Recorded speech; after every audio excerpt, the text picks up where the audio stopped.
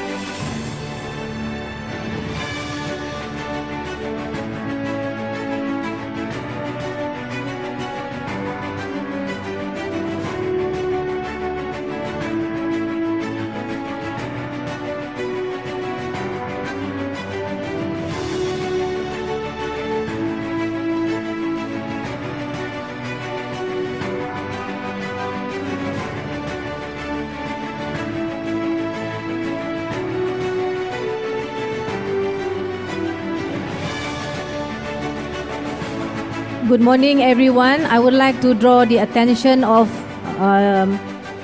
those who are outside the ballroom. We would like to invite you to come in and be seated because the program will start anytime soon.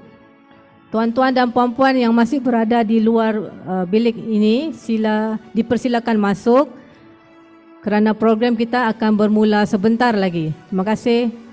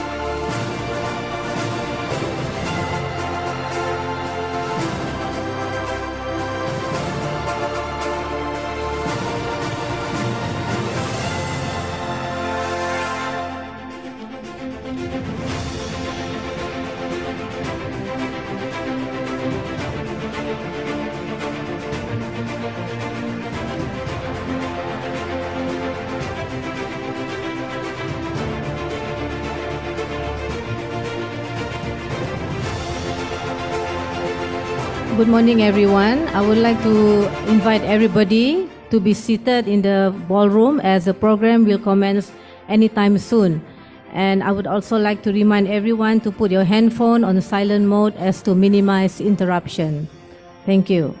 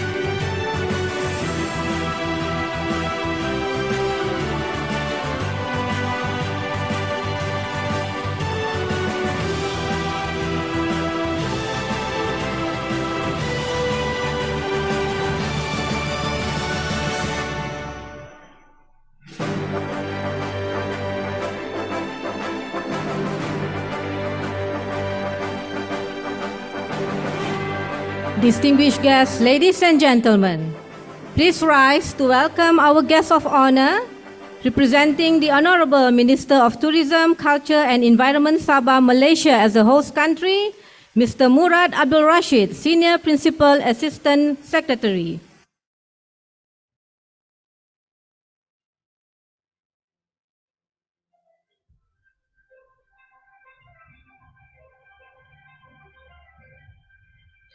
Please also welcome the Honorable Minister Ahmad Ibrahim from the Ministry of Environment, Natural Resources and Energy, Republic of the Philippines, and Dr. Maklarin Lakim, Director of Sabah Parks.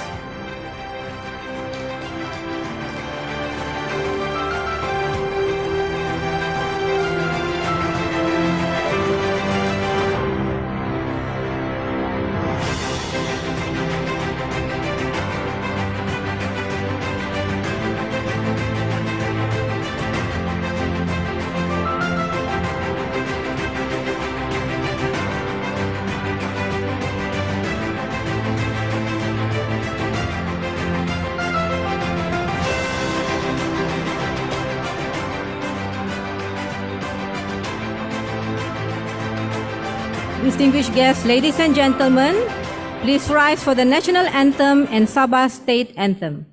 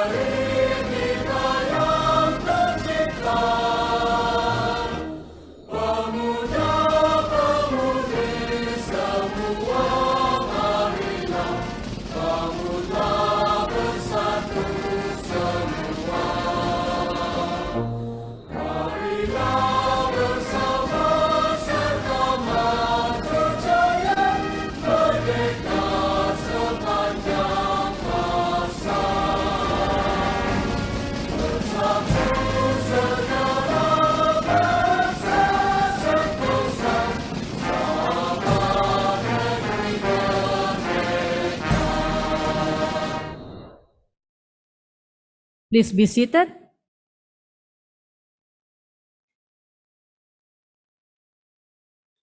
Mr. Murad Abdul Rashid, Senior Principal Assistant Secretary, representing the Honorable Datuk Christina Liew, Minister of Tourism, Culture and Environment Sabah, the Honorable Minister Ahmad Ibrahim, Minister of Environment, Natural Resources, Republic of the Philippines, Mr. Peter Lintar, Deputy Chairman of the Board of Trustees of the Sabah Parks, Dr. Maklarin Lakim, Director of the Board of Trustees of the Sabah Parks, Mr. Muhammad Ali R. Dimaran, Director 2, Biodiversity Ecosystems, Research and Development Services, Republic of the Philippines, members of 14 JMC Tihpa meeting and technical experts from Malaysia and Republic of the Philippines, distinguished speakers heads of departments and agencies or representatives from Malaysia and Republic of Philippines, partner NGOs, expert speakers, exhibitors, friends from the media, ladies and gentlemen in attendance or joining us physically or virtually from all over the world. My name is Norliza and I will be your MC for the day. First and foremost, allow me to greet you good morning, magandang umaga, selamat pagi, and as a proud Sabahan, Kopi Sanangan Kinorikatan. And a very warm welcome to the first conference on Turtle Island's Heritage Protected Area, also known as Tihpa, with the theme, Tihpa Protects the Future of Our Marine Turtles. The conference is organized by Sabah Parks as the host country, with the strong support from the Ministry of Tourism, Culture and Environment Sabah and Secretariat of the 14th Joint Management Committee led by Department of Environment and Natural Resources, Republic of the Philippines. We are pleased to inform all of you that this event runs as a hybrid conference as well, as we are gathered here in Le Meridian Hotel Kota Kinabalu, Sabah, Malaysia. We would also like to acknowledge the presence of our online participants via Zoom from all over the world. Ladies and gentlemen, presenting you with a welcoming cultural performance.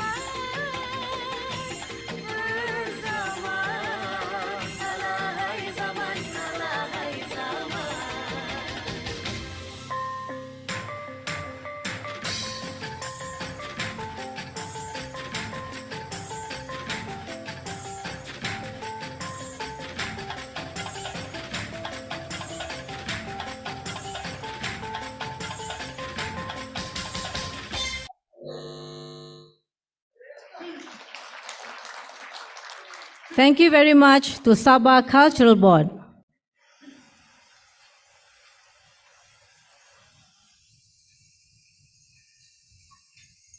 May I request banquet staff to put up the rostrum on the stage, please?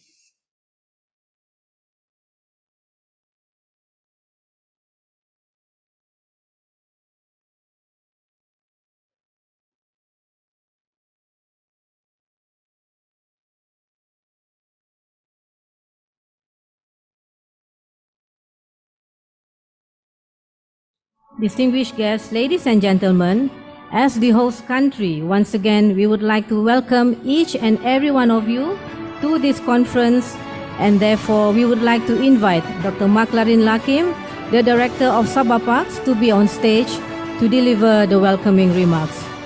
Dr. Maklarin, please.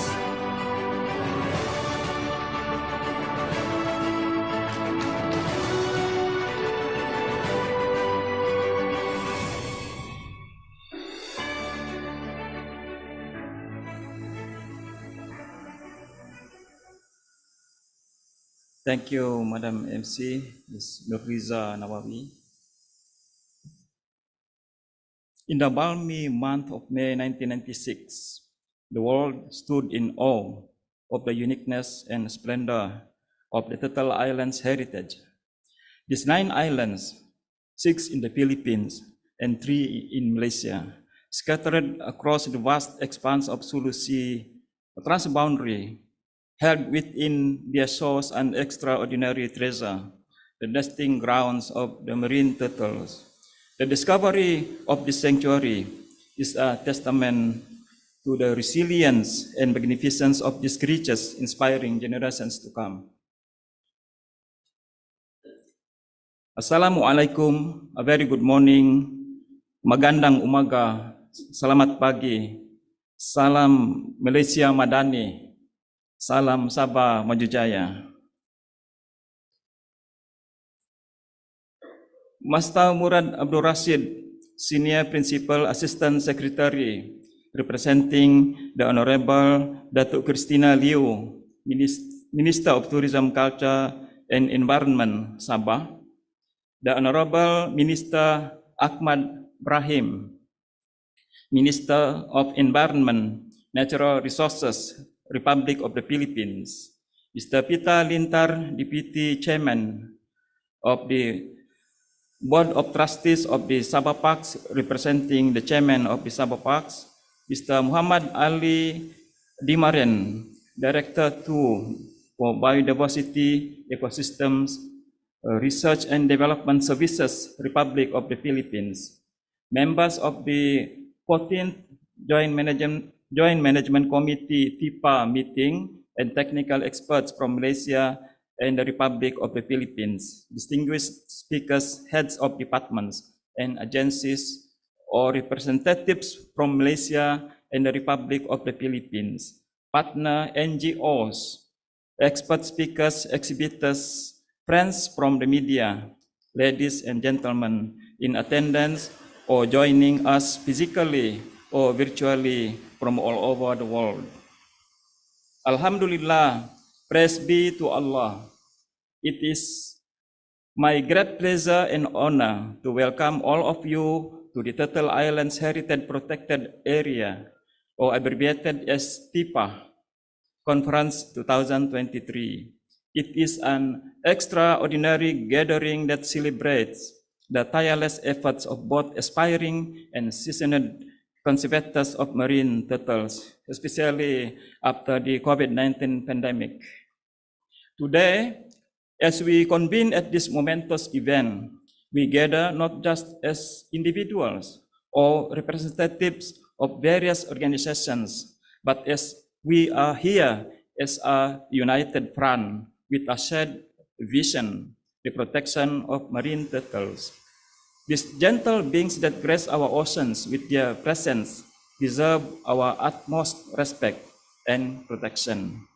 It is through our collective efforts that we can make a difference and secure a brighter future for these remarkable creatures. The challenges we faced are formidable, but so is our determination to overcome them. Hence, I would like to appeal to every single one of us here. Let's all conserve marine turtles. On this note, I would like to extend my greetings and salutations to everybody of you present here today. Your presence is a witness to your dedication and unwavering commitment to the conservation of marine turtles. Together, we stand as guardians of these ancient creatures, ensuring their survival for generations to come. I would also like to extend a warm welcome to the esteemed delegation from the Philippines. Your country has long been at the forefront of marine turtles conservation, setting a sharing example for the world to follow. Your presence here today is a proof of your dedication, and we are honored to have you join us. May I request all the Malaysian attendees here, let us put our big hands to the Philippines delegation.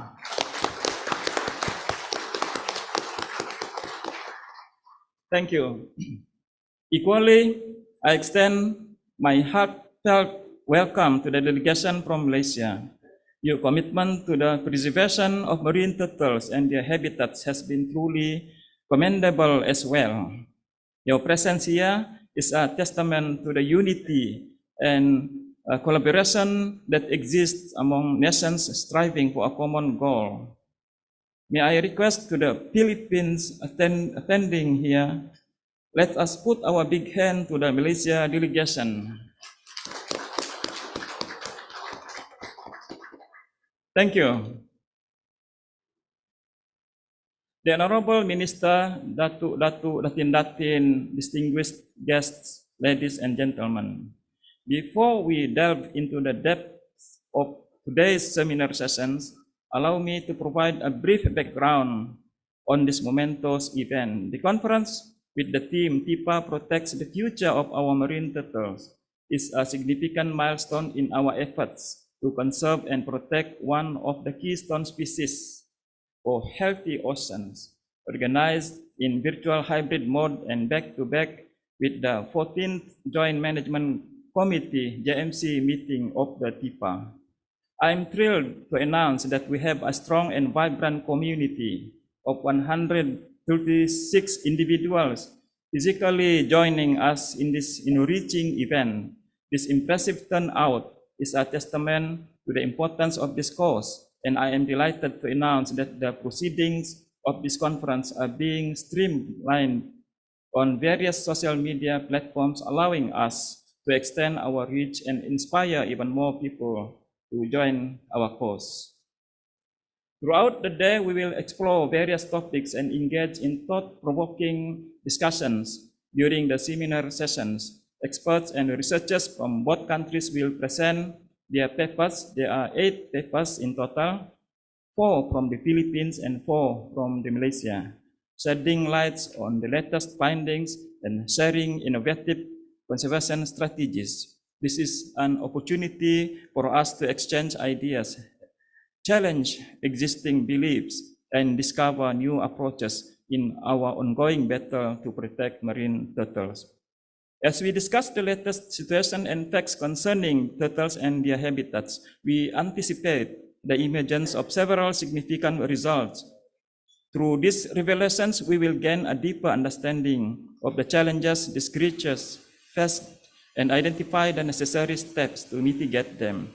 It is through our shared knowledge and collective efforts that we can create a sustainable future for marine turtles and their fragile ecosystems.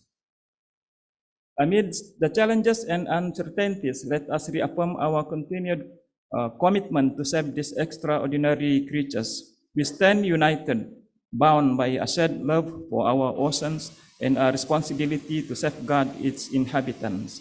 Together, we can make a difference and secure a brighter future for marine turtles. I extend my deepest gratitude to all of you for your presence here today, which is a testimonial to your dedication, passion, and unwavering commitment to the preservation of the marine turtles. Lastly, I would like to get back to my overture in the beginning, that after 27 years of Tihpa existence, marine turtles thrive in our heritage islands in spite of many challenges, including or probably almost half the size of the islands, especially in the Malaysian side, degraded by beach erosion.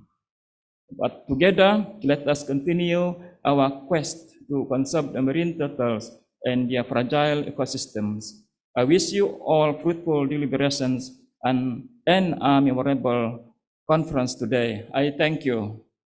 Over to you, Mr. MC. Thank you, Dr. McLaren, for the welcoming remarks. You may return to the comfort of your seat.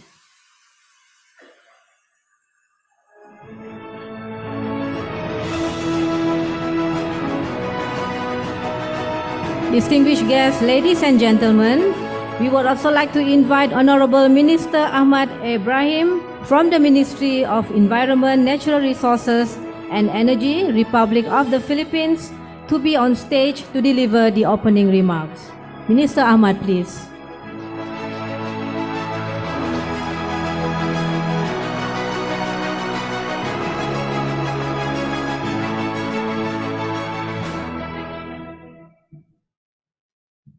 Bismillahirrahmanirrahim.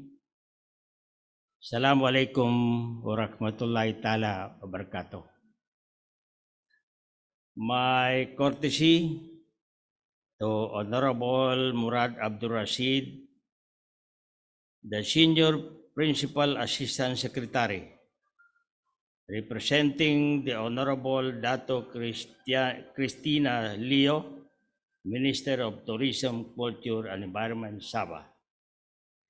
And also to Honorable Peter Lintar, Deputy Chairman of the Board of Trustees of the Sabah Park, Honorable Dr. Maclean Lakim, Director of the Board of Trustees of the Sabah Park, my companion, Honorable Mr. Muhammad Ali Dimran, Director 2 of the Biodiversity Ecosystem Research and Development Services, Republic of the Philippines, members of the 14th GMC, Tihpa meeting and technical experts from Malaysia and the Republic of the Philippines, distinguished speaker, head of departments and agencies or representative from the Malaysia and the Republic of the Philippines, and also to Honorable Pablo de los Reyes, our friend from the Philippines, and partners, NGOs, expert speakers, exhibitors, friends from the media, ladies and gentlemen in attendance or joining us physically or virtually from all over the world. Last September 31, we commemorated the 27th anniversary of the signing of Memorandum of Agreement between the Republic of the Philippines and the Government of Malaysia, declaring Turtle Islands as Turtle Island Heritage Protected Area, the first transboundary protected areas on sea turtles in the world, aiming for the conservation and protection of the island. The Turtle Island Wildlife Sanctuary is one of the major marine turtle rockeries in the world. It is an important nesting site for the green turtles and the hawkbill turtles, although not as much as the former. Annually, more than 2,000 turtles takes on a marine journey to the southwestern part of the Philippines to lay their precious eggs, but only a very few of these hatchlings survive. These unfortunately realities for these turtles are rooted in their low survival rate caused by their high vulnerability to predators and other marine dangers that pose threat to their existence. Some of these eggs don't even have the chance to hatch, as they are targeted for illegal harvest and trade. As a result of this alarming outcome for our critically endangered green turtles, the Turtle Island Heritage Protected Area was established as an urgent response. I have always emphasized in my message our role in the environmental protection and conservation, being an Khalifa or stewards of this nature bestowed upon us by the Almighty. As Khalifa, we are morally and socially obligated to take care of our environment, be agent of the protection and advocates of its sustainable development. The environment is one of the things we all have in common. Wouldn't it be our collective responsibility to ensure that it remains protected and conserved? This time around, in the case of the Turtle Island Wildlife Sanctuary, composed of the 9 islands, its protection requires not only by one country, but 2 countries, the Philippines and Malaysia, as this group of islands will have to rely on us to ensure that it is safeguarded from the natural and man-made threats. We are mandated to jointly implement measures such as, but not limited to, management-oriented research, public awareness program, marine tidal resource management and protection programs, and sustainability development strategies. We have already established best practices in the management of this protected area, from governance, community engagement, partnership with civil society sectors, sustainable income for local communities. We only have to sustain these beneficial measures and build even better strategies. As Khalifa and as a people in the government who have greater power and opportunity to do more, we always call of the Turtle Island Wildlife Sanctuary to act on its sustainable development, protection, and conservation, as we aim to be one of the reasons why more of these turtles will keep swimming and live until adulthood. Wassalamu alaikum wa rahmatullahi ta'ala wa barakatuh. Thank you, Minister Ahmad, for the opening remarks. You may return to the comfort of your seat.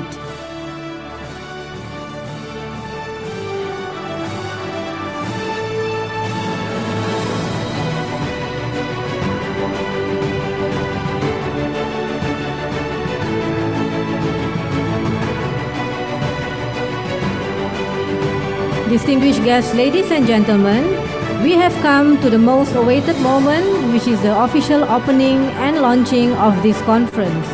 Honorable Datuk Christina is unable to be with us this morning.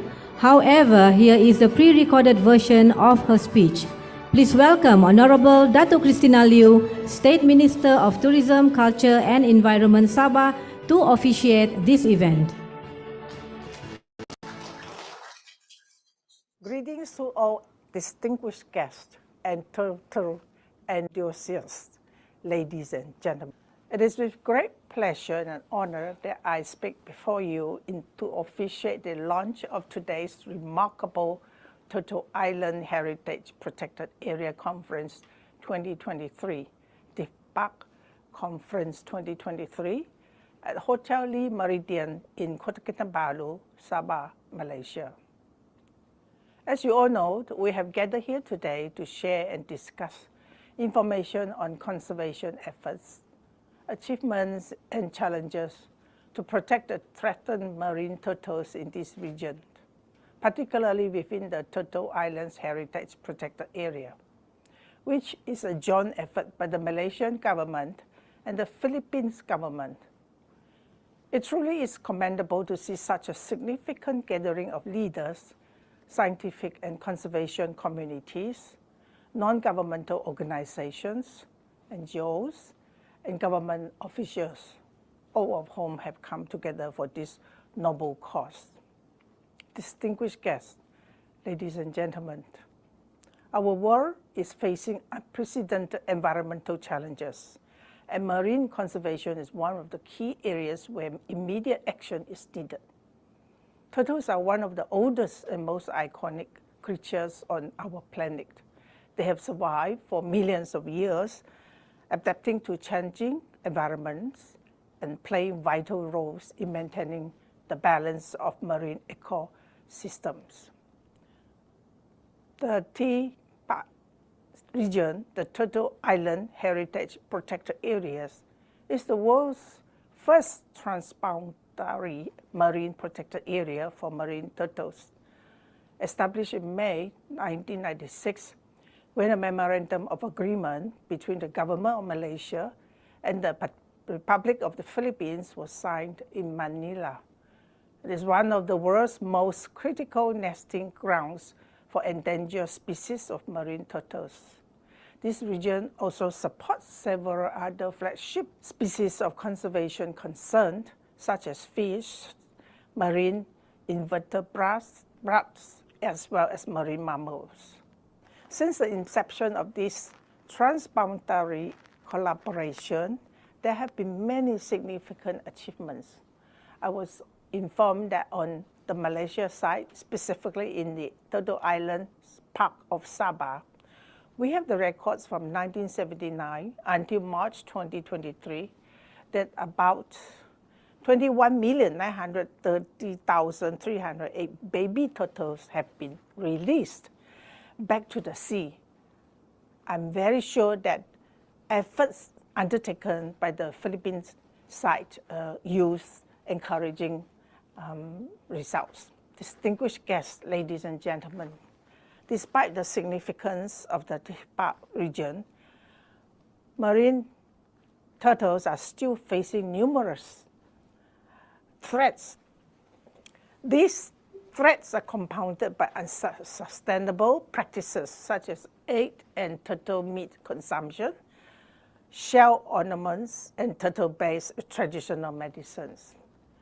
Therefore, we must continue not only to take immediate action as agreed upon under the MOA, but also to scale up existing efforts to conserve and protect the marine turtle populations in this region. To achieve our shared goals on turtle conservation, we also need to look beyond Tihpa with the adoption of a holistic approach that involves all stakeholders, including local communities, governments, non-government organizations, and the private sector. We all have a role to play, and I invite everyone to do their part in protecting these magnificent creatures. The government, NGOs, and the private sectors must ensure that law and regulations to address illegal wildlife trade and unsustainable fishing practices are enforced. Conservation efforts must also involve fostering community-based approaches and encouraging local communities. Such conservation measures can also contribute to sustainable livelihoods for these communities. Distinguished guests, ladies and gentlemen, as a crucial knowledge exchange platform, may this conference be a data sharing event amongst turtle conservations, not only within but also outside of Tihpa, and especially from countries that have scientific evidence of turtle migration involving the Tihpa region. With this, I'm sure a concerted effort can be initiated towards advancing turtle conservation and protections on a wilder scale. Discussions must also be continued to improve our turtle management systems, taking into account several aspects, such as new scientific findings, establishment of data bank, climate efforts, and adoption of revolutionary technologies. I am happy that our Malaysia side has already taken several of these steps and is currently working towards the ASEAN Heritage Park recognitions. Regarding today's July conference, I have been informed that this is the first conference held under our collaboration since its signing in 1996. On behalf of Malaysia and Sabah, I would like to extend my congratulations to Sabah Parks, the Department of Environment and Natural Resources of the Philippines, and other related agencies on their efforts in making this conference a success. I hope this conference will continue to be held biannually and that next year it can be held in conjunction with the 15th Joint Management Committee meeting in the Philippines. Tomorrow, which will also be carried out here at Hotel Le Méridien, I wish everyone good luck and all the best, especially to the distinguished members of the delegations who will attend the 14th Tihpa Joint Management Committee meeting. In conclusion, I would like to urge the international community to work collectively to protect marine turtles and their habitats. It is our shared responsibility and obligation to ensure that marine turtles continue to live for generations to come. Let us formulate a dedicated action plan and do our fair share for turtle marine conservation in Malaysia and the Philippines and the Tihpa region and work towards a sustainable and brighter future. Thank you.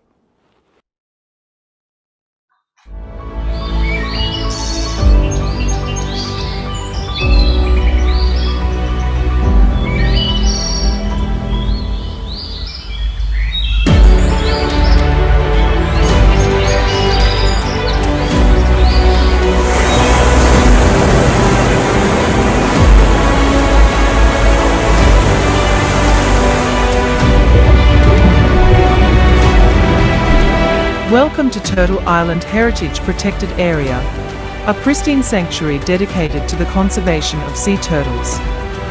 Join us on a journey to explore this unique places, its rich biodiversity, and the tireless efforts being made to protect these ancient marine creatures.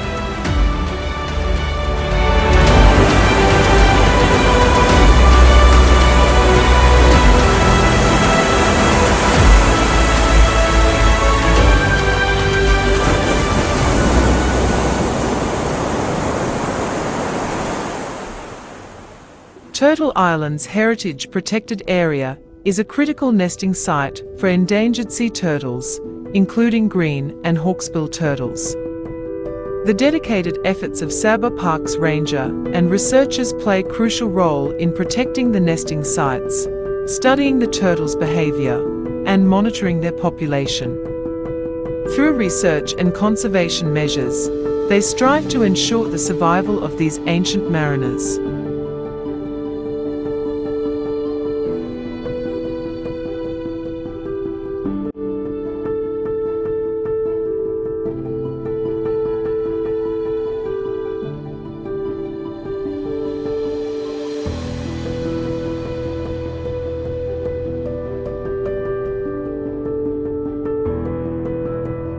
In 1996, Sabah Parks joined forces with the Philippines Turtle Conservation Project to form the world's first transboundary marine park, known as the Turtle Islands Heritage Protected Area, Tihpa. The gazettement aims to promote the conservation of marine turtles, coral reefs, and fishing grounds, as well as to promote ecologically sustainable employment for the people living within the area.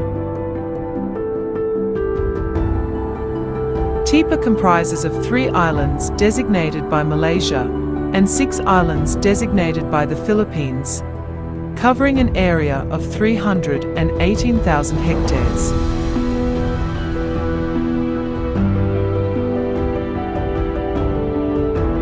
Turtle Island's Heritage Protected Area faces various challenges, including illegal poaching, habitat destruction, and the impacts of climate change.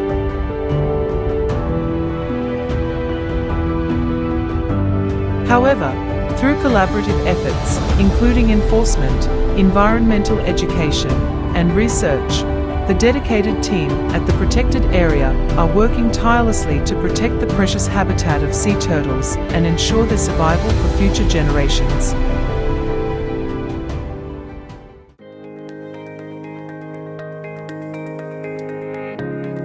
Turtle Island's Heritage Protected Area is not just a sanctuary for sea turtles, but a shining example of successful conservation efforts.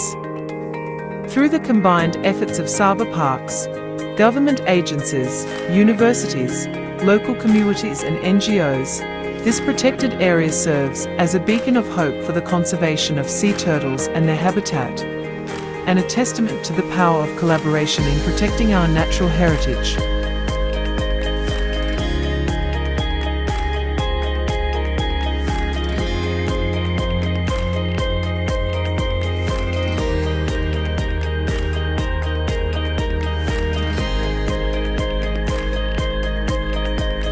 Together, we can make a difference in protecting these ancient mariners and the precious ecosystems they call home.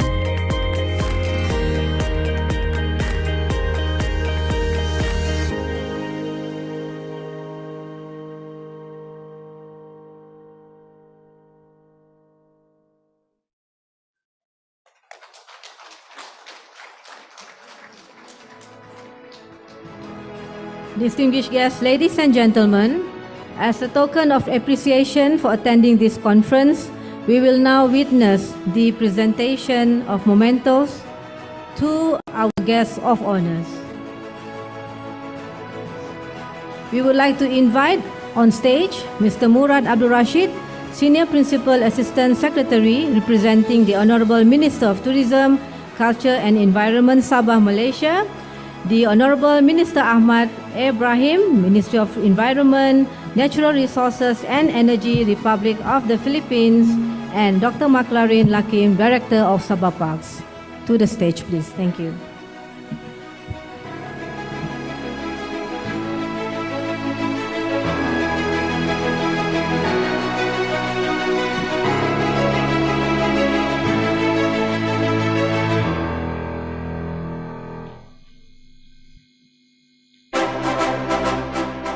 First and foremost, the recipient will be Dr. Maclarin Lakim, Director of Sabah Parks, from Mr. Murad.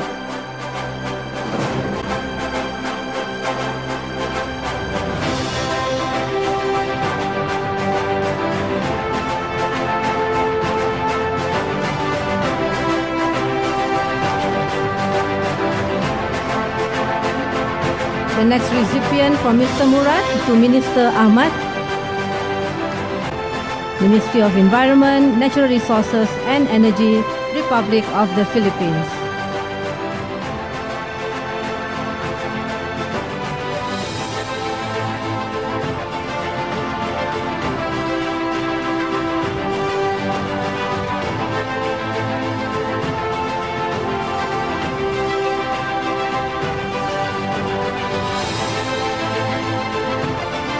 And from the Director of Sabah Parks, Dr. Maclarin, to the guest of honor, Mr. Murad.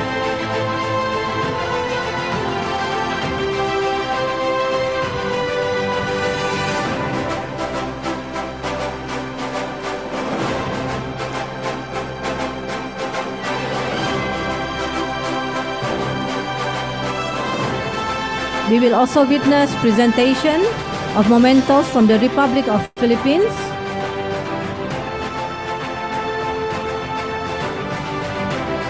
The first recipient is Mr. Murad, representing the Ministry of Tourism.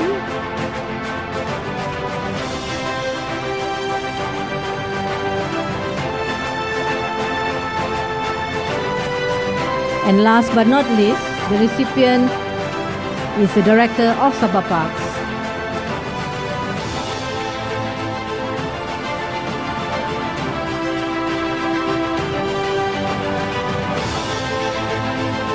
Gentlemen, please remain on stage.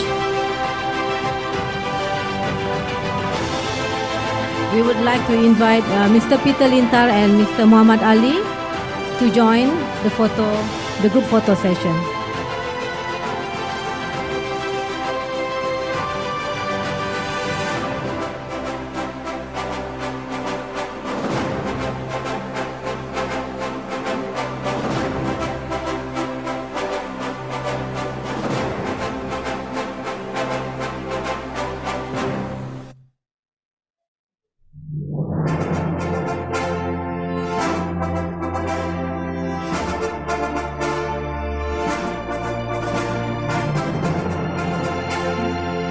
There is another mementos presentation from the Philippines, from Minister Ahmad over to Mr. Murad.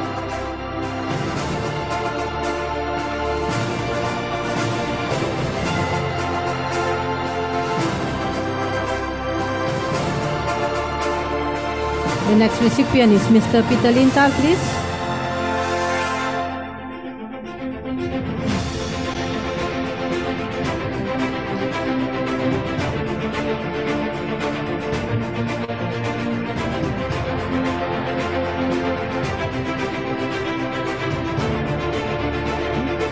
We would like to invite the VIPs on stage together with the members of the 14th Joint Management Committee meeting and technical experts for a press conference with the media representatives at Gaya Room. Usherettes, please escort our VIPs. And for the rest of you, please remain in the ballroom. I have announcement to make.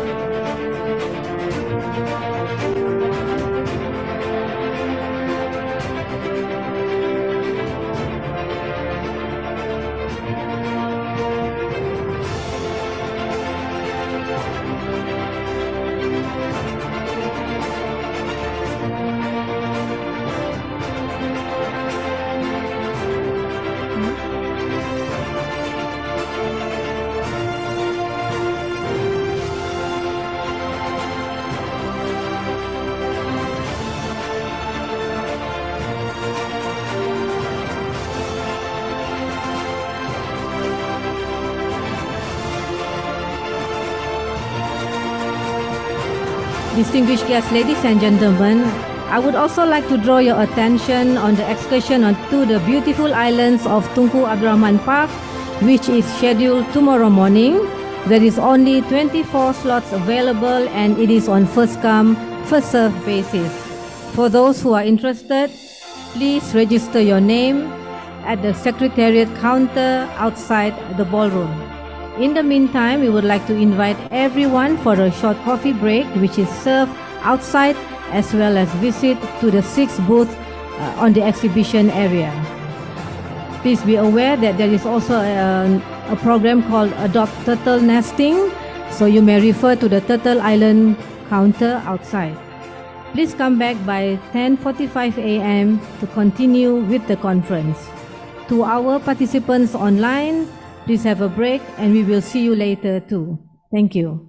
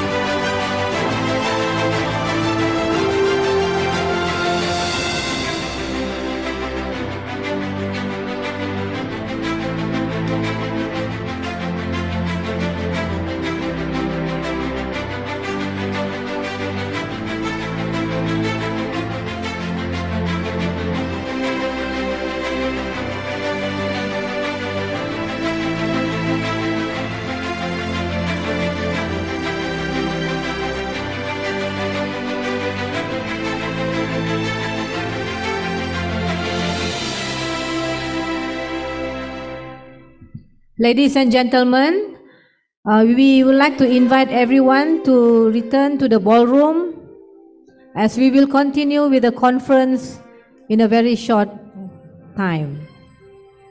Tuan-tuan dan puan-puan yang masih berada di luar bilik persidangan ini, sila masuk kembali kerana sesi conference akan bermula sebentar lagi. Thank you.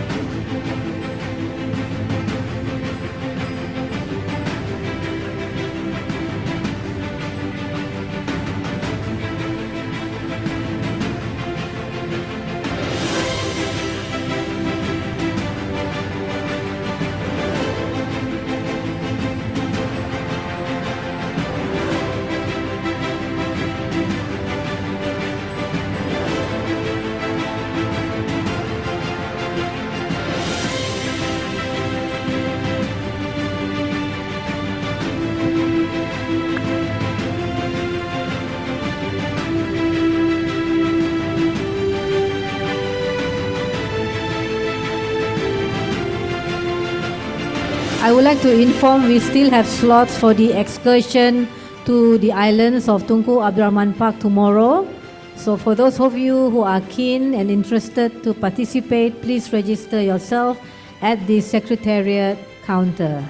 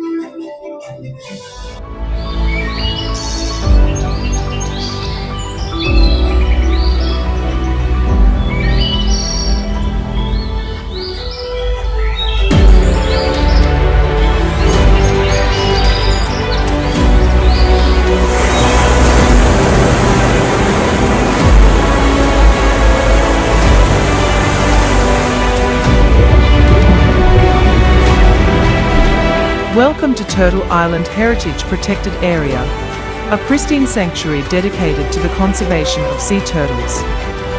Join us on a journey to explore this unique places, its rich biodiversity, and the tireless efforts being made to protect these ancient marine creatures. Once again, ladies and gentlemen who are still outside for the coffee break, I would like to invite everyone to come into the ballroom as the conference will resume in a while.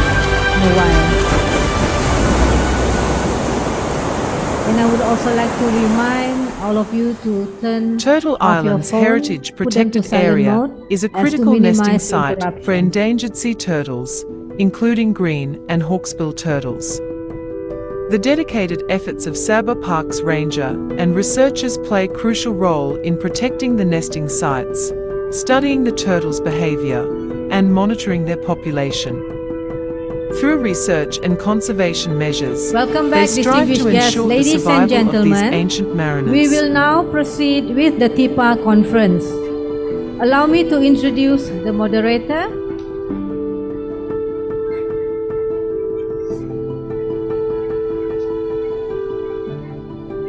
Associate Professor Dr. B. Mabel Manjaji Matsumoto is the head of the Coastal Connections Living Lab at the Borneo In Marine Research 1996, Institute. Sabah He Parks was joined also recently forces with the appointed Philippines as the Turtle chief editor Conservation of Project to form BMRI's the world's Borneo first Journal of transboundary Marine marine Science park, and known as the Aquaculture. Turtle Islands Heritage He Protected teaches Area, undergraduate fisheries Tihpa. science subjects The Gazette and currently aimed is the lead supervisor to 3 doctorates, 2 masters, and 3 Bachelor of Science students. She has been actively involved in research related to the biodiversity and conservation of marine fishes, particularly sharks and rays in the Indo-West Pacific region for more than 20 years.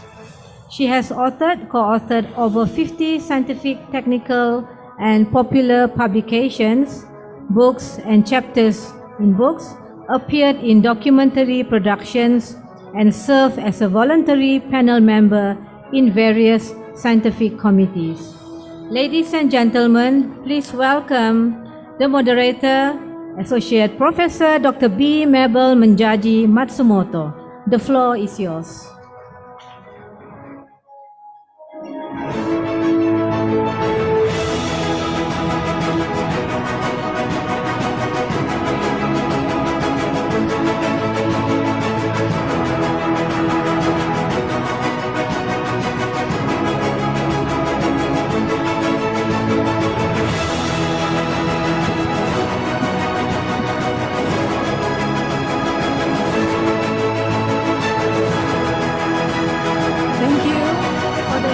Madam MC Puan Noliza Nawawi of Sabah Parks. Ladies and gentlemen, distinguished guests, researchers and delegates, selamat pagi, salam Malaysia Madani, good morning and a warmest welcome to all participants to the inaugural Turtle Island Heritage Protected Area Tihpa Conference 2023, organized in conjunction with the 14th meeting of the Philippine-Malaysia Joint Management Committee for the Turtle Island Heritage Protected Area. I am honored to be your moderator for this important scientific discourse. We convene here in Kota Kinabalu, capital city of Sabah, Malaysia, today as we embark on this scientific discourse between Malaysia and the Philippines. We commemorate the 27th anniversary of Tihpa's existence. It is a privilege for Malaysia to serve as the country host for this momentous occasion. We've heard during the opening this morning that the Tihpa is a remarkable conservation initiative that spans across 9 islands, surpassing the international treaty limits separating Malaysia and the Philippines.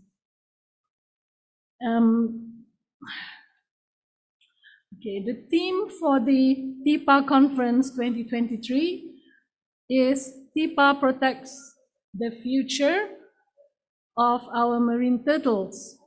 This conference serves as a platform for researchers from both countries to share their valuable insights and discoveries in the field of marine turtle conservation. As we heard also earlier, this conference is conducted in hybrid mode. There are, if you have the schedule, there are 8 papers. I'll have to inform you that the last paper, paper number 8 by Dr. Raymond Alfred, he has to withdraw at the last moment, unfortunately. So we will have 7 presentations, each with 20 minutes time. And we have all our presenters here, except for one presenter who will join us virtually, which is the third speaker, Dr. Riza. So I hope, Dr. Riza, you're online, on standby. Okay, and as mentioned, each presentation will be 20 minutes. If you have any questions, please hold it for our panel of discussion and forum, open forum, which is for 1 to 1.5 time period, and the second part of the conference, which is later this afternoon. And all our presenters, we have from the Philippines and Malaysia, and represent stakeholders of this JMC, Joint Management Committee. Okay, so without much ado, I would, 10 minutes actually, before the conference time, but since we have only 7 presentations, so we can have extra time for each of the presenters. Okay, not more than maybe 5 minutes each presenters. Okay, to give the presentation. So with that, I'd like to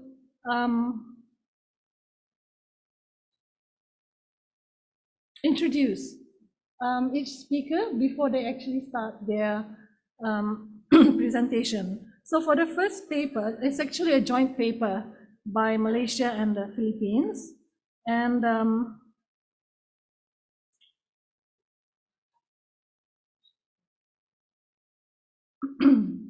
the first paper will be presenting on 30 years of Tihpa, and will be presented by Mr. Adam Malik from Sabah Parks, Malaysia, and Mr. Pablo, forgives me, yeah, if I pronounce this wrongly, Mr. Pablo G. De Los Reyes from the Philippines. Okay, let me just quickly read the background of Mr. Adam. Okay, Mr. Adam Malik graduated in 2007 from University of Malaysia, Terengganu, receiving his Bachelor in Science, majoring in Marine Biology.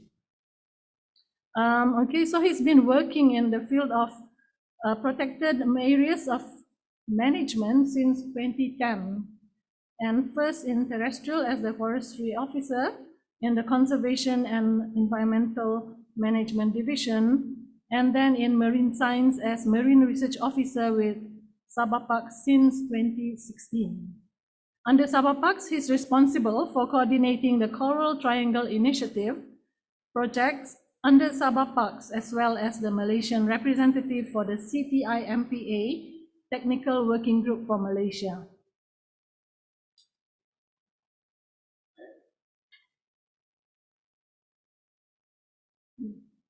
No background for Mr. Reyes. No background. Yeah, it's okay. Right. Okay. Mr. Adam will present first, and then followed by Mr. Reyes. Yeah. With this, I would like to pass the floor to Mr. Adam. Thank you.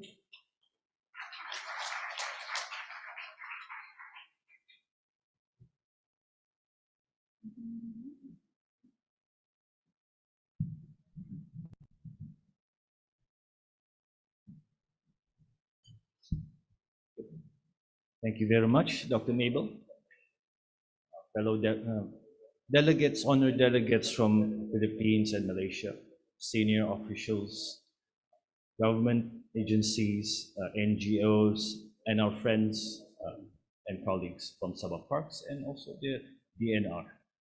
My presentation today will be going into the overall overview of the 30 years of achievements that we've achieved, both with the Tihpa, both in Malaysia and the Philippines.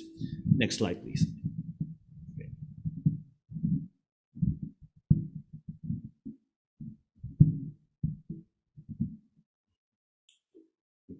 Next slide, please.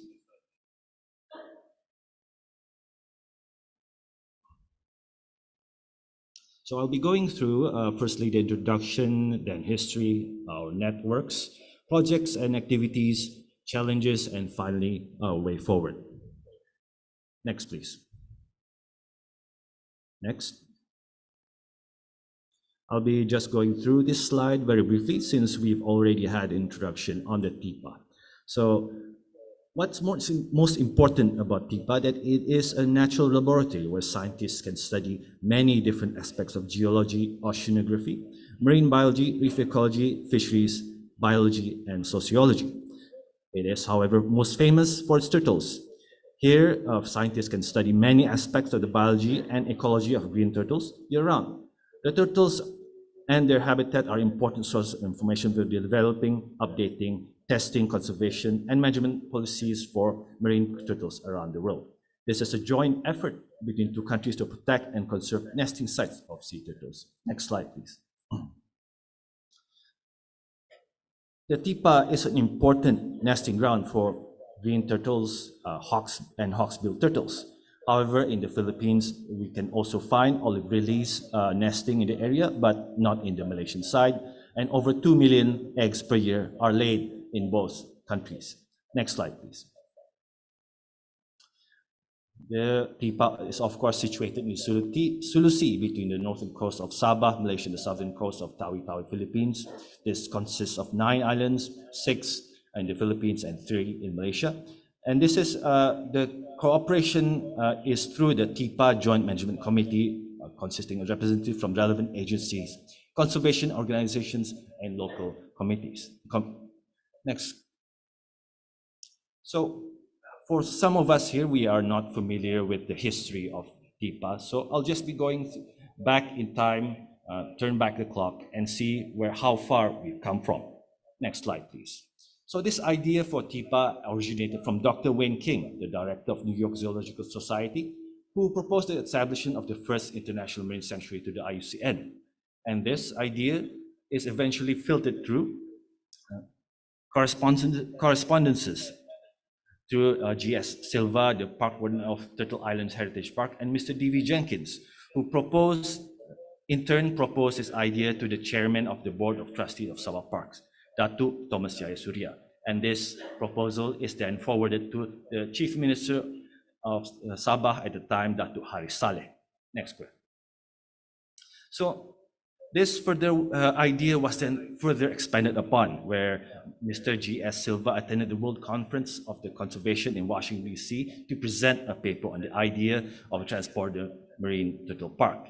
And then the Malaysian delegation met with the Philippines delegation for the first time in 1982 in the International Turtle Sanctuary Technical Workshop, which was held in Manila, Philippines. Next.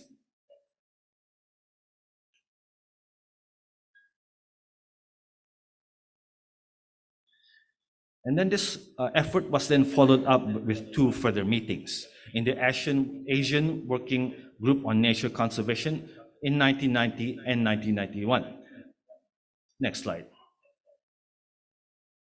And then several further symposiums was held in Manila. And then the first ever memorandum of agreement was prepared by the Philippines during the ASEAN meeting.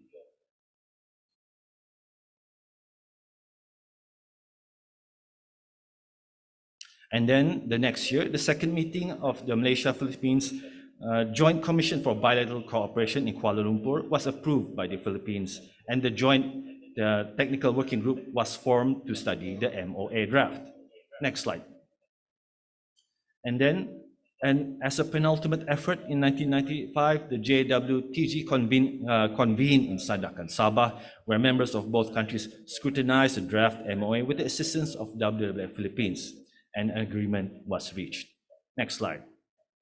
And finally, in 1996, the MOA was signed from the government of the Philippines through the Foreign Affairs Secretary Domingo Siazon and the government of Malaysia through Foreign Minister Abdullah Ahmad Badawi, where a signing was reached and the establishment of Tihpa, which composed of 9 islands, 6 in the Philippines and 3 in Malaysia, was reached. And this formed the first transboundary protected area for marine turtles. Next slide, please. As the first feather in our cap, Tihpa won the J. Paul Getty Award in April 1997 because of this initiative. And this award was received by both the Pawikan Conservation Project under Protected Areas and Wildlife Bureau, now the Biodiversity Management Bureau, and the Philippines Department of Environment and Natural Resources and Sabah Parks of Malaysia. Next slide. Our efforts was not held alone, of course. We had help and assistance from many different agencies and NGOs throughout the years. Next slide. We had experts from the IUCN, 3 marine turtles experts who assisted us in the form of academic research from the University of Malaysia Sabah, Mindanao, University of Tawi-Tawi Marine Research Foundation. And we also had help from CI International, WWF, and local NGOs. And we had also development partners from USAID, ADB, and GIZ. Next slide. And then as an example of NGO support, we had support from WWF Philippines for an integrated conservation and development program. For CI Philippines, facilities, law enforcement support, livelihood, and others. And also from the same CI, we had business plan development, capacity training, staff development model, and others. Next slide, please. We also had we are also present in relevant international platforms such as the SSME. Next slide. We had developed a proprietary seascape under the CTI CFF initiative on coral reefs. Next slide. And finally, we are also a priority seascape under the CTI CFF Regional Plan of Action. Next slide. Now we go on to the projects and activities of countries. Next slide, please. In general, we had two general objectives, which is first the integrated and uniform management, and secondly, joint research and conservation program. Next slide. As a part of the development of Tihpa, we had standardized monitoring system and management approaches, peer-to-peer learning, access to capacity learning opportunities, identification of common issues, and then to strengthen population studies and enforcement protocols that actually work. Next slide. And as part of the MRF program, we had satellite tracking of turtle populations throughout the world and throughout turtle islands. Next slide, please. So this is an example of Filipino activities. Next slide.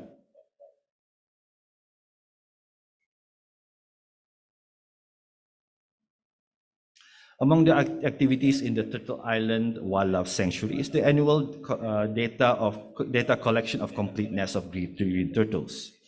More than 50% of turtle egg production is produced by the Baguan Island, because this is the least populated island in the chain of the turtle islands in the Philippines, compared to other islands such as Lihiman, like Langaan and Tagana. Other islands, of course, are disturbed because of the human population. And while they are protected, some human activities has disturbed the turtle populations in the area. Next slide, please.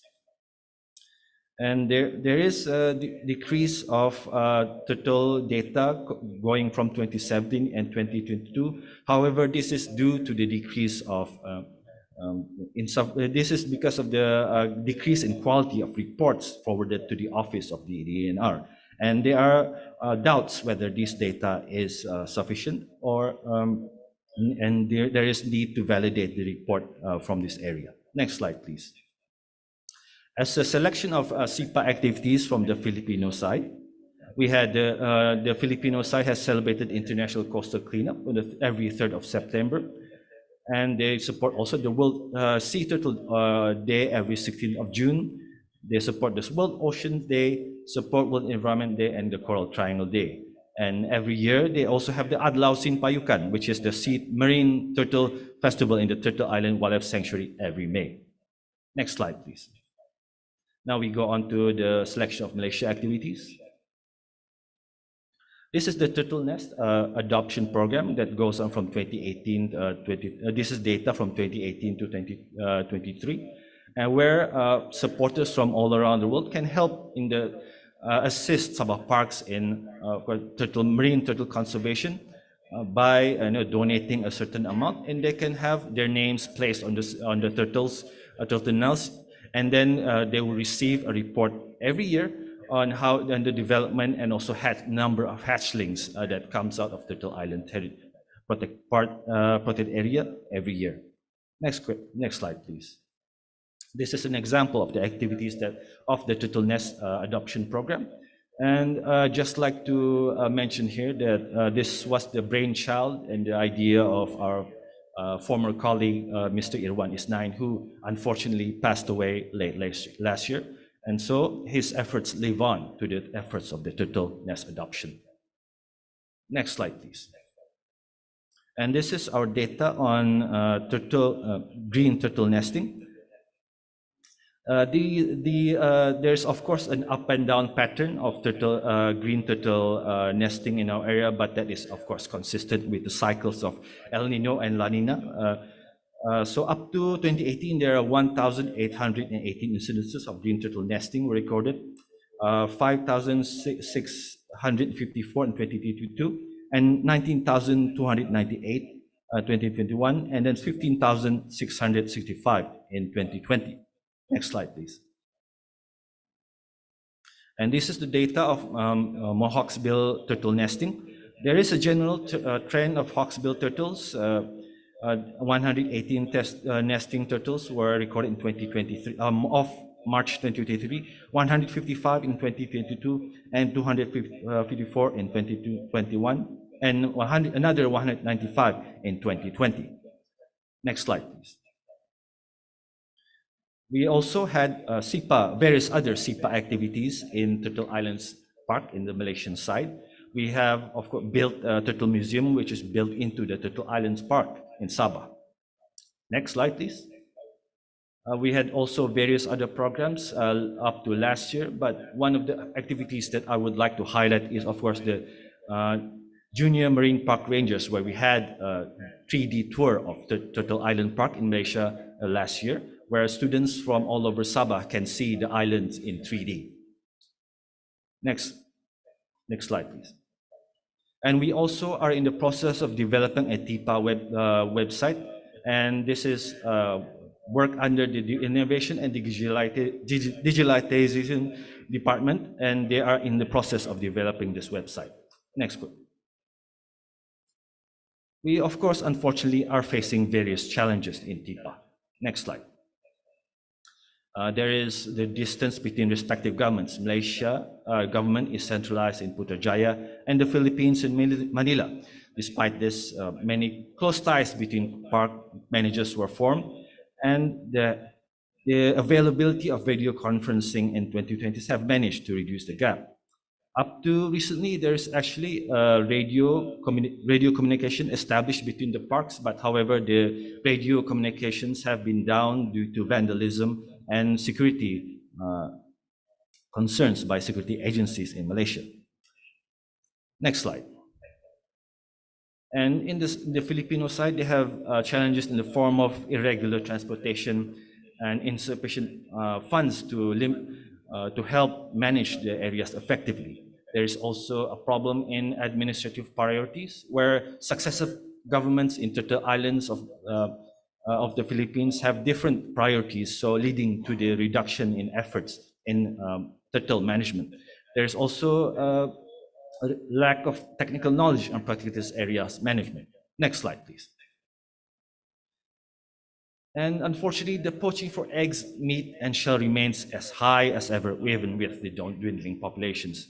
We also face challenges in terms of climate change, and that causes gender imbalances in the turtle populations. And there is further problems with sea level rise, where the erosion destroys beaches where turtles lay eggs. Next slide. And finally, there is a loss of expertise due to staff turnover in retirement. And while there is consistent tourism dollars that help and assist in the management of sea turtles, that is not enough for the development of further expertise and facilities. Next slide, please. Now, in the forward, we all have several plans. Next slide, please. We are going to focus on each country's commitments, and the Tihpa action plan, which is actually already developed, will be hopefully finalized and enacted by the end of today.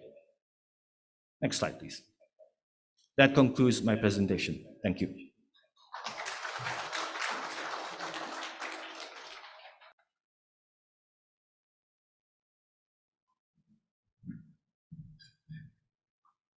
Thank you, Mr. Adam, for the presentation.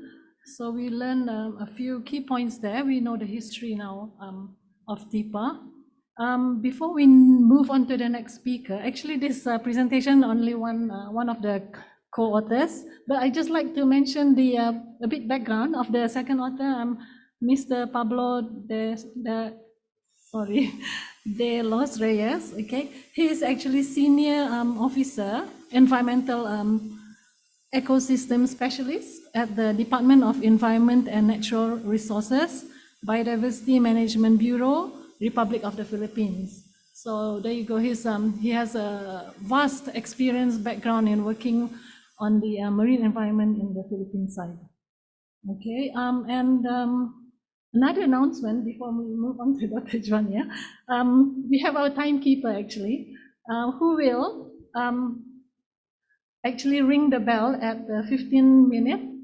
Okay, so there will be 20 minutes, and at the 20th minute, in case there seem to be any over the presentation time. So that bell will be rung if there's any over time. So I'd like to introduce the next speaker, Associate Professor Dr. Juanita Joseph. Okay, so while she's taking on the stage, I'll just read quickly a brief biography of Dr. John.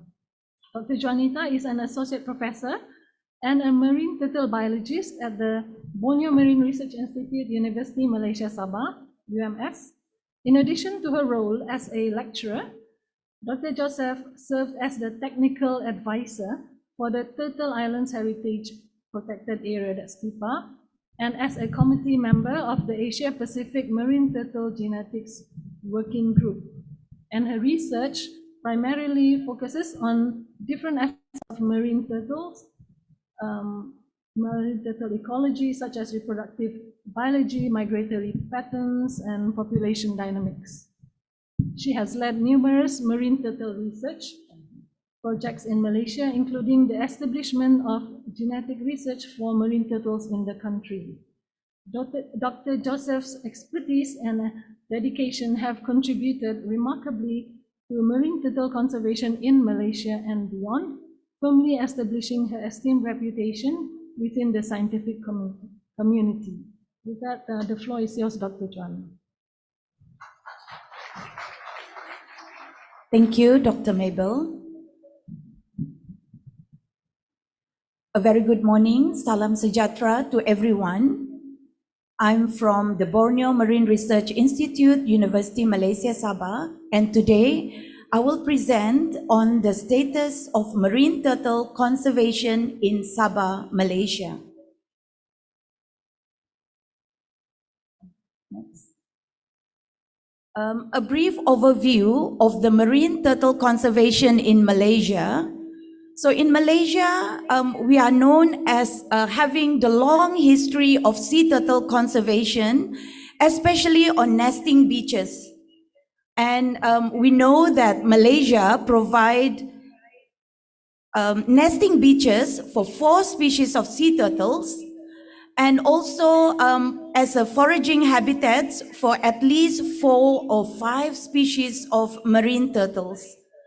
And Malaysia, in 1997, Malaysia is recognized as the lead country for sea turtle conservation in Southeast Asia. And this is for the Asian Sea Turtle Conservation and Protection MOU. Next. I kept on changing on this tablet in front of me, but it's actually over there. Okay, this is the map by the Fisheries Department Malaysia showing the major nesting sites in Malaysia. And all these major nesting sites, we have ongoing conservation, and most of this place is also gazetted as marine protected area or as a turtle sanctuary. So 4 species of sea turtles can be found nesting in Malaysia. So the most abundant, we have the green turtle. In a year, nesting of green turtle in Malaysia is about 20,000 nests per year. And then followed by the hawksbill turtle, nesting about 1,000 nests per year. And unfortunately, next, can you press, please? There is, yeah. Unfortunately, we have lost the leatherback turtles in Malaysia. The last nest recorded was in 2012, and there is no nest ever since. And the olive ridley, it is actually in a brink of extinction, used to nest in multiple sites across Malaysia. However, now can only be found in Penang and in Sabah. And in a year, nesting is less than 50 nests per year. Okay, next. And of course, in Malaysia, all states have legislation to protect sea turtles. Next. And each of these states, they have different legislation. And in some areas, turtles are not fully protected. For example, for many years, the commercial sales of turtles' eggs are permitted in Peninsular Malaysia. And only last year, 1st of June 2022, it is banned. So this is a good news for turtle conservation in Malaysia. Okay, next. And even the government agencies. So for example, in Peninsular Malaysia, turtles is under the Department of Fisheries. However, in Sabah, turtles is considered as marine wildlife. So it is under the Sabah Wildlife Department. And all the parks are under the management of Sabah Parks. And for legislation, turtles in Sabah are protected under the Wildlife Conservation Enactment 1997 and Park Enactment 1984. Okay, next. So there are 3 recorded marine turtle species that nest in Sabah: the green turtle, hawksbill turtle, and the olive ridley turtle. Okay, next. So marine turtles, they play an important role in the ecosystem, especially the complex ecological systems in Sabah.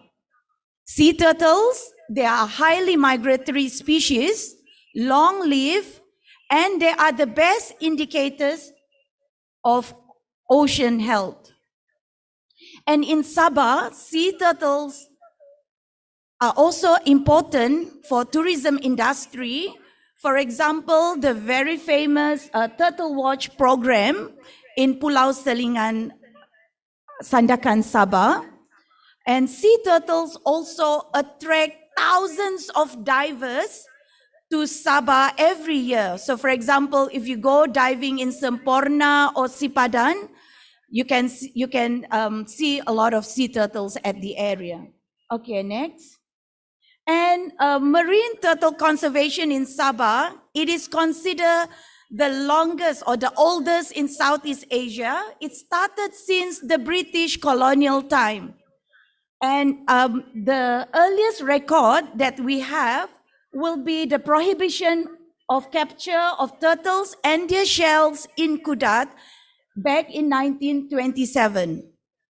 Okay, next. And the first hatchery, which is built in Selingan back in 1966, tagging program introduced in 1970, and then finally the 3 turtle islands being gazetted as the Sabah Turtle Islands Park in 1977, and then we have Tihpa in 1996, and then 2001 establishment of Simca, 2004 the Tun Sakaran Marine Park and Sipadan Island Park, and finally Tun Mustafa Park. And these are the efforts taken by the government of Sabah to protect sea turtles in this state. Okay, next. Okay, so this is Tihpa, the first transboundary protected area for marine turtles. This is between the government of Malaysia and the Philippines. Okay, next. And then the oldest area for sea turtle conservation in Sabah will be the Turtle Islands and also Sipadan Island. Then in 2001, the conservation extended to Simca. Next. And then to all the islands within Semporna waters. Next. And then in Tun Mustafa Park. Okay, next. And also we have turtle conservation in Tunku Abdul Rahman Park, Kota Kinabalu, as well as in Pulau Tiga. Okay, next. And Simca, very close to Turtle Islands. So gazetted in 2001. This is under Category 2 Conservation Area under IUCN. And in 2022, Simca is recognized as the first marine IUCN green list in Southeast Asia. Okay, next. So this is the area for sea turtle conservation in Kudat. And in Kudat, most of the conservation is done by the local community with close supervision by the Sabah Wildlife Department, Sabah Parks, and WWF Malaysia. And currently, they are monitoring 11 nesting beach, and there are 5 hatcheries in Tun Mustafa. Thanks. Next. And then in 2010, conservation effort also expanded to most of the islands in Semporna, also run by local community with close monitoring by WWF Malaysia and Sabah Wildlife Department. Okay, next. And over the years, over 3 decades, we have conducted research on nesting beaches, and at the moment we have a complete knowledge of the reproductive biology of sea turtles in Sabah. And we have improved monitoring and conservation management strategy, where 2 years ago, Sabah Wildlife Department had published a protocols, a guideline on conservation, on how to conduct conservation program in Sabah. And also through research, we have increased hatching success from all the hatcheries in Sabah. Now, most of these hatcheries produce having 80% hatching success, which help for the future stock of the turtles. And very important, all the nesting beaches in Sabah are monitored and protected either by government, NGOs, local community, private sector, and individuals. Okay, next. And we analyze the nesting data. We took example from the Sabah Turtle Islands because this is the main nesting for sea turtles in Sabah. And we compare with Peninsular Malaysia and Sarawak. We can say that the Sabah turtles, the nesting density is the highest in Malaysia. And for the last 2 decades, we can see increment in the nesting population of green turtles in Sabah. And it is normal, if you see the graph, some years the nesting are very low, but this is because of the biology of turtles. They don't come to lay eggs every year. So they come maybe once in 3 to 5 years. So that's why you have this kind of graph. However, the nesting population of green turtles in Sabah is very positive. Next. We further analyze it. Okay, next. Okay, we further analyze, and statistical analysis do show the increment of the green turtle population in Sabah. Okay, next. And we also analyze the nesting of turtles from Sipadan Island. And previously, for many years, we have less than 1,500 nesting per year. And in 2021, we can see increment where Sipadan Island recorded about 3,000 nesting. So this is another positive examples. Okay, next.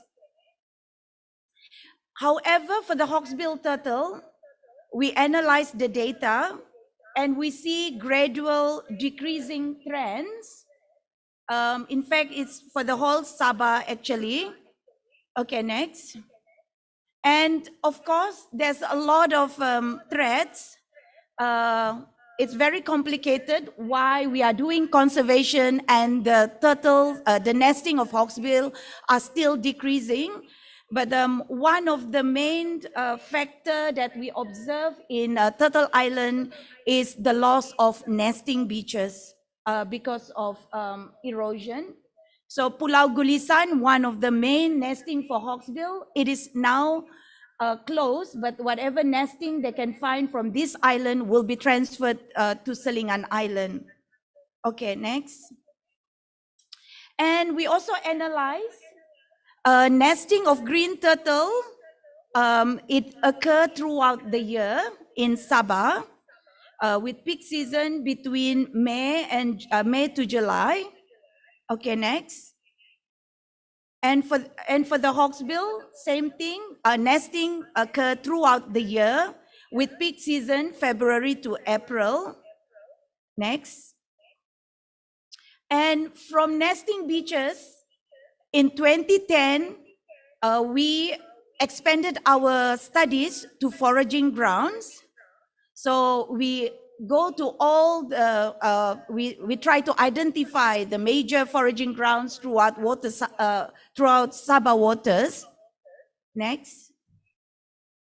And during our study, we found that 80% of those feeding in our waters in Sabah consists of green turtles, about 80% of them, and then followed by the hawksbill turtles. Unfortunately, during this survey, we didn't observe any olive ridley, and we can see that the maturity stages of turtles is a mixture of juvenile, sub-adult, and adult. Okay, next. And in recent years, we also implement photo identification methods in order to monitor foraging grounds in Sabah. And we also use laser photogrammetry methods to estimate the size of the turtles. Okay, next. And as we know, turtles, they will return to their natal beach, the beach that they were born to lay eggs. And from here, it forms genetic differences among nesting rookeries. Next. And another unique characteristic for sea turtles, the foraging grounds or the feeding grounds, it will consist of mixed aggregations of turtles from various nesting populations. So for example, those that nest in Sipadan, they don't eat around Sipadan, but then those that feed around Sipadan doesn't come to Sipadan to lay eggs.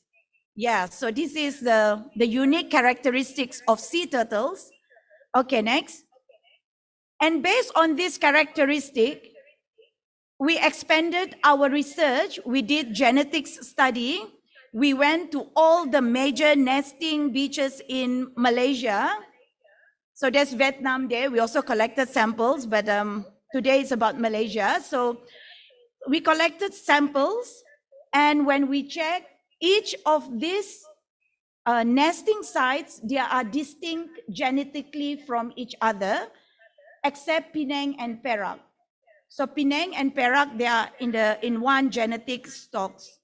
Okay, and even Sipadan and Turtle Island, it is also consists as two different genetic stocks. All right, next. Okay, and then last year, we also went to Simca. We did genetic analysis, and we found that the genetics of turtles in Simca, it is the same genetic stocks with the Turtle Islands. So we are saying now that the Turtle Islands turtles population, they are expanding to Simca and most probably also to Tun Mustafa Park, but this one we need further analysis. Okay, next. And the same thing, we also collect samples from Pom Pom, Mata King, and we compare it with Sipadan, and we found that it is from the same genetic stocks. Okay, so Semporna waters, it is one big population, the same populations of sea turtles. Okay, next.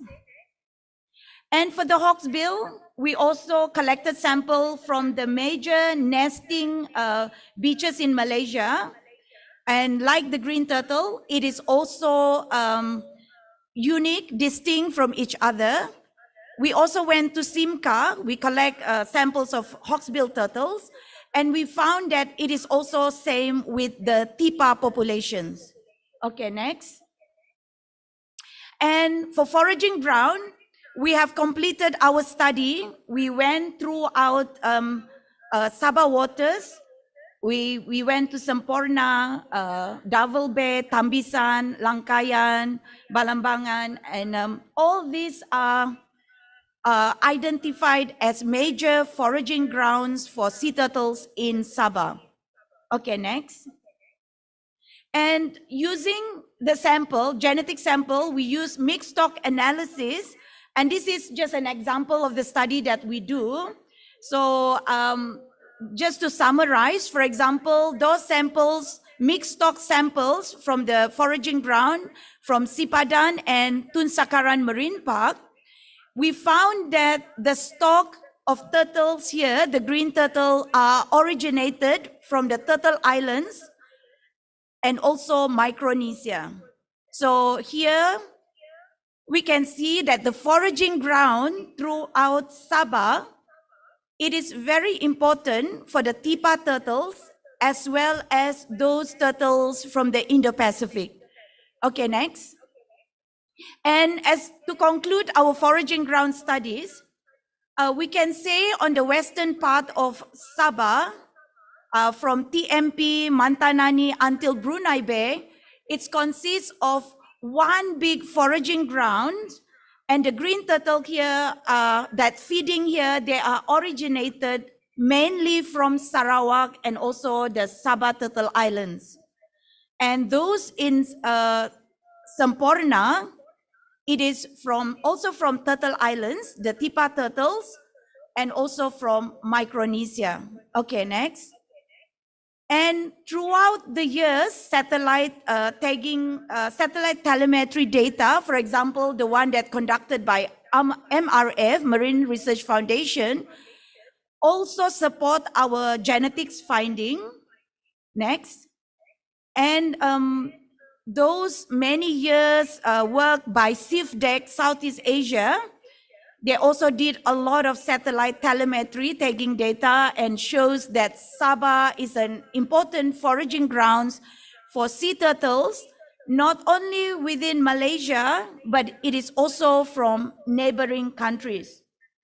Unfortunately, my genetics data at the moment couldn't show the result like the satellite telemetry data because we need genetic data from all these rookeries, for example, from Thailand, Philippines, Indonesia, which they are still doing it now. All right, okay, next. And through CIFDEC as well, they identified the major foraging grounds. And again, Sabah waters is very important as a foraging ground for sea turtles. Okay, next. And also Sarawak Forestry Department, they did satellite telemetry tagging and also shows Sabah waters, turtles goes there. All right, next. And of course, conserving sea turtles is not easy. We still have issues and challenges that we have to overcome. Okay, next. So these are some of it. Bycatch. So I shared the data collected by Marine Research Foundation, and they estimate that more than 780 bycatch events in Sabah in a year.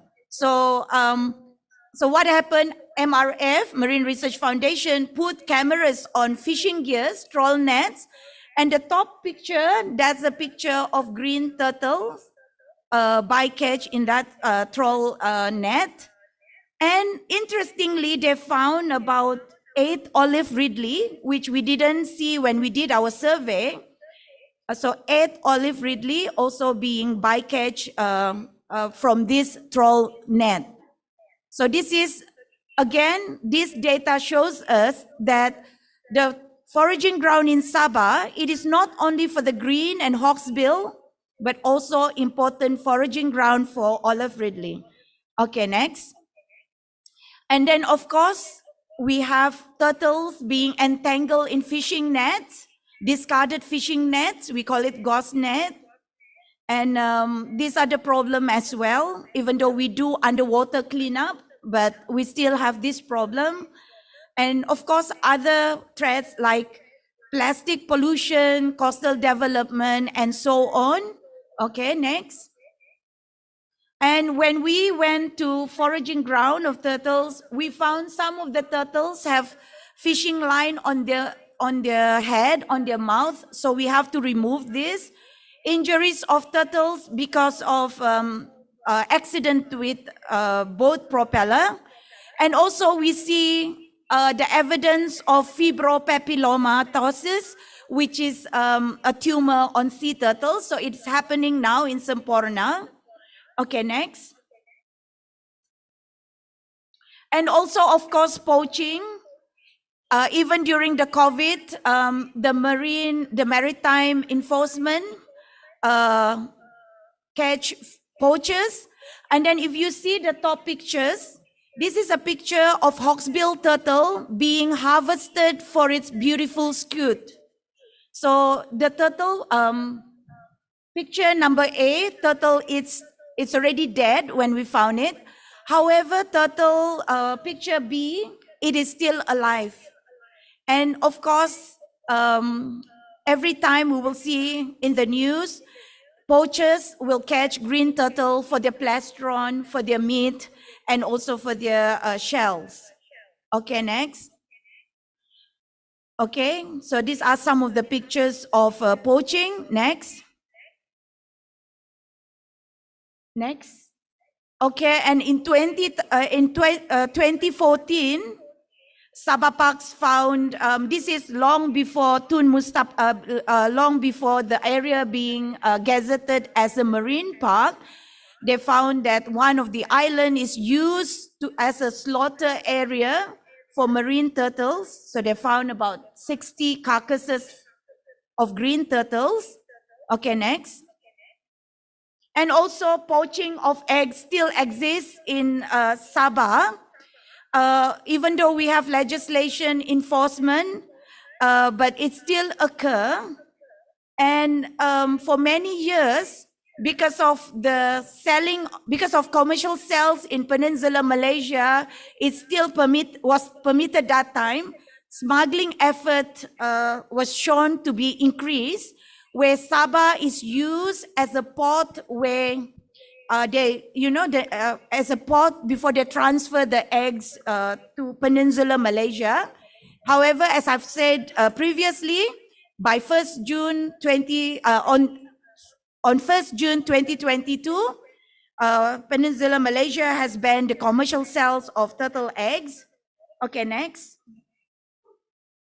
And of course, in order to make sure that we sustain the populations of sea turtles in Sabah, we must conduct long-term monitoring, which is done by Sabah Parks, NGOs, and all these local communities. And of course, at the university, we will do continuous research. Okay, next. And also in Sabah, we do some enforcement of certain fishing gears that is not good for marine animals, especially turtles. Next. And also there is effort to introduce turtle excluder device, TED. However, it has not yet been implemented in Sabah. Okay, next. And also the introduction of, like fishing, like for example, circle hook. This was done by CIVDEC many years ago. Okay, next. So moving forward, so it is very difficult to conserve sea turtles. We need one consistent, uniform, and comprehensive law, strict enforcement measures, And research should also expand to all the nesting ground, ongoing education and outreach program, and long-term monitoring and conservation efforts. So in conclusion, the conservation of marine turtles in Sabah has been a long and challenging journey, made possible through the collaborative efforts of government agencies, universities, NGOs, local communities, the private sector, and the public. Together, we have achieved positive results in turtle conservation in Sabah. Let us continue, don't stop, let us continue and work together, inspires others, and ensure a future where marine turtles thrive in Sabah's beautiful waters. With this, I thank you.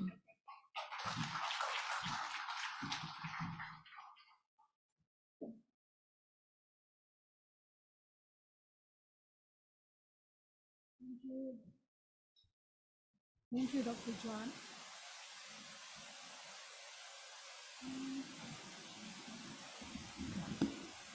Thank you, Dr. Juan, for the very insightful presentation, which actually she shared with us data beyond the borders of Sabah, beyond the borders of Tihpa.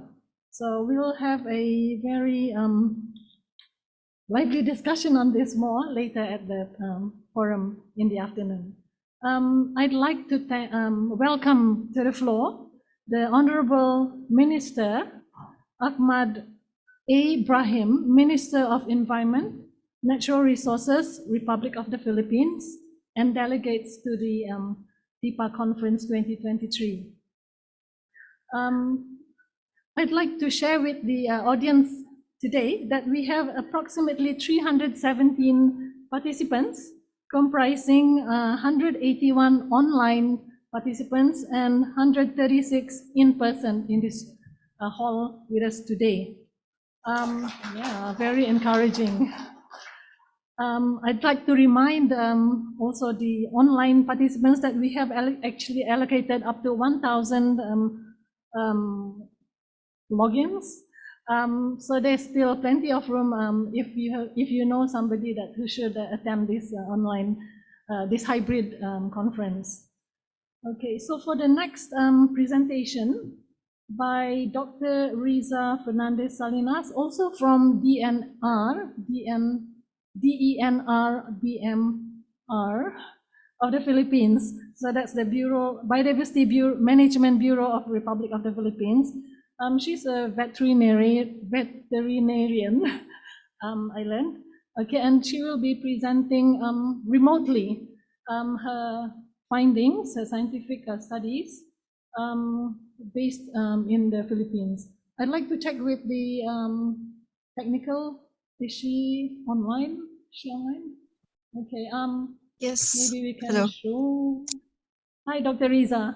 Hello. Okay, Good morning, everyone. Can no you audio? hear me clearly? Audio. We can't hear you. Oh, okay. Hold on, please.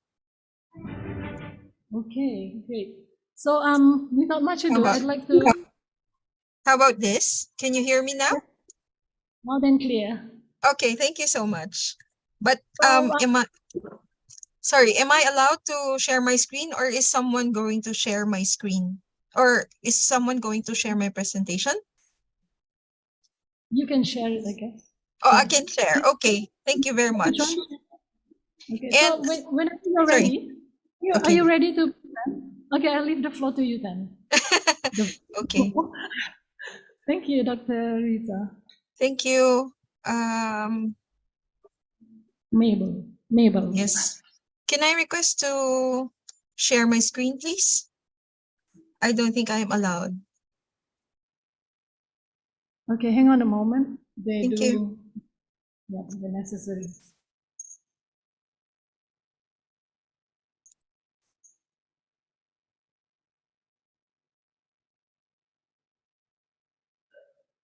Okay, can you try now, Dr. Riza? Should be okay. Can you try sharing? Yes. Hold on, please. Wait. Sorry.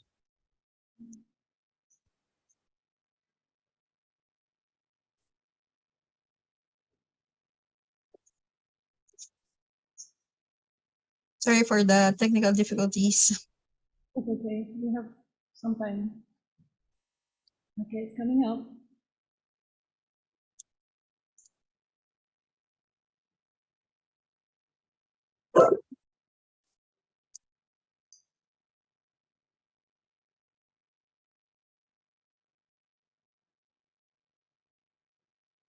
Okay, just present when you're ready, yeah, Dr. Salinas. Thank you. Can can you see my screen now? Yes. Okay. So I will shut down my I will close my video camera temporarily so I can see all of you and conserve some bandwidth. Okay, so good morning everyone. I am Riza and I would like to share to you the updates on the status of marine turtle conservation in the Philippines. My regrets that in the program my the title of my presentation wasn't updated. So these are just some of the photos that we have been doing in Turtle Islands, Philippines. But as many of you know, during the 1980s, the project or the Pawikan Conservation, the Marine Turtle Conservation Program was expanded all throughout the Philippines, not just in Turtle Islands. So with that expansion, we have been conducting these activities. So of course, there will always be the ground truthing and validation, habitat assessment, interviews of key informants, checking or monitoring of facilities. Okay, but for the updates, let me share with you some of the new guidelines and policies that we have enacted and developed on marine turtle conservation. So first, we were able to update the list of threatened species. This was done in 2019 after the last JMC. Way back before, it was only just the hawksbill turtle that was listed as critically endangered. But now, it is now joined by the leatherback turtle. So we have two critically endangered, listed as critically endangered in the Philippines, the hawksbill and the leatherback. And then the three other species, the green turtle, olive ridley turtle, and the loggerhead turtle are still listed as endangered. It's just to note to everyone, the Philippines is home to at least to 5 of the 7 species of marine turtles. So we're quite happy that we get to see this 5 species. And then we also came up with a technical bulletin adopting the Philippine Aquatic Wildlife Rescue and Response Manual. The front cover of that manual is shown in this slide. It was done through a project with GIZ and marine turtle experts and other excuse me, and other experts joined us in developing this. And this was developed to standardize methods during rescues and responses to marine turtle encounters. And then also in the same year, we were able to also come up with guidelines on the management of marine turtle nesting sites. Again, it is also intended to standardize all the procedures when managing and when dealing with marine turtle nesting sites. So as mentioned by our first presenter, marine turtle conservation in the Philippines has been going on since the 1980s or early 1980s. So we had some manuals back then, but they were not so detailed they were not written in detail. So sometime in 2017, with the assistance of the father of marine turtle conservation in the Philippines, Mr. Romy Trono, we were able to develop the Marine Turtle Conservation Action Plan. It's a 10-year plan, and we're happy to announce that it's currently being reviewed now by the Policy Review Committee, and we are hoping that before the end of the year, this now becomes adopted as an administrative order, since it's anchored on the IUCEA Marine Turtle Memorandum of Understanding. It's also based on the Aichi targets and the Philippine Biodiversity Strategy and Action Plan. I will not talk much on detail of this because Mr. Trono will be presenting this later on.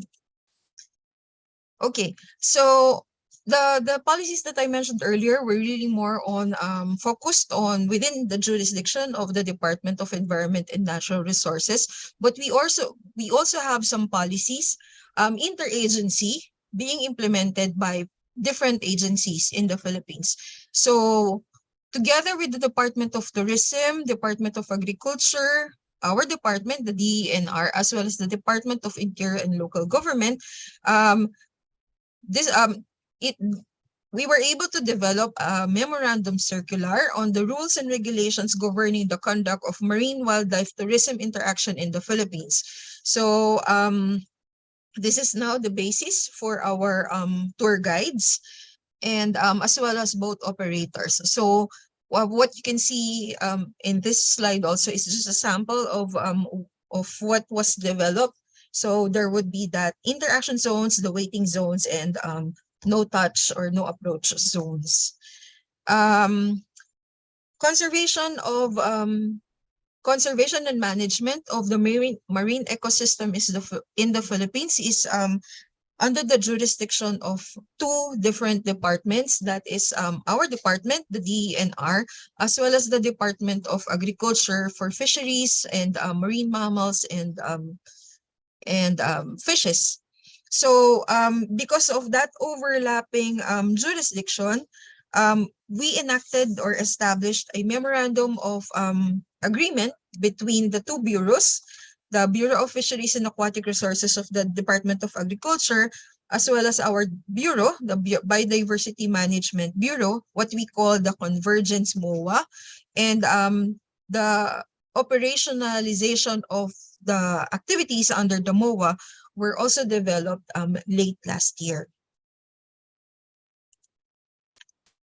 When it comes to sites or management of marine turtle nesting sites, so we the DNR has a memorandum circular 2007-02. This provides the guidelines in the establishment of critical habitats. So at present, we have there are already two declared critical habitats of nesting hawksbill turtles in the Philippines. The photos are shown in front of you. These are actually adjacent coastlines, but however, they belong to different provinces and different regions in the Philippines. So the first one, or the one on your left, is the Carmen critical habitat in Agusan del Norte, and then the one on the left, on the right, is the Magsaysay critical habitat in Misamis Oriental. So there are a few more regions and provinces in the lineup hoping to be declared also as critical habitats.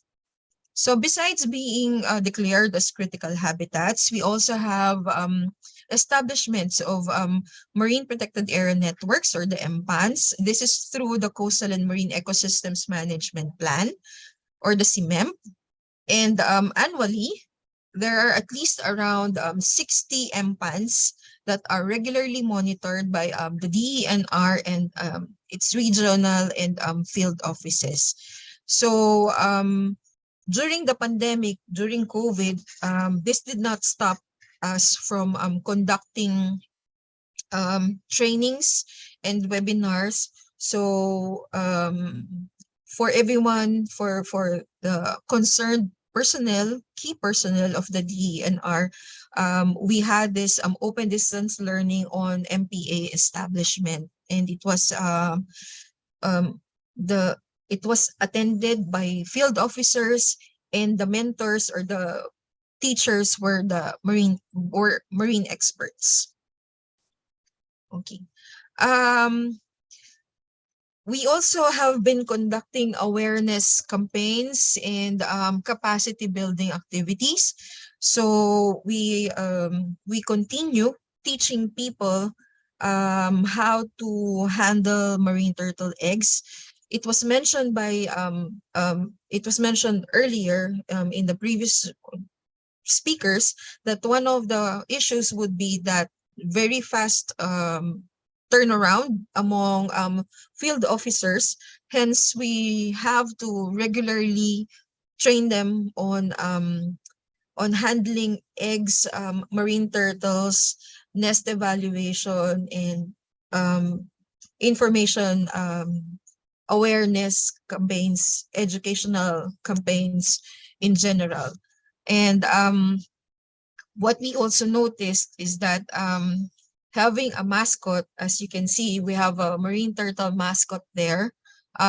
This creates a huge impact, especially on school children. Having a mascot to explain and at least the importance of a marine turtle in our ecosystem, in the marine ecosystem, is a great help, especially among school children in isolated islands. We also have been teaching and training law enforcement officers and wildlife enforcement officers. We have developed a wildlife law enforcement action plan, and this has been enacted since 2017, I think, or 2015. I'm sorry. So it's been a huge help that our law enforcers, as well as our designated wildlife enforcement officers, are trained on these operations, because it's help. It is of huge help to somehow prevent and control illegal trade of wildlife. So what you will see in front of you is a map of the Philippines with the identified hotspots, but this is not focused just on marine turtles. This is illegal wildlife trade in general. And some of the photos that we have here are the confiscations in the previous years. So we have some stuffed turtles in the port of Manila, as well as in Palawan, and the marine turtle eggs in Sabah. Okay. So we have also been partnering with non-government agencies, non-government NGOs as well. So the one on your left, Kurma, this is an NGO located up north of Luzon, of the Philippines, and they have been assisting us through their projects with children. So they have fun activities with children on marine turtles. And what we are happy with their activities is that they have slowly converted the poachers, marine turtle poachers, to conservationists. So what you will see there is actually one of the elders who has been assisting Kurma, the organization, in locating and translocating marine turtle eggs together with his pet dogs in the hatchery.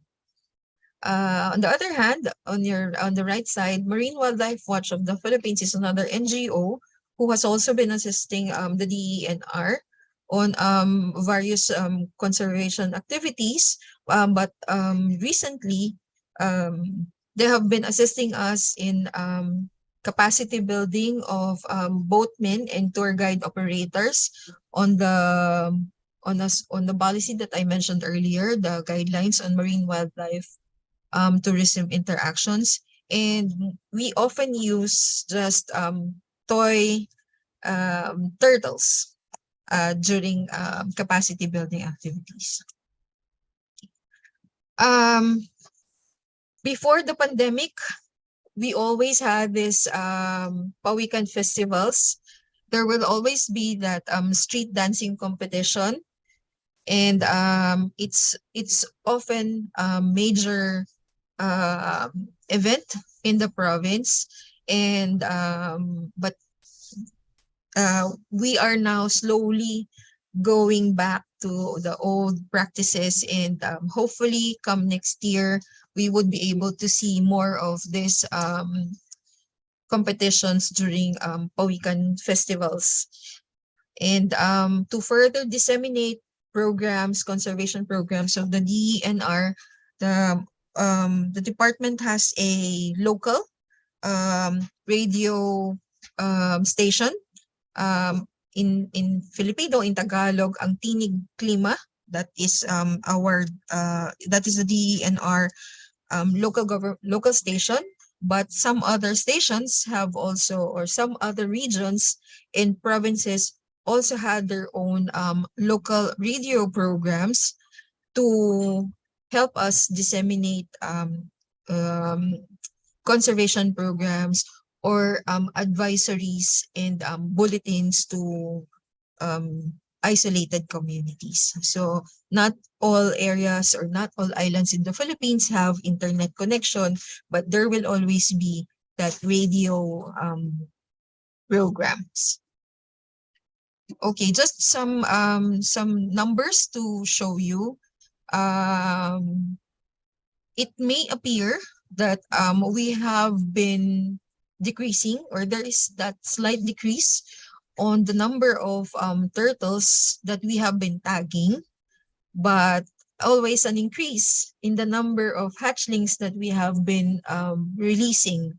This may be due to some paper trails, that not all reports get to be submitted to us at the BMB for some various reasons, but we are already checking and validating, so we would have a more accurate data. Also, there has also been some slight decrease in hawksbill turtles seen in the Philippines.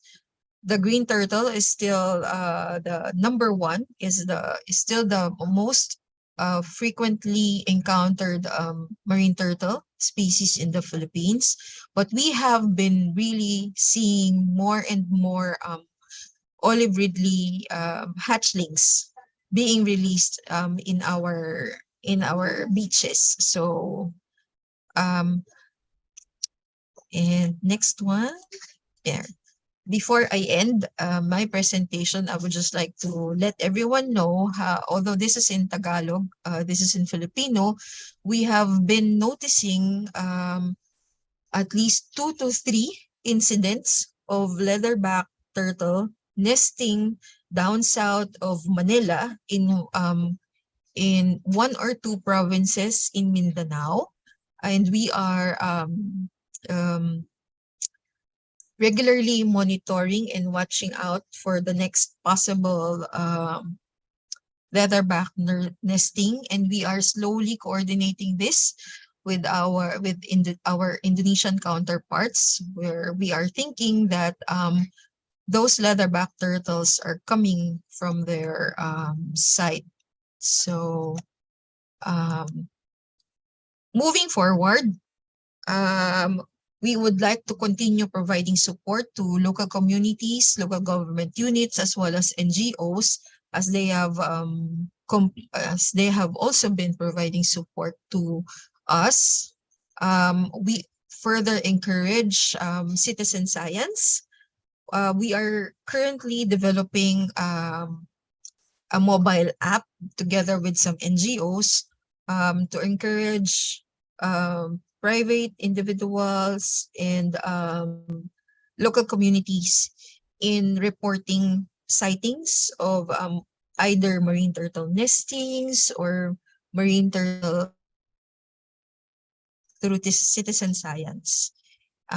We are also encouraging the declaration of either a local conservation area, a critical habitat, or a marine area, as well as encourage researches so we get to understand more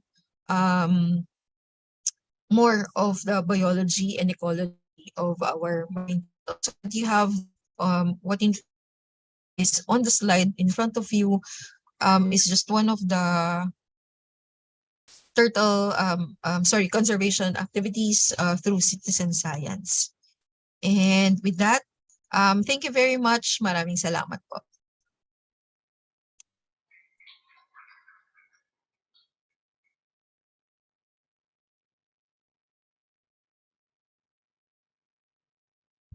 Thank you, Dr. Riza.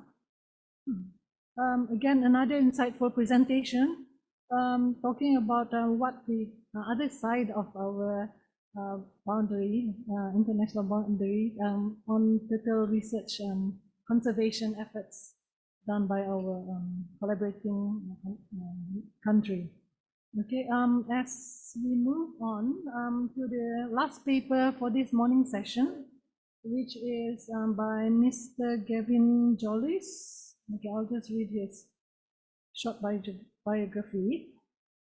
Let's see, take on the stage. Mr. Gavin Jollis has worked for 13 years in marine conservation industry in Malaysia. He obtained his Bachelor of Science from University Malaysia, Sabah.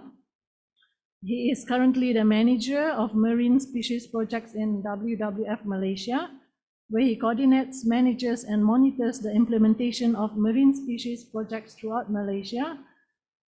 And his focus species in WWF Malaysia are, of course, marine turtles. He studies marine mammals as well, and sharks and rays. So that's great work there, Kevin. Okay, he's also currently a postgraduate student candidate at the Borneo Marine Research Institute in the University Malaysia Sabah, conducting research on marine turtles in the north of Sabah. So we'll hear from Gavin on the good work that he's doing on turtles, marine turtles. Okay. Thank you. Thank you very much, Dr. Mabel.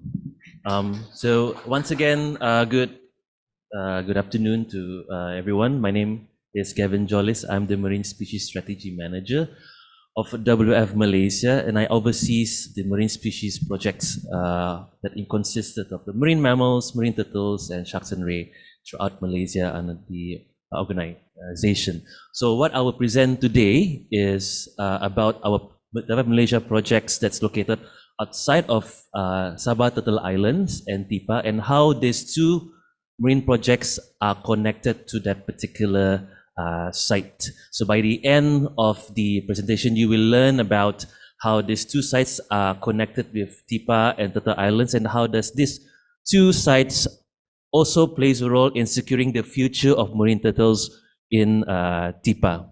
Next slide. So this slide shows an overview of the WWF Malaysia's marine turtle conservation projects throughout Malaysia. I just want to start with this before I narrow down to the state of Sabah.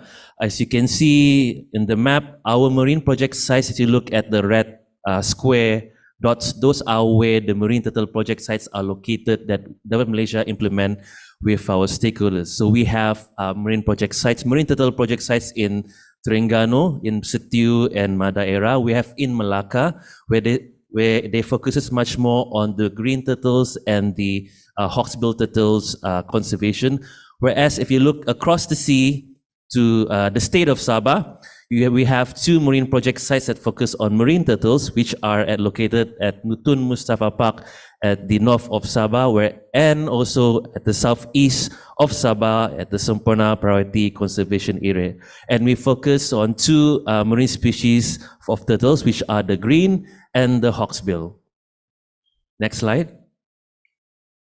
So narrowing down to where we are in Sabah. So this is a map that shows the 2 marine project sites that are implemented by WWF in collaboration with a lot of stakeholders, including government agencies, inclusive of Sabah Parks, Sabah Wildlife Department, and local communities located there. So they are in Tun Mustafa Park at the north of Sabah, and the southeast of Sabah we have the Semporna area.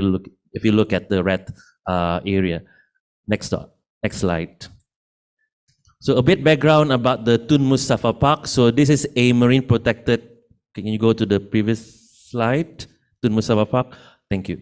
So a bit of background about Tun Mustafa Park, or TMP from now on. It is a marine protected, it is the second largest marine protected area in Malaysia. It was gazetted in 2016. It's nearing about almost 9,000 square kilometers.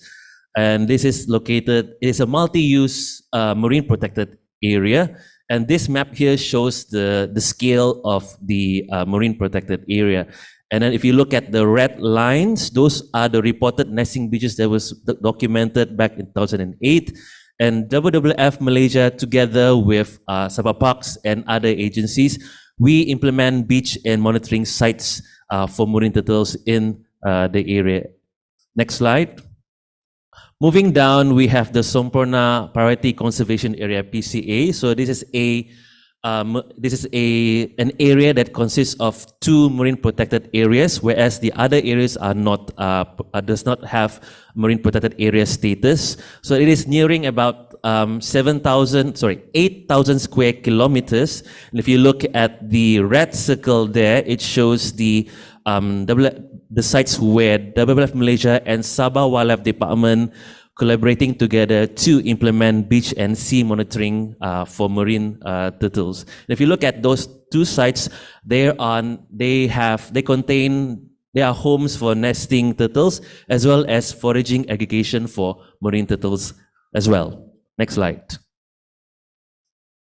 So when it all started, so WWF Malaysia arrived at those 2 project sites in 2008 and 9. So when we were there, one of our aim is to establish the baseline, which is what species can be found there, how many turtles you can find there. So WWF Malaysia, together with Sabah Parks and also Sabah Wildlife Department, that time working collaboratively to determine the baselines, or we want to know what's the status of those turtles in both areas. So these are some of the results that was published or even shared back in about 10 years ago.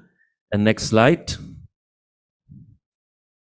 So at those 2 sites, there are several threats that were recorded based on the baselines and also by WWF for the past decade. So these are the lists of it. We have nest poaching, where the nests were collected illegally. Reported by community members, islands. We have turtle poaching, coastal development, and bycatch.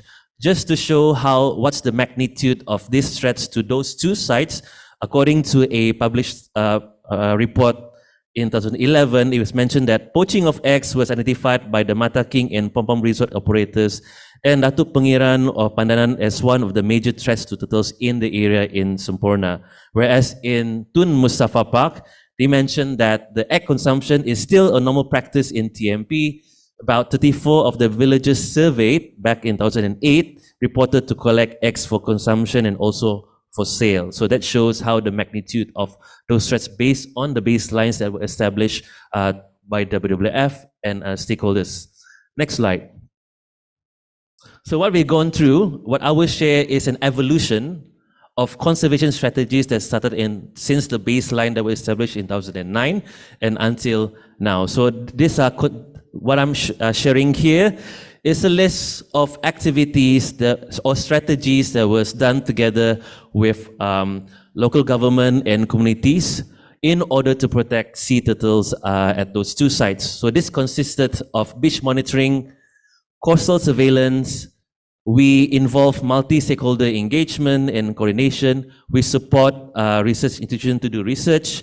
We mapped out critical habitats for sea turtles because we understand that in order to protect turtles, we have to go beyond the nesting beach. and we highlight the importance of the involvement of local community in marine resource management. So I will be sharing some of the strategies. Next slide. So one of the key things that was implemented by WWF with stakeholders are beach monitoring to protect nests that you can be found at the nesting beach. So WWF and Sabah Parks with coastal communities, we monitor 11 beaches, nesting beaches. That's about 13 kilometers in total. In Semporna, we monitored 9 nesting beaches that total about 25 kilometers. And what we do together with local government is for data collection of nesters, nests, eggs, and also record data for nest poaching. We relocate the nest to a hatchery to be safely incubated, because according to the baselines, if we leave the nest there, there's 100% of chances of those nests to be poached by island communities and others. Next slide. Going beyond the beach, we support local government and involve local communities in surveillance as a coastal areas. We understand turtle poaching as one of the threats to turtles in the area, and what we do together with local government and local communities is that we together support them in surveilling the foraging grounds to deter or even to collect any information of turtle poaching that can be found in the project sites. So between those two sites, TMP and Semporna, majority, according to published news, majority of the poaching happens in the Semporna area. And this map here shows the location of the poaching sites that was reported. And these are mostly located at the islands around the Semporna area. So WWF and Sabah Wildlife Department together, we implement periodic surveillance around the area, especially previous poaching sites, to determine if poaching still occurs in the area, and does the area still become a poaching spots for this threat. Next slide. A highlight from the two project site is we provide the space and time for local communities to be involved in conservation. So this slide here shows how for the past 13 years, WWF Malaysia, Sabah Parks and Sabah Wildlife Department has provided support to island communities to be involved in conservation. If you look at these 3 pictures here, these are local communities from both project sites where they are trained, they are involved in monitoring of nesting beach, of also monitoring of foraging grounds. That includes adults and the youth in conservation. And in adults and youth, both men and women are involved in conservation, because we do want to encourage inclusive conservation, especially in marine turtle conservation. Aside from local communities, another highlight is the involvement of law enforcement authorities in marine turtle conservation. A picture on the right there shows how Malaysian armed forces in Semporna are involved in beach monitoring and incubating turtle nests that is supported by Sabah Wildlife Department and WWF Malaysia. Next slide. We understand that if you want to protect turtles, as previously mentioned by the previous speaker, to protect sea turtles or marine turtles, you have to also look at the life cycle of the whole species. So not just, if you want to protect the whole population, you have to protect not just the turtles on the beach, but also at the foraging grounds or their habitats. So WWF Malaysia supported local government in, firstly, to identify, and secondly, to map those critical habitats. And this here shows an output that was done by WWF with Sabah Wildlife Department in mapping those habitats. So in 2014, we have identified about nearly 1,500 hectares of seagrass beds at Semporna area. And we look at those maps, those red dots are presence or the sightings of green turtles at the foraging grounds. As you can see, Semporna is, as mentioned by the previous speaker, has a large foraging aggregation for green turtles. Next slide. We understand it's also critical to know, it's also critical to acknowledge that in conservation, to make it long-term, collaboration and to make it sustain is to involve a lot of stakeholders. So, Government Malaysia with Sabah Wildlife Department and Sabah Parks, we established marine turtle conservation committees, working groups to ensure that this work on the ground continues for a long term. Some are in the form of formal agreements to ensure that private sectors, even local communities, are involved in a long term, as well as we support targeted awareness and education at those two project sites. Next slide. So happy to share the results of the collaborative between Sabah Wildlife Department, Sabah Parks and Development Malaysia in saving marine turtle population in TMP and Semporna. So this graph here shows the results of it. So for the past 13 years, we have seen an increase of number of nests being secured for incubation in TMP. So this is a result of several stakeholders involved in monitoring the nesting beaches, and we can see there's a gradual increase of number of nests from 2009 until 2012.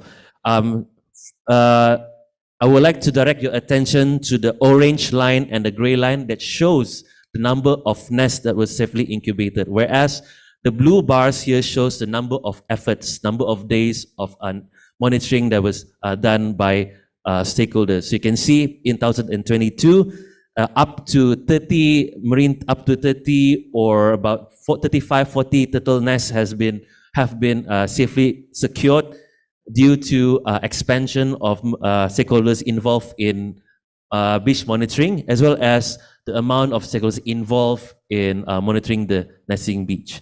Next slide. In Semporna, we have also seen a similar output as well. For the past 13 years, we have seen that if you look at the red circle here, the orange line here shows the amount of nests that was able to be safely incubated by Sabah Wildlife Department, supported by WWF Malaysia and local communities. So it shows that after a couple of years, we have seen a positive results that was produced after years of protecting marine turtle nesting beach and nests in the area. Next slide. The previous speaker, Dr. Jonita, has mentioned about Semporna has a large foraging aggregations for marine turtles. What I would like to show to you here is the evidence of how this aggregation occurs. So this photo here shows a drone photo of those foraging turtles that are found in Semporna.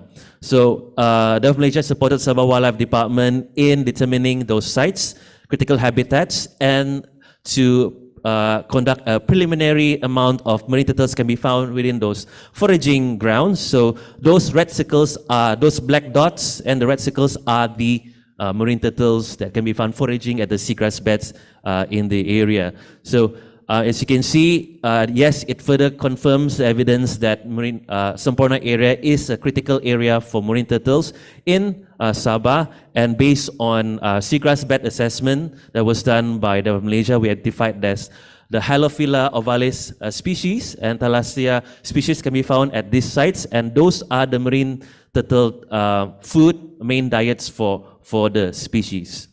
Next slide. So from that sharing, we would like to share that these two sites are significant to marine turtles in Sabah.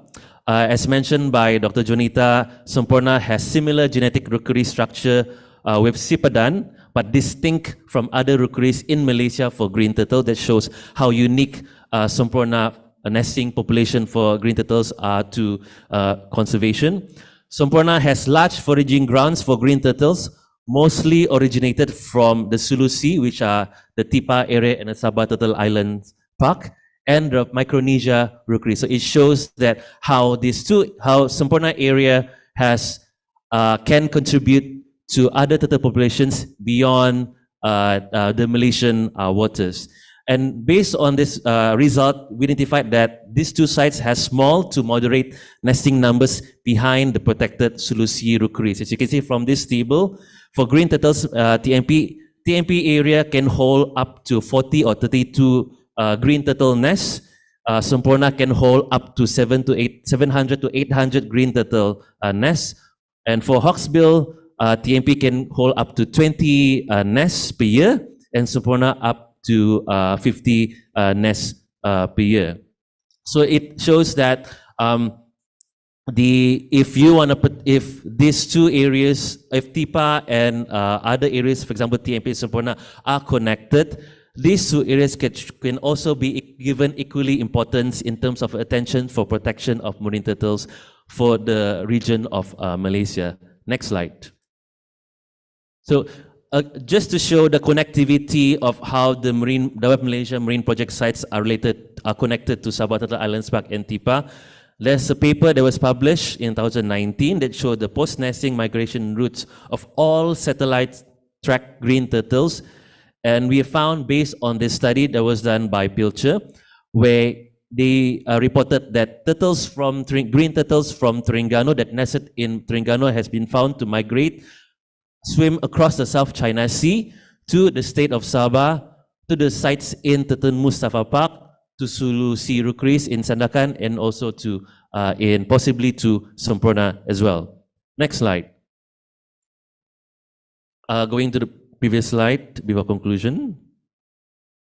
Okay, so this slide here shows how the two project sites, TMP and Semporna, also contributes to the future of Sabah Turtle Islands and Tihpa. So Pilcher 2019 has reported that green turtles that nested in Turtle Islands were reported to go to north of Sabah and to the south of Sabah, where the project sites are located based on satellite tracking. And upcoming publication, hopefully this year, is where green turtles foraging aggregation found in Tun Mustafa Park at on the map on the right shows that these turtles originated from the Sarawak Turtle Islands as well as the Sulusis rookeries. And based on tech recapture, previous tech recapture that was previously reported by past studies, they found that turtles that is found containing text from the Philippines are found at the Semporna area and also at the north of Sabah. And in TMP, the local communities have reported to the Malaysia and Sabah Park that they have found that green turtles nested in north of Sabah has text from the Philippines, the Philippine Turtle Islands, that is found in these two evidence. Next slide. So I'd just like to conclude that TMP and Semporna are significant sites for turtles in Sabah and Malaysia. And based on that, there's a proven connectivity of these two sites with the Sabah Turtle Islands and Tihpa. And of course, there's a need for that to be further confirmed. That requires more studies, including genetic and satellite tracking from those two project sites to increase the profile of these two project sites. And we would like to recommend that the conservation measures and attention are recommended to be continued at both sites for the long-term positive impacts Sabah Turtle Island Parks and also Tihpa. Next slide. So that is the end of it. So Tihpa holds the future of marine turtles. Both project sites, TMP and Semporna, contributes to the Turtle Islands and Tihpa. If you want to ensure the future of marine turtles of Tihpa and also marine turtles in general, TMP and Semporna also plays a role to secure that future for both Tihpa and also the Greater Coral Triangle region. And with that, thank you very much.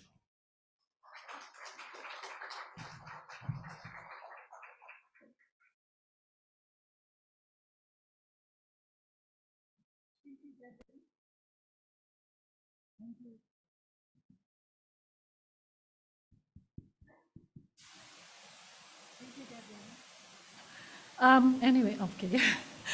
So that was the last presentation for this morning. We have a second part after lunch, so don't forget to come back, yeah? So for Gavin's presentation, happy also to know that the dedicated efforts that you and your team have put in have actually showed an increase in the number of successful marine turtle nests up to the incubation. So that means up to their hatch and release back to the ocean. So that's good effort there, and lots of questions and further questions for us to discuss about in the forum later on. Okay, so as we are approaching our lunch break, actually I have to pass this floor back to Puan Noliza. Oh, okay, she's here. Thank you.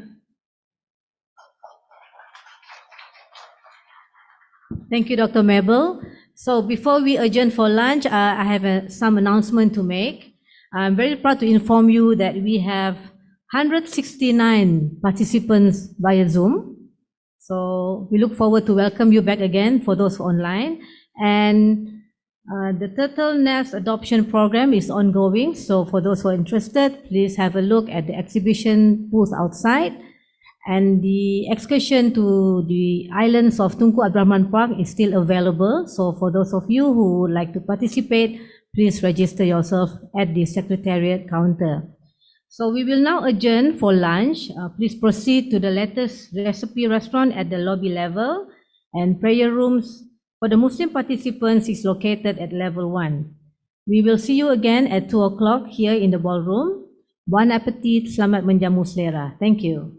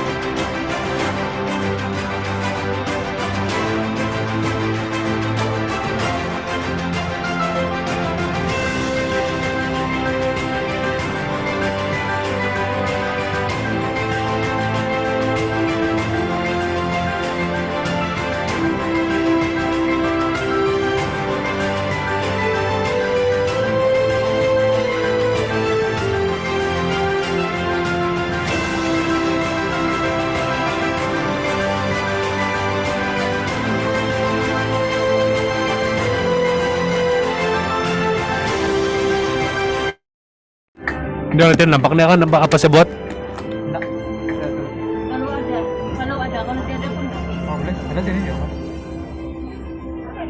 Obat dulu. Di baru. Itu charger. Mana charger? Ini iPhone. Oh. Ada lagi tempat cas kawan? Ada? Ada. Ada satu.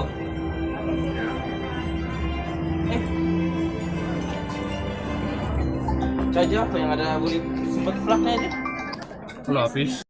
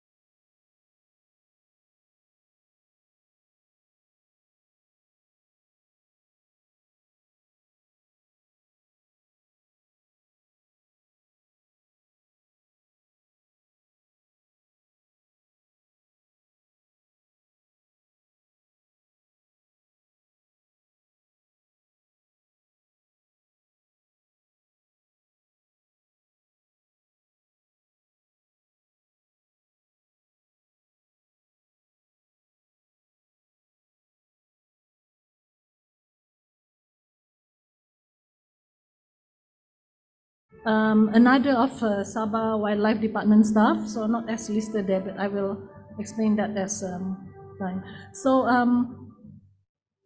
I would like to welcome Mrs. Minda Bairula from the Philippines.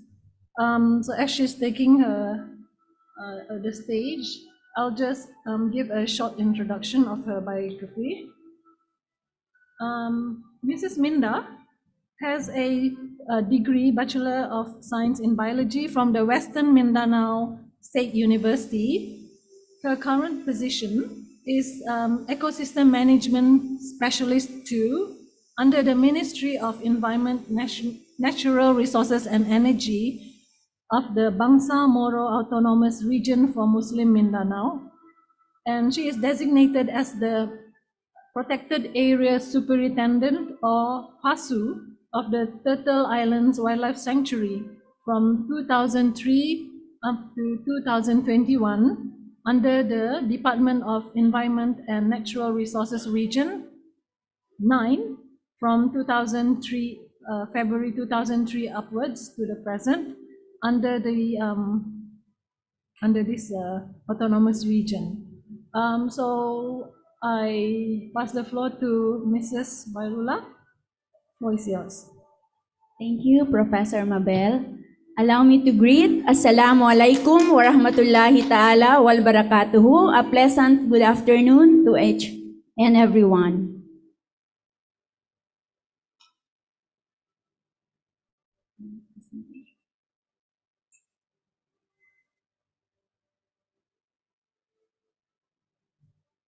So I'll be presenting the updates on the nesting population in Turtle Islands Wildlife Sanctuary. Next slide.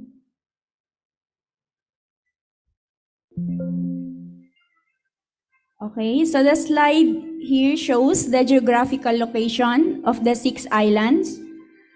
A short background on its legal status. It was first proclaimed as a protected area on August 26, 1999. It has 242,967 hectares and 318 hectares consist of land area. So by virtue of Republic Act 11038, it was enacted into law under the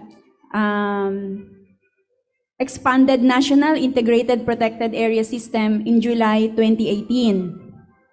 But when the Bangsamoro Organic Law has passed, by virtue of Republic Act 11054 on March 2019, so the Turtle Islands was turned over to the Bangsamoro as stated under Article 13, Section 9, that all protected areas under the management of the national shall be turned over to the Bangsamoro government. Next slide.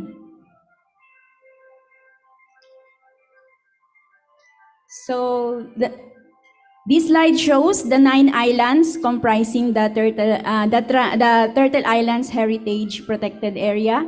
As you can see, the 6 islands and the 3 islands from Malaysia.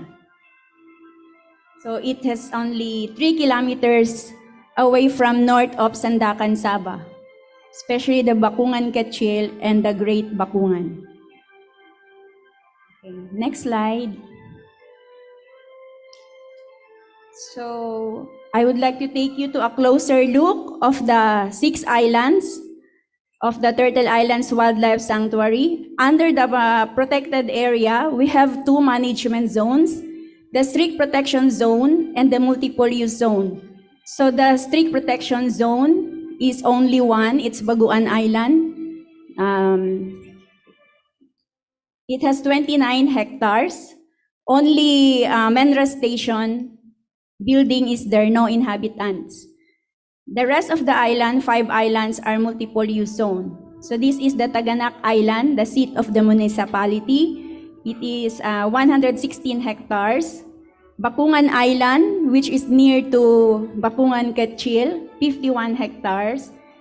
Boan Island, which is 76 hectares. Langaan Island, 7 hectares. And Leheman Island, 29 hectares. Next slide. Okay, the slide shows the turnover of TIWS management from DNR Region 9 to BARM, MENRE, Ministry of Environment, Natural Resources and Energy in May 23, 2021. This was during the Protected Area Management Board held in Baguan Island. So on the left is the DNR Regional Director, Presanta Marlene P. Rodriguez, and on the right, the MENRE Director, Abdul Jalil Ungan, representing the Office of the MENRE Minister. Next slide. Okay, so these are the activities being done in the Turtle Islands, the daily monitoring of nesting incidents. The wardens are recording the complete nest. So when we say complete nest, the turtles were able to lay eggs. The second picture, the warden recorded as false nest. The turtle just dig a nest, a hole, but was not able to lay eggs. And the third picture is false crawl. So there's a U-turn here. So the turtle was not able to lay eggs. Next. Okay, so this is the monitoring of hatchlings emergence. The first picture is emergence in the hatchery, and the second is emergence from natural nest.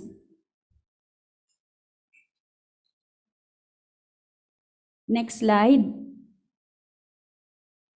Okay, so this is the marine turtle hatchery. We have 3 marine turtle hatchery in Turtle Islands Wildlife Sanctuary. Left from Taganak Island, Langaan Island, and Leheman Island. Baguan Island is all natural. There is no hatchery. Next.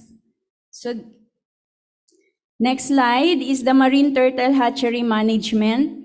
So on the left, after the emergence, the wardens evaluated the nest. The left is this is in Taganak Island. And we also have evaluation of nest in Baguan Island. So that is to compare the emergence success. So it was really observed that in a hatchery, only 60% hatchling success, while in Baguan Island, it's 90 to 99% on emergence, hatchling success of emergence. Next slide. So this is the figure of the complete nest from 2017 to 2022. So I will not read one by one the figures, but I have total here the total completeness for the 6 years. For completeness, it reached to 113,463. And as you can see, in 2020-2021, so there was a remarkable increase.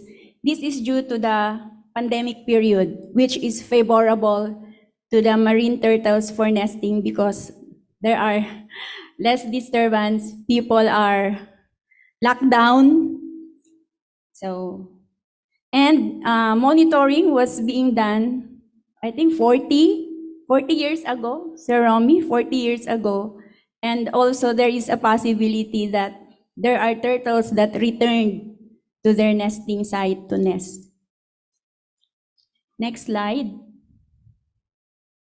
So this is the graphic representation. So showing the great difference of Baguan Island here, the green one. So that is the Baguan Island. As you can see, there is a thriving of completeness from 2017 to 2021 compared to the other islands which are inhabited. So this is the advantage of having a strict protection zone. Next, please. So the figure shows the data on egg production, which reaches to 11,845,717 total egg produced in 6 years. And as you can see, Baguan still the highest in terms of egg production. So which is the strict protection zone, which reaches to 2 million, highest nesting, 2,754,500 in 2021. However, there is a decline in 2022, but as explained by Dr. Juanita, that not every year the turtle nests. Next slide. So this is the graph representation of turtle egg production. Still, Baguan Island has the highest record as to egg production compared to other islands which are inhabited. Next. So as to the hatchlings emergence, it reaches to 11 million. I have total all the 6 years, 11,519,583 estimated total of hatchlings emergence in 6 years. Next slide. Okay, so this is the graph representation of hatchlings emergence. Still in Baguan Island shows the highest record. Next. So this is also the record submitted by our wardens in the area as to the tagging data. So in 2019, for the new tags, Philippines we have 272. And for the recaptured tags, we have 214. Malaysian tags, 2019 we have 25. 2020, Philippines 110, Malaysia 86. In 2021, Philippines 85, Malaysia 40. 2022, Philippines only 26, Malaysia 2. And record from current record, January to June 2023, only 5 for the Philippines and 8 for Malaysia. So this is, we have no tags in 2019, in 2 years. But anyway, our minister and director here, so maybe we can purchase our tags on the next year. So this is the Malaysian tags recap, January to June 2023, showing the serial numbers. So I shared here the serial numbers of Malaysian tag that nest in Leheman Island. So Leheman Island is nearest to the Turtle Islands Park, Malaysia, no? Sabah Parks. Okay, so this is one of sharing of database information as to the Malaysian tags that nest in the Philippine Turtle Islands. Next.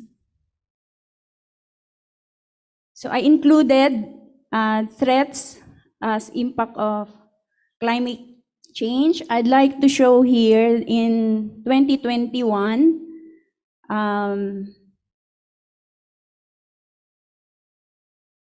I cannot play the video, but what I want to show here is the nesting site here in Baguan Island, as you can see. So in 2 years, so this portion here was already reached by seawater here. And this is a threat considering that there will be a loss of nesting habitat, nesting beach for our turtles. So here, quick, just a short video clip showing the turtle tracks. So this was in 2021. 2021 record in Baguan Island reaches to 11,000 nesters in 1 year. So this is the turtle tracks. However, after 2 years, due to the impact of climate change, sea level rise, so the trees here were already uprooted, as shown in the right side here. Okay, so the beach. Okay, so next slide.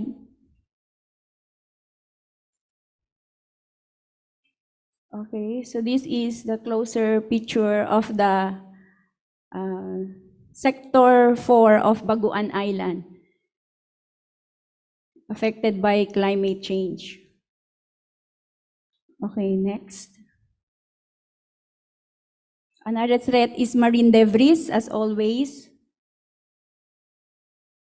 Although there are already technologies that we can produce fabric clothes out of plastics in other countries, hoping we can replicate that. It's really one of the problem in islands because even it's a small island, the communities living there are using mineral bottled water, and there are a lot of production of that, and hoping we can purchase plastic shredder so that we can produce an eco bricks out of the plastic bottles. So that is one of the ways forward. Okay, next. So this is one of the activities, beach clearing, inviting all participants from all agencies. And the LGU, our local government unit, is very active in conducting monthly coastal cleanup, spearheaded by the municipal tourism officer. So participated by different line agencies. So this is a monthly activities actually in the area to address the marine debris and collection of plastics. However, there is really a need for the disposal, like what I've said, like a plastic shredder. Next. Okay, as part of the management program to address issues and concerns, we have a protected area management board for the Turtle Islands Wildlife Sanctuary, and this is the composition of our PAMB as the policy-making body. We have the chairperson, the MENRA minister, members, provincial governor, municipal mayor, barangay chair, PNP. PNP is Philippine National Police, law enforcement agency, the MAFAR director, fisheries. We have also 3 groups of people's organization, the women's group and the academe. So they meet twice a year to address issues and concerns in the area. Next slide, please. We have also some management intervention, the interagency meeting. This is comprising mostly of the law enforcement because we need their support in addressing issues and concerns in the area. And this is our local government executive, mayor. Yeah, next. As a special event, we have also established the Pawikan Day Festival, which started in 2017. And in 2023, we have celebrated the 4th Adlaw Sin Payukan. This is celebrated actually every 23rd of May, but this year, we celebrated it last June. And it consists of several activities, like cultural dance presentation, food dulang contest, culture, and so this is the booth. This is not cultural dance, but this is booth competition. So showing the different, different style of turtles. Like here, the booth, we put the concept is more on about turtles. So they highlighted that. It is participated also by different stakeholders from different areas, including the Philippine Navy, which also conducted a 3-day activities as all-in-one mission. So they have this medical mission, tree planting, giving of gift packs to the schools as part of their intervention on the Adlaw Sin Payukan. And this is also a plus points to the community, because if there are visitors, they have income in the area. They buy these souvenirs, so it adds income to the community. So next slide. Oh, okay, so that's all, I think. So thank you very much. Terima kasih.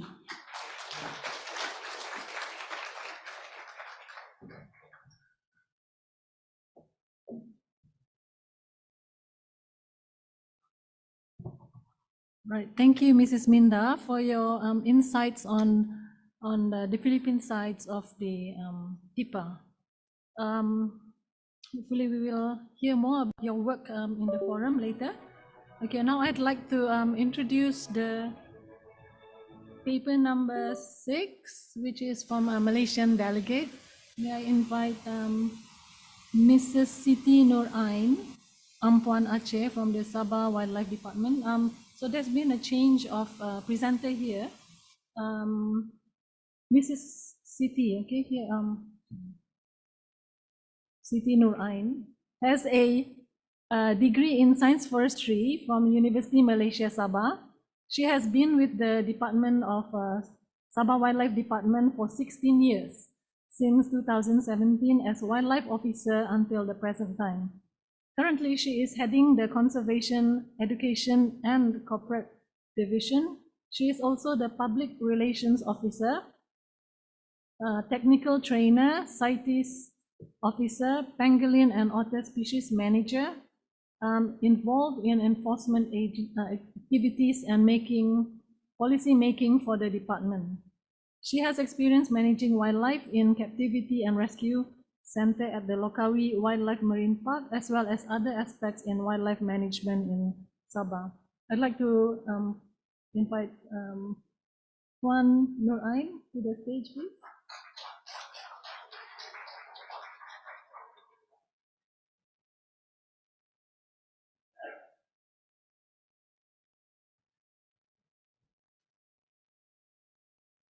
Bismillahirrahmanirrahim. Assalamualaikum. Good evening. Salam Malaysia Madani, salam Sabah Maju Jaya to all distinguished guests and all participants present in physical and also online.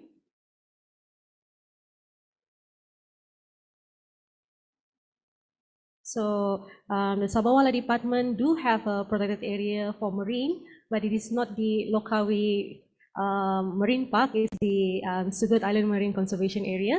So Lokawi Wildlife Park is one of the rescue center for wildlife for west coast of Sabah. All right, next slide, please.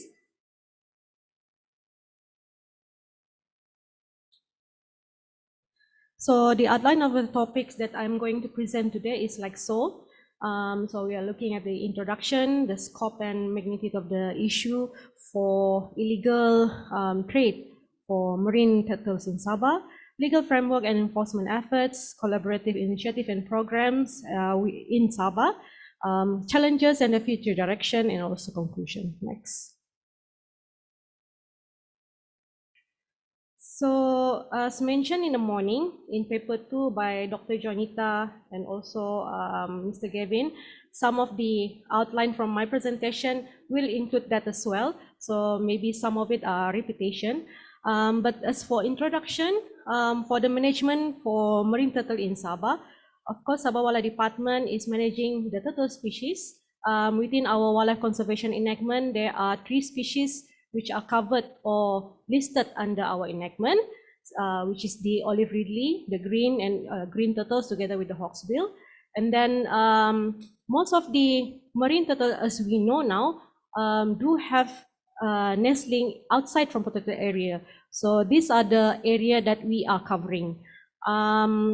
Within the Sabah Wildlife Department, we have intelligence unit, enforcement unit, and also prosecution to help in managing the turtle in Sabah, together with coordinating research with our partners and doing some rescue operation as well. So for the overview of legal trade on marine turtles and also byproduct in Sabah, of course, we know there is a smuggling activities within Sabah, illegal trade of turtle eggs, together with poaching of marine turtles, especially in Semporna area and also Kudat area. So my presentation is mostly on what are the initiatives to curb this wildlife crime involving marine turtles, together with the efforts that we've done so far. Next. So as you can see here, this is the graph that we are doing so far.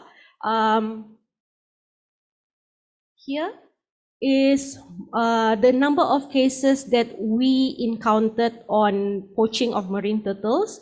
So as you can see, we have 5 cases in 2018, 1 cases in 2019, and also 2021. So we don't have any cases during 2022 and 2020. Yeah.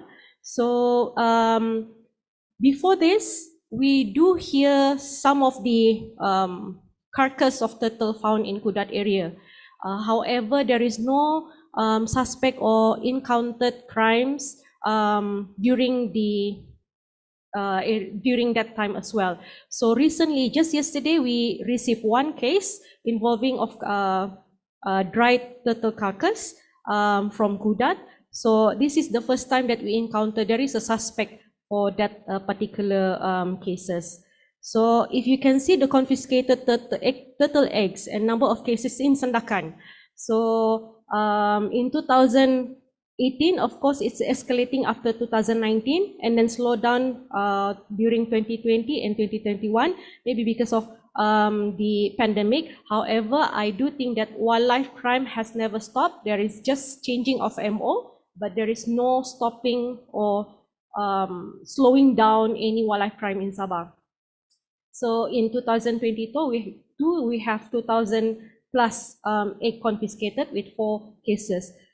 In west coast of Sabah, we do receive 2 cases in 2018 involving buyers of turtle eggs. So both number of turtle eggs that confiscated are also low, between 50 to 30 eggs only for 2 cases. Yeah, so the high number there is 2019 involving 14,000 plus confiscated turtle eggs and also 6 cases. Next. So if you're looking at this picture, the previous picture, of course, it gives a negative impact on our tourism, ecotourism industry, whereby we always told to our customer, to our foreign tourism, that we are the prime destination for ecotourism.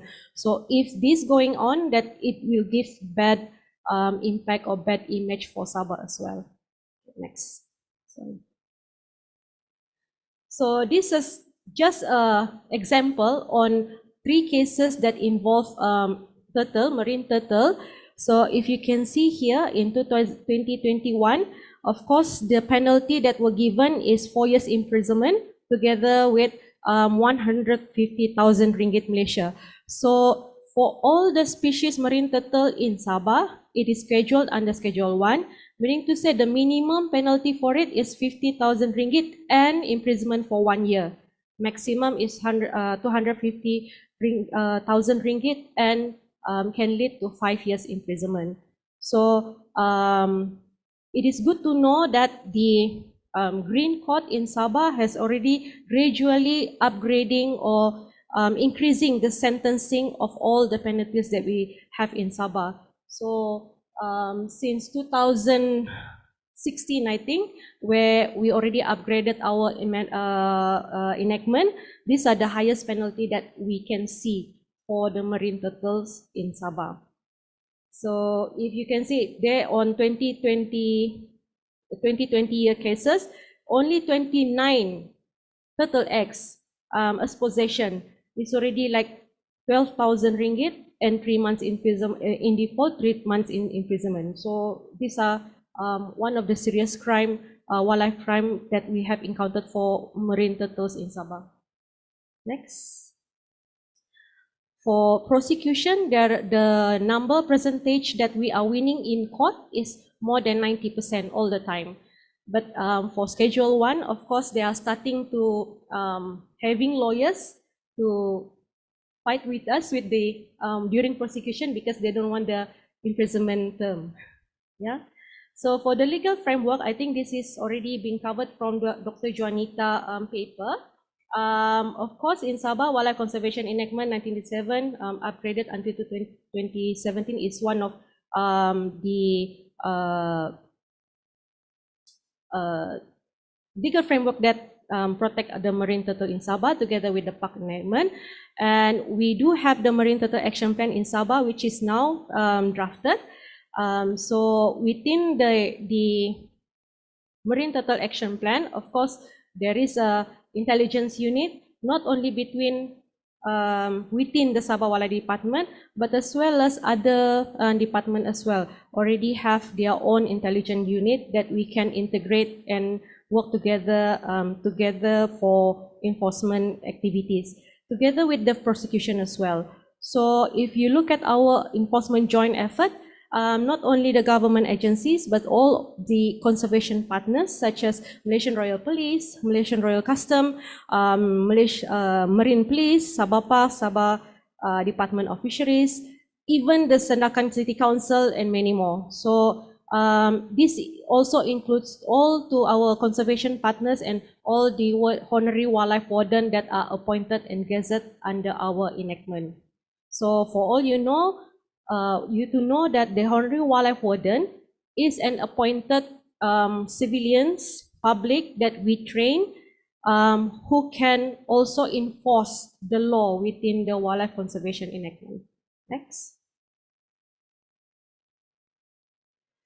This is a snippet one on our Marine Turtle Action Plan in Sabah. So to achieve the targeted achievement, so these are the 8 strategies that are laid out or drafted within the Marine Turtle Action Plan in Sabah, which is also a collaboration with WWF Sabah Malaysia.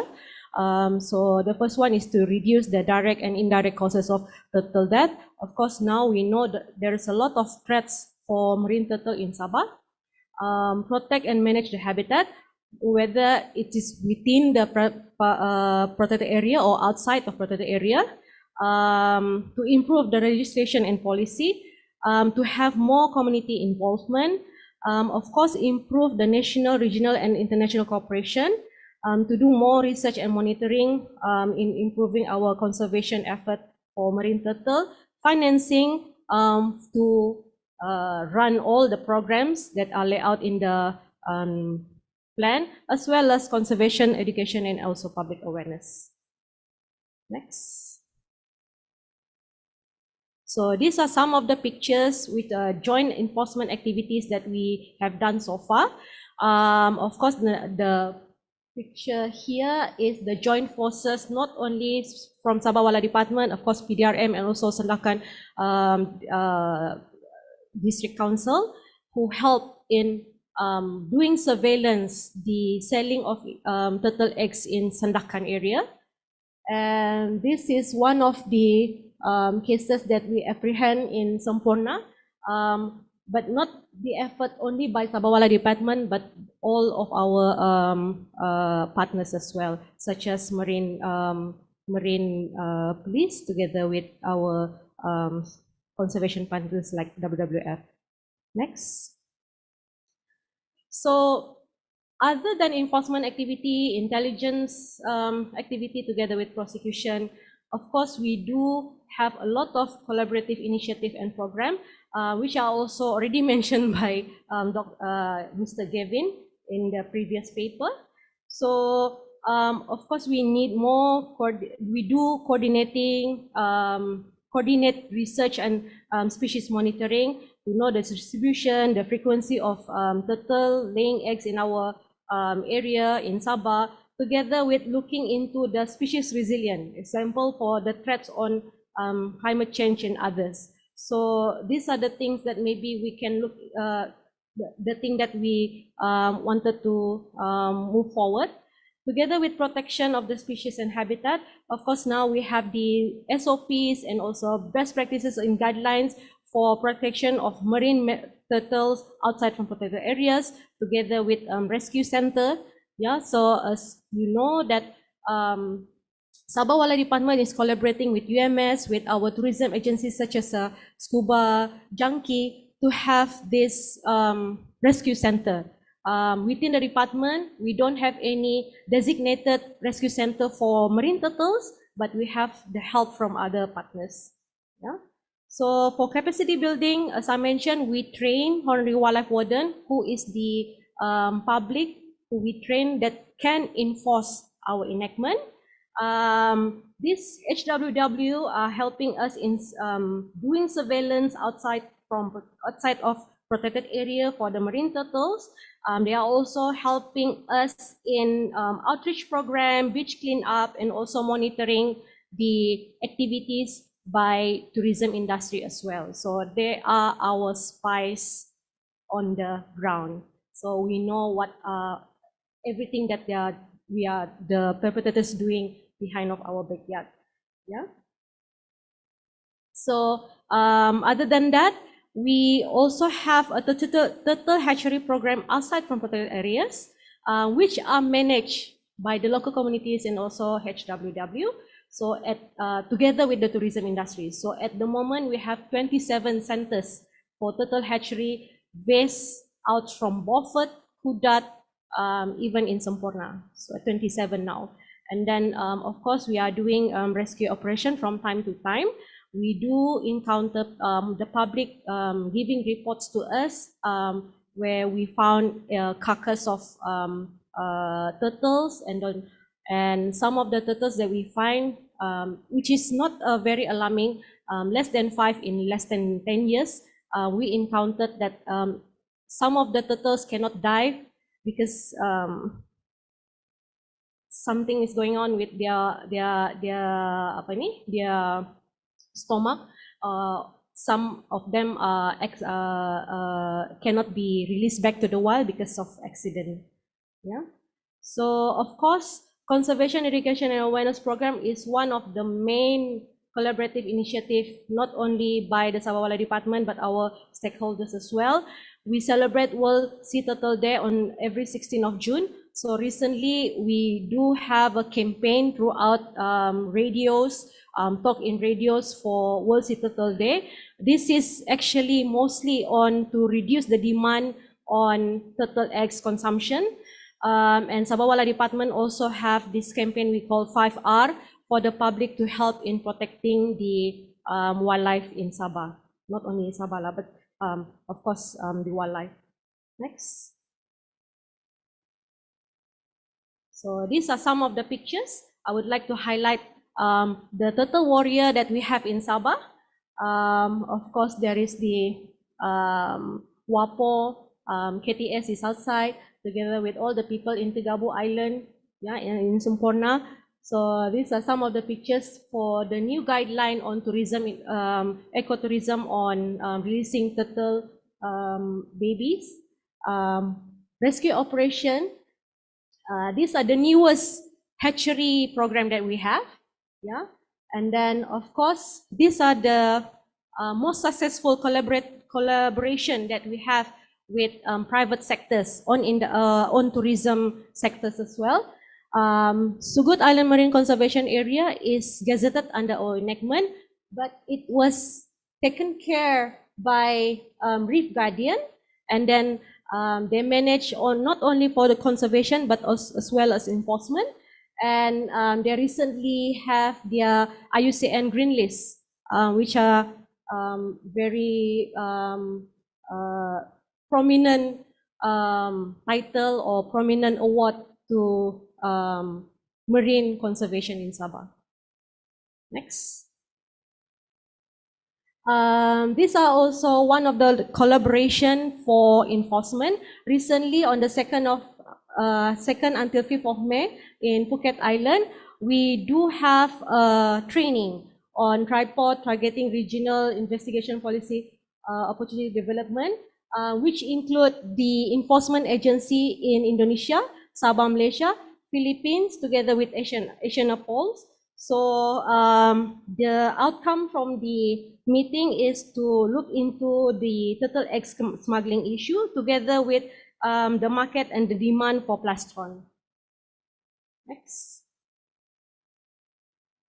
So what are the challenges and the future direction for marine turtle in Sabah, especially curbing the illegal trade for marine turtles and its byproduct? Of course, number one, what we can see here is the high demand of turtle eggs, not only in Sabah, but outside from Sabah, which is in West Malaysia as well.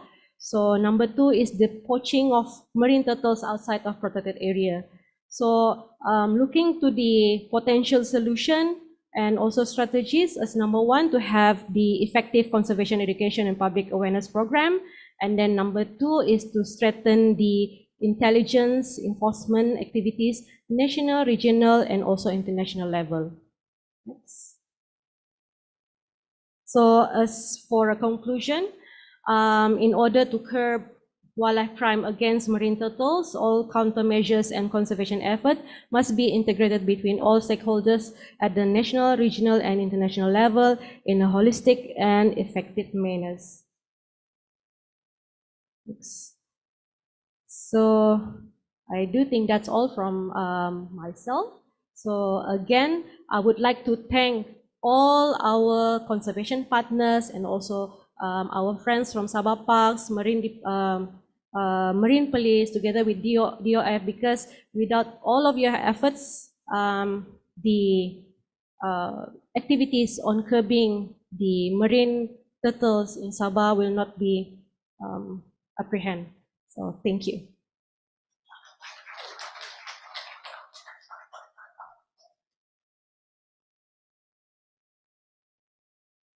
Thanks again, Puan Nur Ain.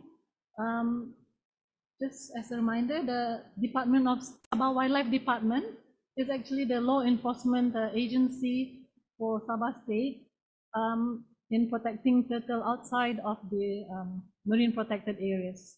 So anywhere else that's in the marine area, Sabah Wildlife Department is the department in charge. Okay, and finally, but not the least, I'd like to invite Mr. Romy Trono from the Philippines. Okay, let me just give you a biography of brief biography, as Mr. Trono may take the stage. Okay, so it says here they have a more than 35 years of visionary leadership and management, as well as technical experience in biodiversity conservation.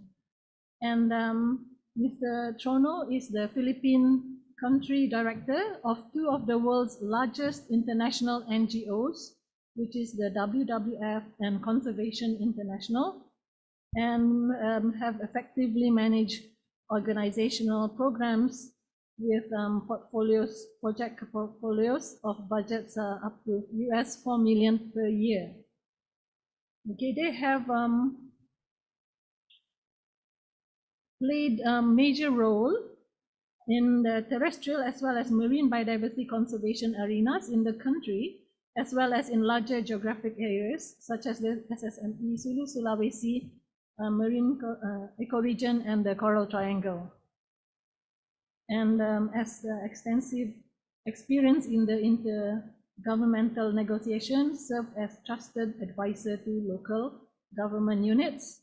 I guess Mr. Trono has actually truly well earned the title of Father of Marine Turtle Conservation in the Philippines. And with that, I'd like to introduce you. Thank you very much, Mabel, for that introduction. I think you used up my time for my presentation already.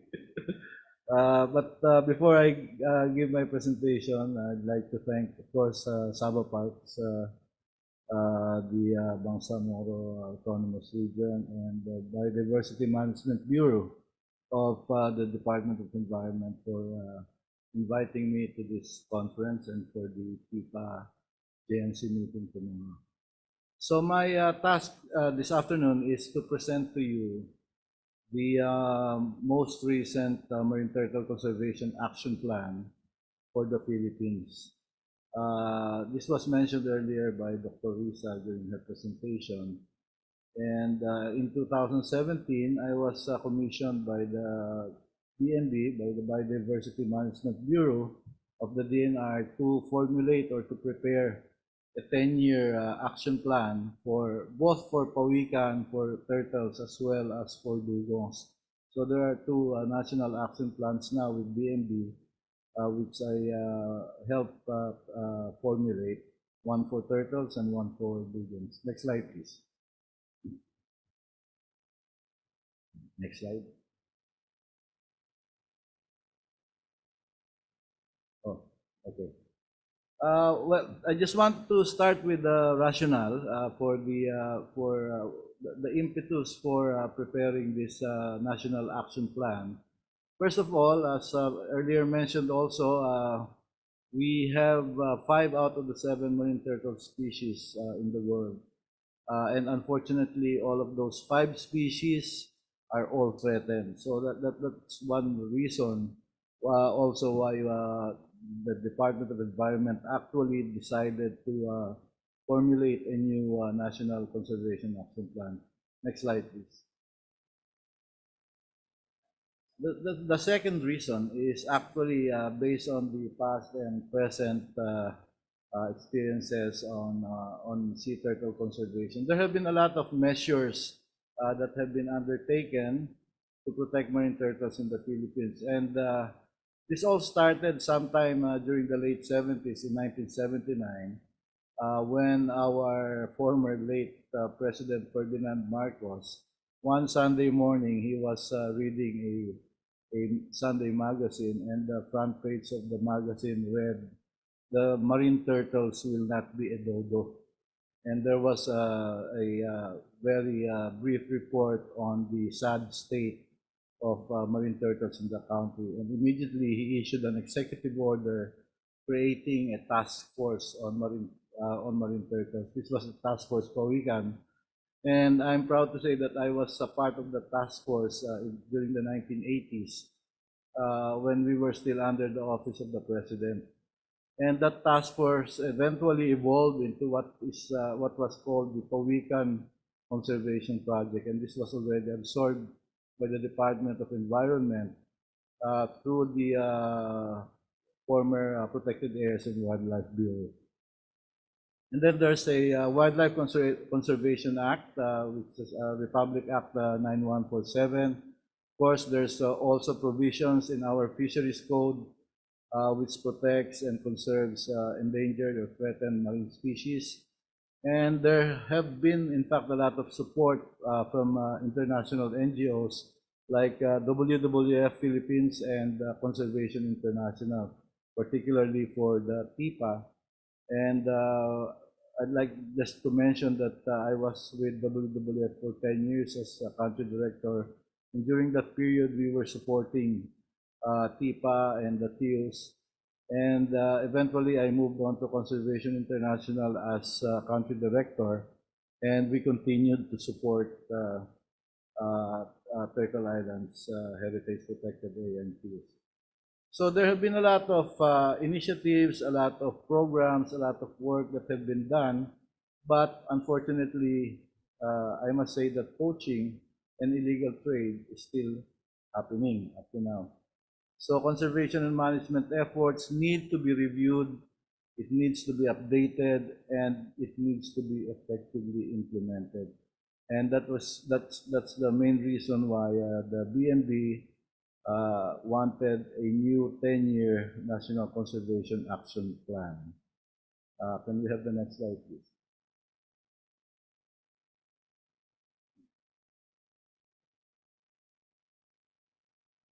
Next slide.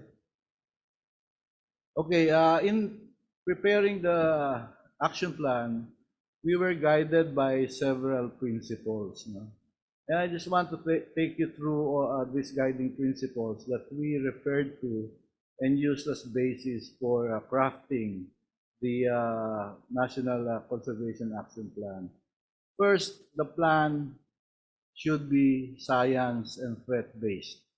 Okay, the objectives, the actions and activities are directed towards addressing the threats during different life stages and different habitats that are occupied by turtles. This was mentioned earlier, but I'd like to stress the importance of this guiding principle.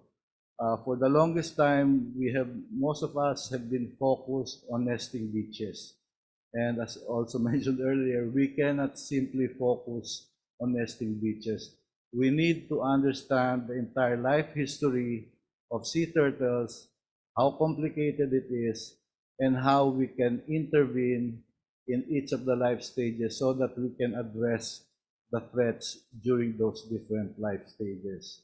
So the plan considers transboundary nature of marine turtles. You've seen from several slides earlier that based on satellite tracking and tag recoveries, that our sea turtles actually migrate thousands of kilometers away from their nesting beaches. So we cannot simply focus on nesting beaches. So it advocates the collaboration with range states. The second principle is advocating broad stakeholder participation and partnership. In the Philippines, the DNR cannot just do this on their own. The BARM cannot do this on their own. We need to work with a broad range of stakeholders and partners. So actions and activities are identified and proposed at international, regional, national, and provincial, and even municipal levels of governance. The private sector, the general public, academia, NGOs, POs, or people's organization, and media will be actively involved in the implementation of this National Action Plan. Next slide, please. The other guiding principle is that the plan should build on and support existing fora, programs, conventions, and other relevant initiatives. And I'd like to mention the Convention on Migratory Species, particularly the Indian Ocean, Southeast Asia Memorandum of Understanding for Sea Turtles, the Convention on International Trade of Endangered Species, the Convention on Biodiversity, the Coral Triangle Initiative, the Sulu-Sulawesi Marine Ecoregion, and of course, I'm sorry for failing to mention it here, the Tihpa, the bilateral agreement between Philippines and Malaysia for the Turtle Islands. The next guiding principle is that the plan should focus on priority sites, requiring significant resources, and on sites where long-term initiatives have been ongoing but require urgent support to secure the success that have been achieved into the distant future. Sites which have achieved some level of success can in fact generate a lot of lessons that may be replicated in other sites. I'm mentioning this because there is a tendency for some donors to select sites that lack the site just lacks funding, and they do not want to fund sites that have had a long history of conservation efforts. Simply saying that that area has a lot of investments already. What they do not recognize is the intergenerational nature of sea turtle conservation. That we cannot just achieve success in 10 years, 20 years, 30 years. It should be more than that. So we need to focus on these sites which have already shown some level of success, but requires continued support. And the last principle that we used in preparing the plan is that it should sustain positive trends and reverse ongoing declines. This should be obvious, but I think this is a very important guiding principle in preparing a national action plan. Sustain positive trends and reverse ongoing decline. Next slide, please. And you've seen a different version of this graph earlier, but I'd like to focus a bit on this slide. And just to inform our participants that, you know, the status of sea turtle population can only be assessed, you know, using long-term data. We cannot just use 5-year data. We cannot just use 10-year data, not even 15 years data. Because if you look at the biology of sea turtles, this species will become sexually mature maybe earliest 15 years, 20 years, 25 years, even 30 years. So if you stop at 10 years, your data, you're not sure about the real trend of your turtle population. And what I'm showing you here on this graph is a long-term data that can actually show you an obvious positive trend.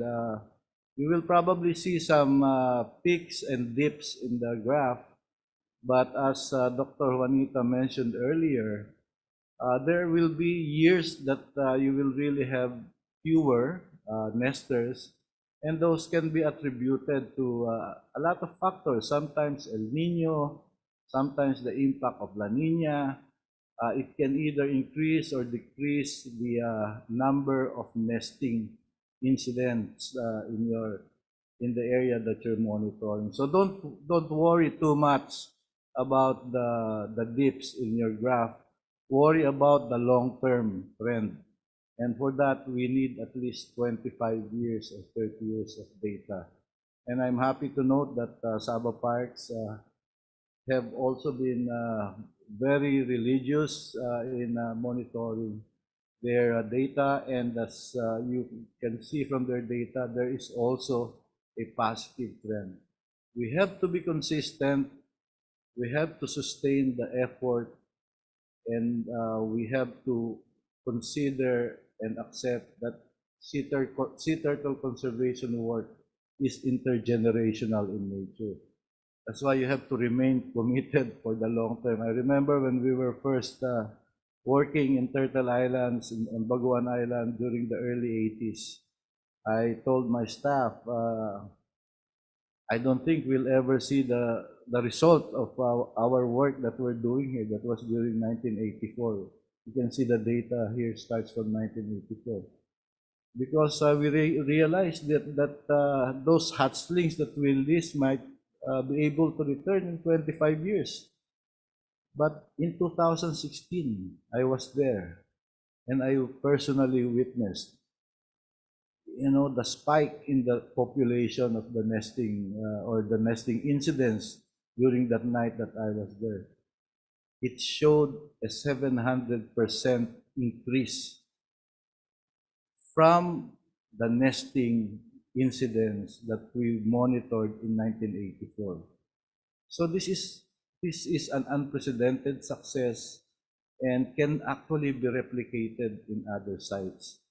We just need to be consistent and serious. That's why for our aspiring sea turtle conservationists, especially the younger ones, I just want to advise you that you know, if you get engaged here, that you should be ready to commit for the long term. It really requires a lot of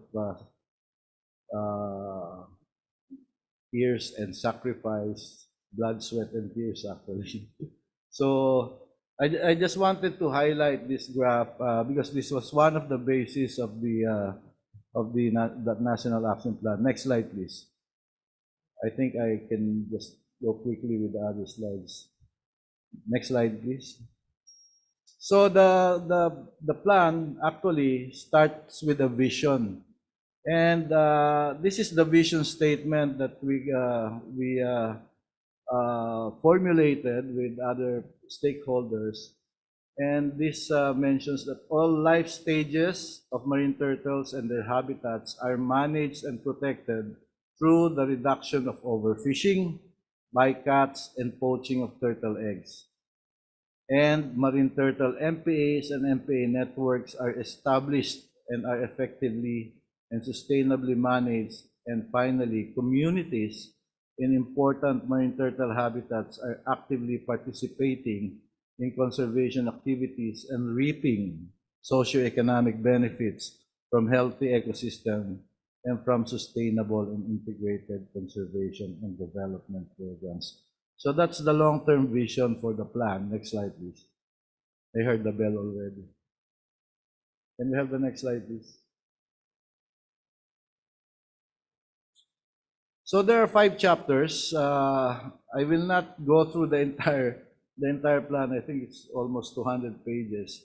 But just a summary, the first chapter will give you an introduction of the plan and the guiding principles that I mentioned earlier, and the importance of turtles in the turtle conservation in the Philippines.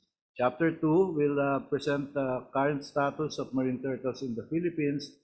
It will provide a brief description of the biology, ecological roles, which is very important if you want your stakeholders to support the plan.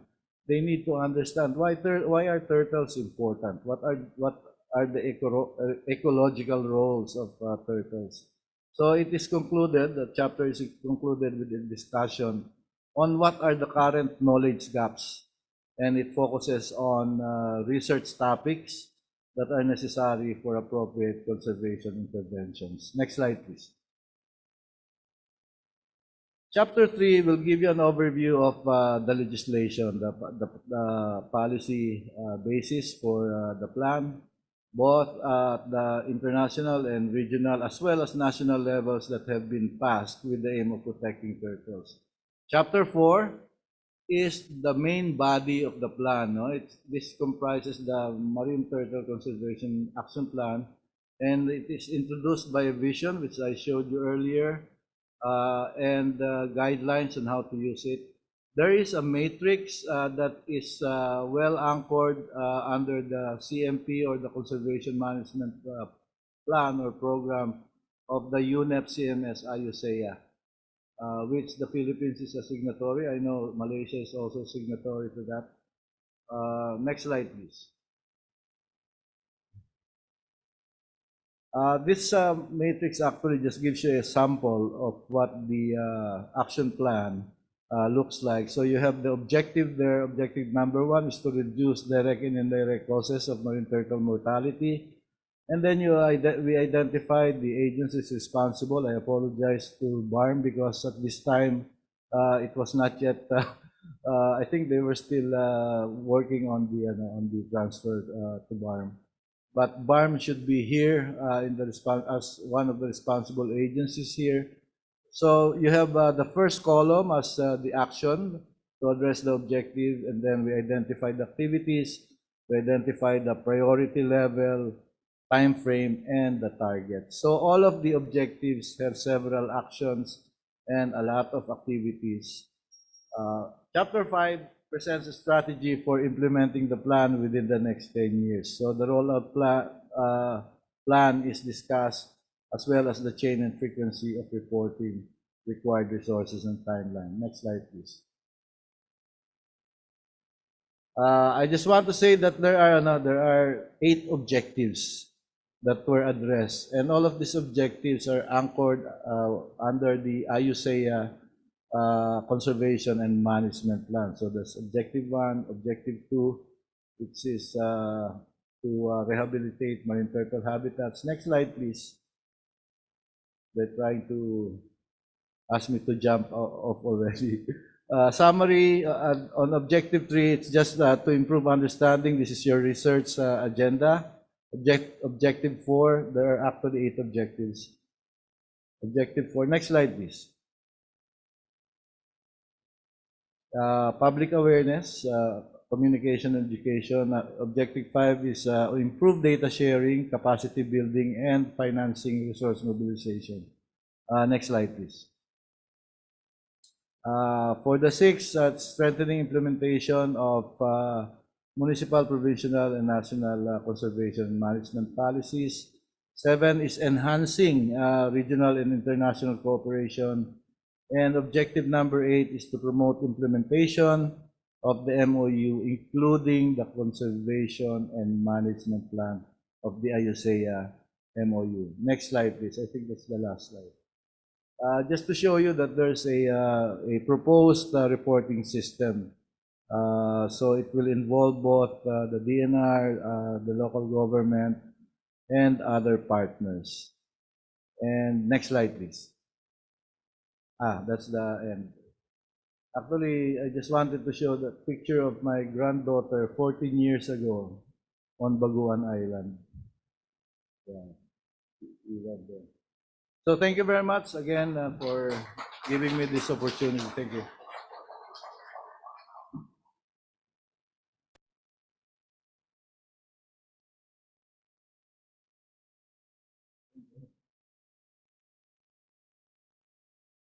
Okay, thank you, our last speaker for this session, Mr. Trono. So again, as we heard, there's actually very comprehensive guiding principles and action that we can actually follow or uptake to help further our work in turtle conservation.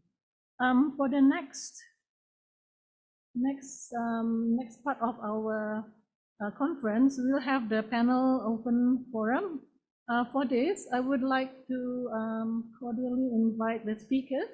So we have 7 speakers, 6 now, 1 virtual. So I hope Dr. Riza, if you can hear us, please be on standby. And the physical speakers, I would like to invite you to the stage, please. We will proceed with this forum immediately without much ado.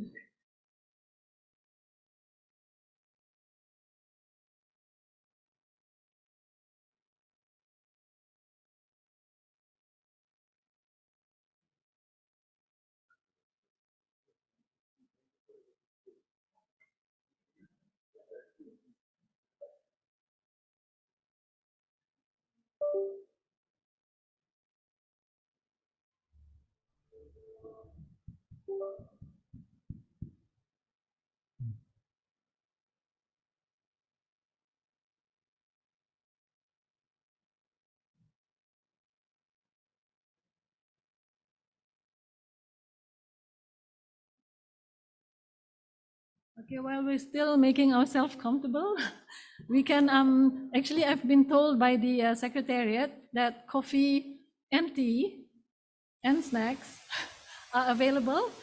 You may actually bring them in here. So while listening and having our discussion, you can have your coffee as well and tea. So we'll let you go, take your tea and coffee before we start. For the panels, they put there. It will be brought to you. Your coffee. Okay. I'll just again give some announcement. For the Zoom participants, for our virtual participants, I've been informed that we have an international participant from Indonesia. So welcome the Indonesian delegation.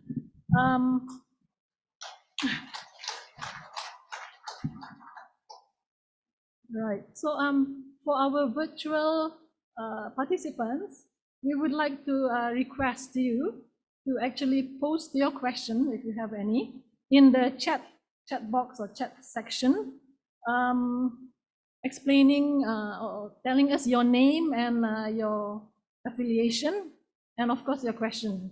And the facilitators of this conference will collect the questions, and we will try to endeavor to address all of the burning questions that you may have. For those here face to face in physical presence, of course, you can actually just walk up to the mic, which is on either side of this hall, of this room, and just post your question.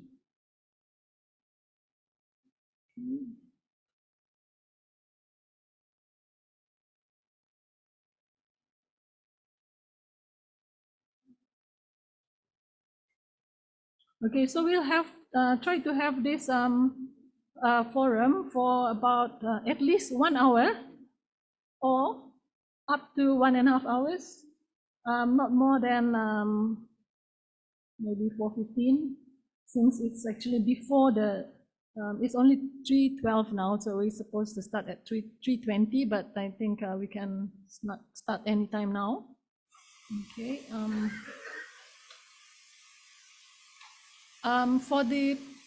For the person who post your question, if possible, please identify who you want to post the question to. Otherwise, I'll have to do that. Okay. Or if you want to post it to any delegates or any panels, then you can leave that your question open. If you want to ask in Bahasa Malaysia, fine, we'll translate that question for you. But any other language, I'm sorry. Maybe we have a translator if necessary. Okay. Okay. So just briefly, I would like to recap of the what our presenters have given. Just very briefly, we have heard the history, past and present, of Tihpa, which spans to almost 30 years since the establishment of the Tihpa. And in that time, we hear that of the significant progress in scientific research in that Tihpa, as well as beyond the Tihpa boundaries. So this is very promising. Our efforts has not been wasted.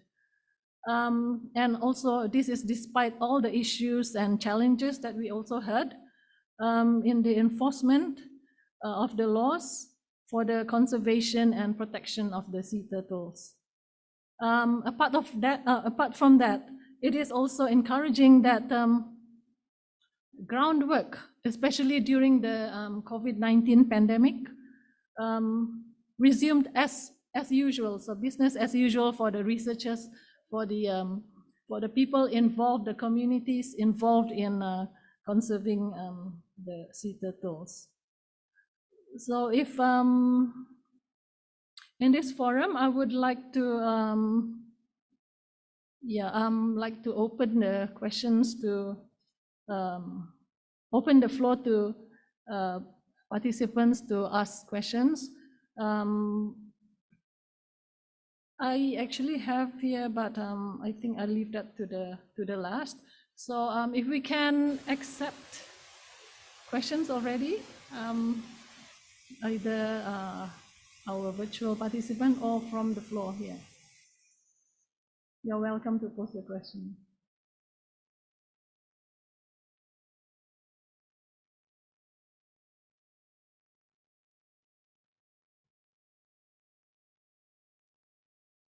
Okay, I'll just continue briefing on the background again. Oh, okay. Okay. So this is our question from a virtual participant from Dr. Rahimatsa Ahmad, actually. So it says, morning, but it's actually afternoon. Salam po, excellent presentation on the development of Tihpa. PDCSG of IUC and WCPA would like to this opportunity to congratulate the government of Malaysia and Philippines for the vision in forming this transboundary agreement. It would be interesting to have lessons learned, especially on transboundary conservation, based on the agreement, plus have it been able to address cross-border illegal activities? Has it been able to address cross-border illegal activities? So this would be, I think, Mr. Adam from Sabah Parks, if you may respond, please.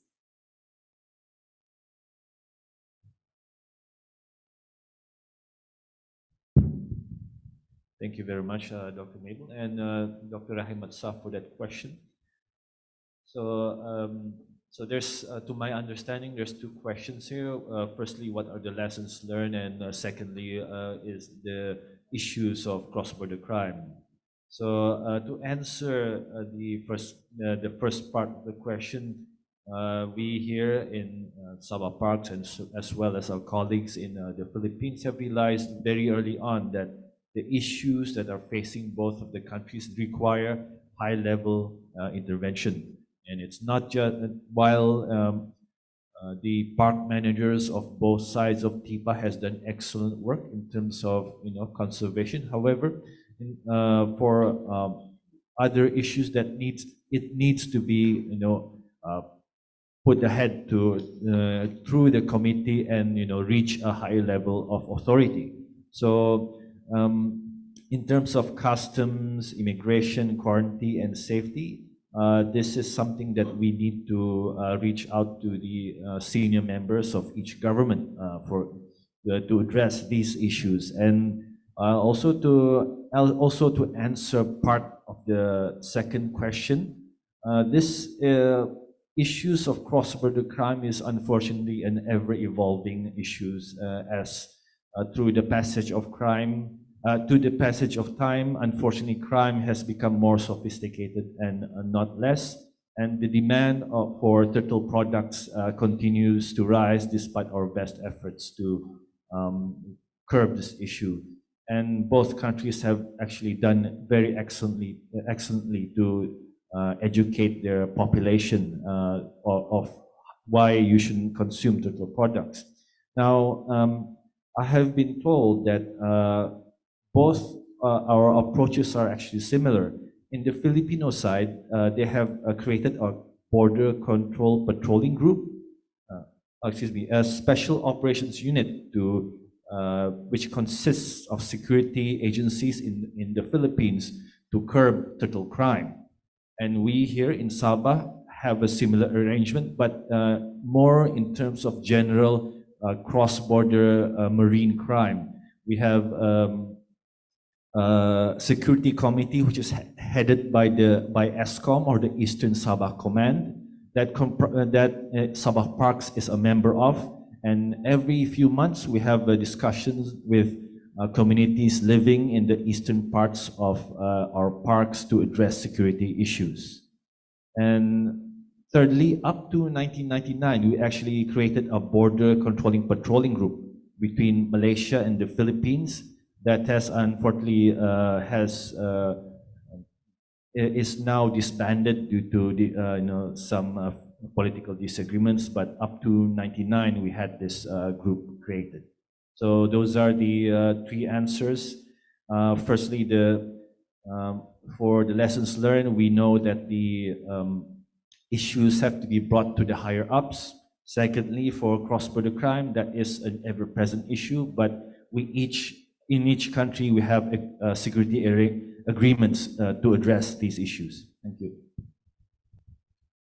Thank you, Mr. Adam. So yeah, we hear basically there are already cooperation between Malaysia and Philippines on to address this cross-border illegal activities.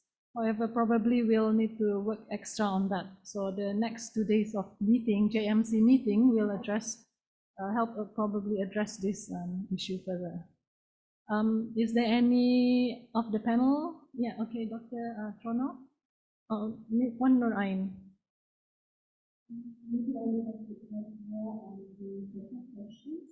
For the first-time activities, we do have a lot of initiatives together with the celebration, as we mentioned before, the Tihpa project. But beyond that, other than that, we also, as the member of the Triangle Marine Protected Area Committee, which we also have discussion on and info gathering on transboundary illegal activities.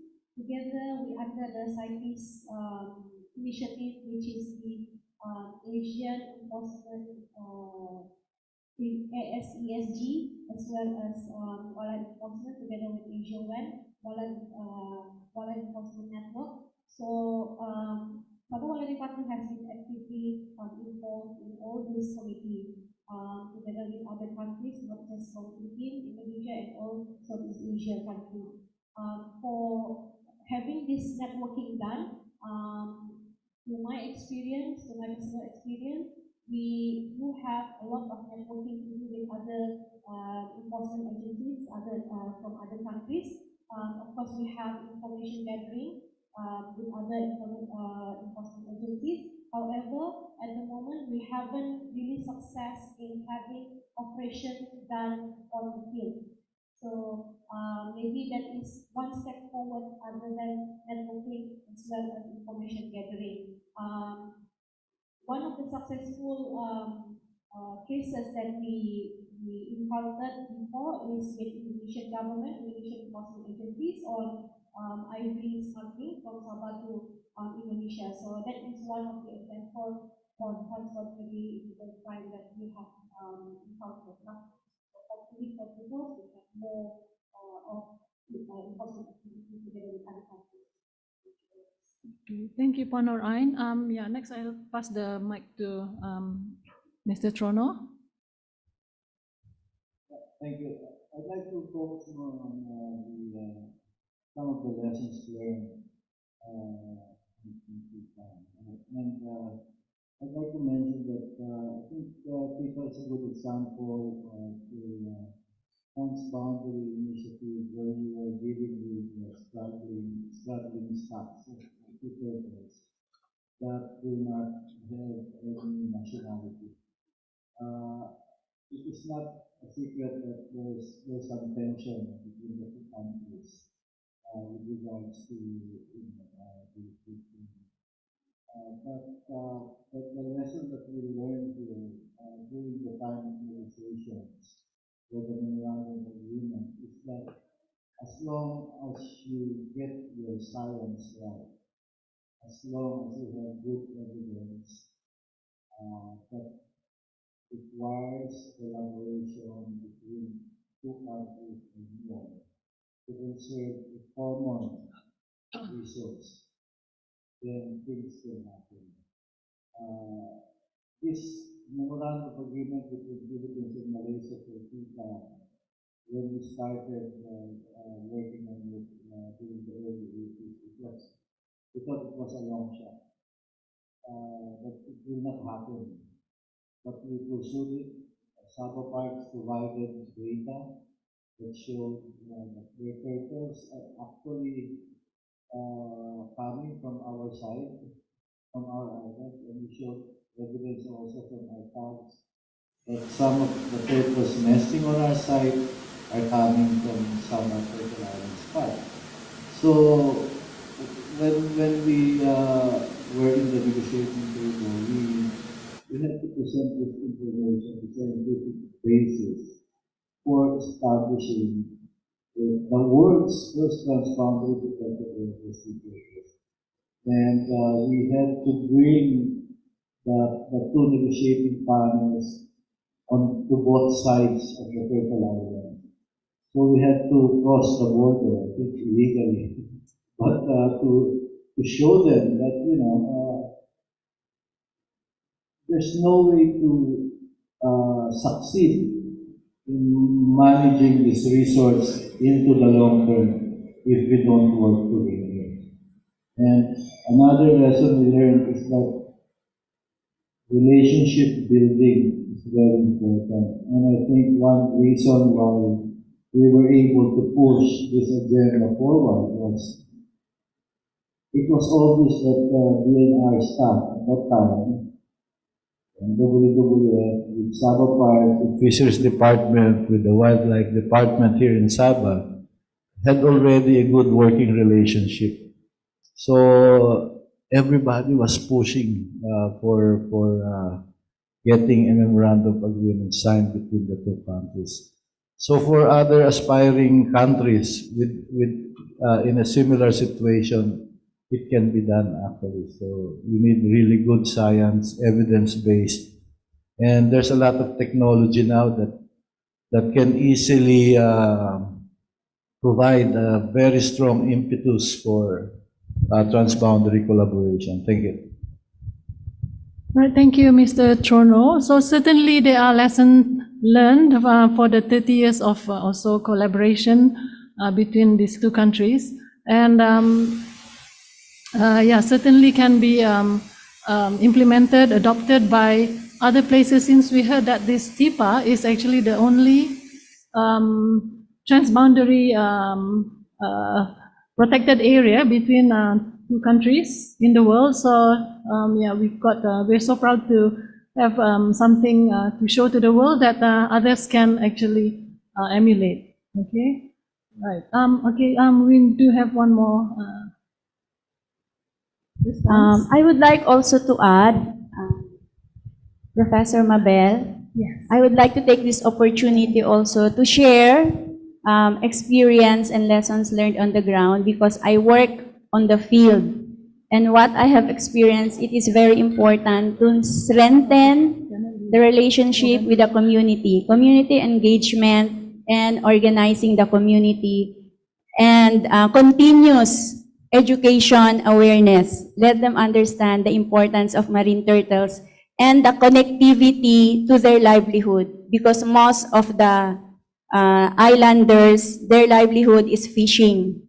So we have to connect the importance of protecting the marine turtles, their role in the marine ecosystem, and how it contributes to the livelihood in terms of richness of marine resources and fishing. Because I have experienced, sometimes people came to me and asked, "Ma'am, can I ask for turtle eggs for buying this and that?"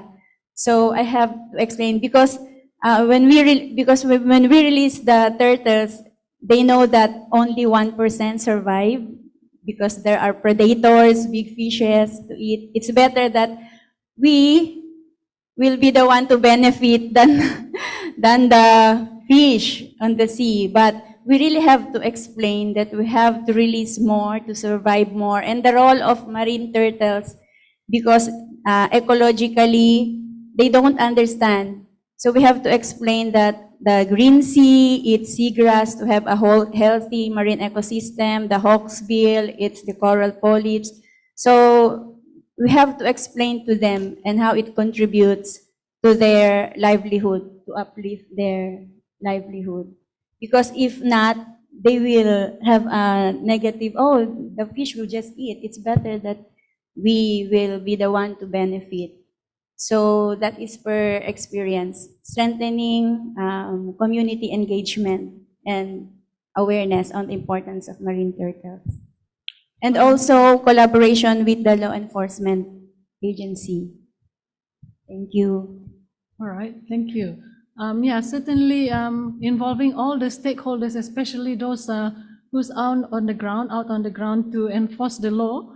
So it's important to continuously engage and make the conservation effort stronger.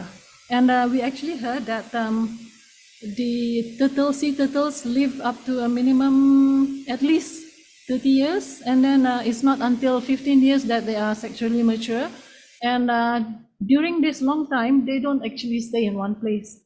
They are different habitats within their natural range, living range, that may be in Malaysia, some stage of their life, maybe the nest may be in one of the islands in the Tihpa, but when they, certain stage of their life, they migrate to elsewhere, maybe in Borneo or further to Peninsula Malaysia, or even parts of Indonesia. So further scientific work is necessary. We need that data to actually draw a better picture.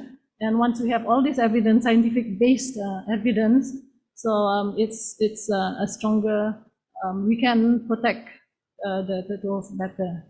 Okay, so I've lost my pad. It actually ran low on battery, but I remember one question from Dr. Alin, James Alin. He's a lecturer at University Malaysia Sabah. So he wanted to know, Mrs. Minda, you mentioned about strict protection zone in some of the Tihpa islands, right?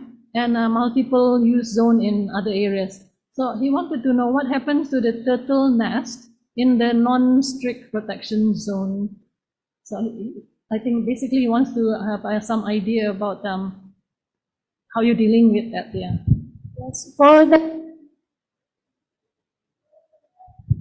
We also have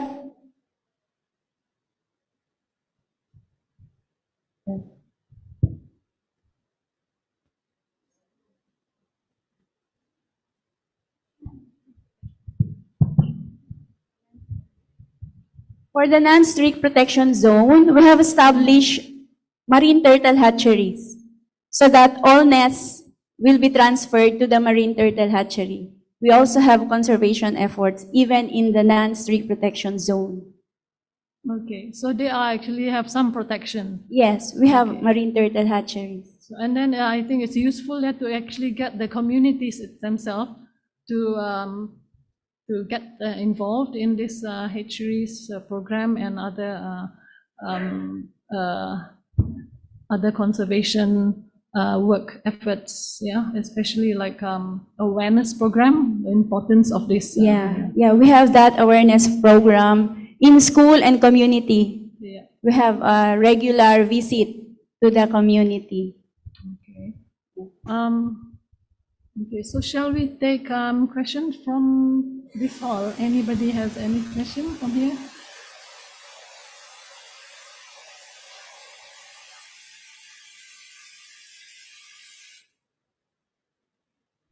Maybe we want to move on while waiting to hear a question. We want to move on how climate change have impacted on the population of marine turtles.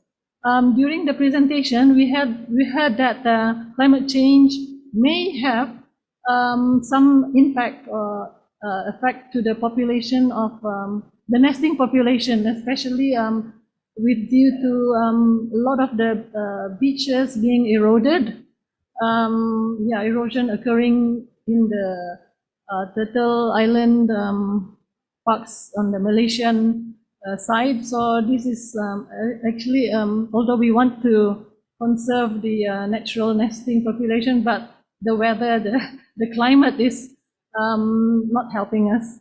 So maybe you have a question on that, or some of the panels who have any insights into this would like to share with the audience. Sure. Mic check. All right.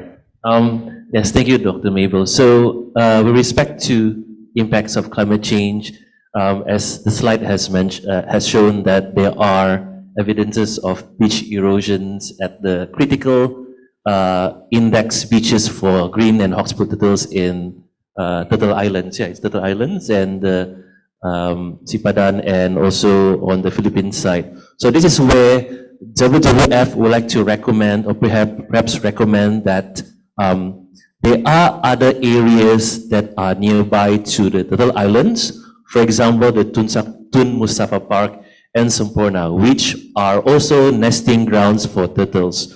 So it begs the question about if their home in the protected areas are being eroded, how about other refuge areas that are also available for these turtles to nest because of their nearby home are being impacted negatively. So this is where the lab would like to highlight that Tun Mustafa Park and Semporna are possibly nesting options for turtles in Turtle Islands Park to nest or even to forage. So this goes to the question to local government in the sense that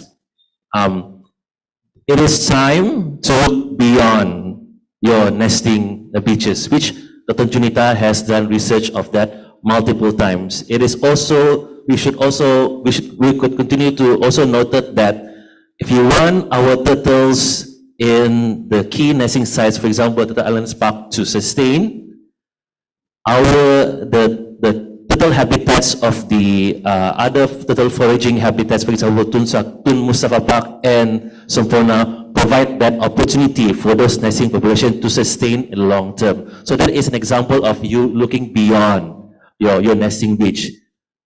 As Dr. Judah has mentioned, conserving turtles, which means that we have to respect and acknowledge the whole life cycle of turtles, from the nesting beach all the way to the foraging grounds. So if we only protect one side or one component of it, it will not it would not mean that you'll be able to conserve that population. Look beyond that, Tun Mustafa Park and Sempurna is an option. It can host up to 700 turtle nests we based on the tag recapture that we have seen in Tun Mustafa Park, turtles from Philippine Islands also nest in Tun Mustafa Park. So it means that it could be a same management unit. Is that the right term? Management unit for population. So we know that if, as mentioned by Madam, that the erosion is happening in the key critical sites, there are other sites that is worth to give attention to.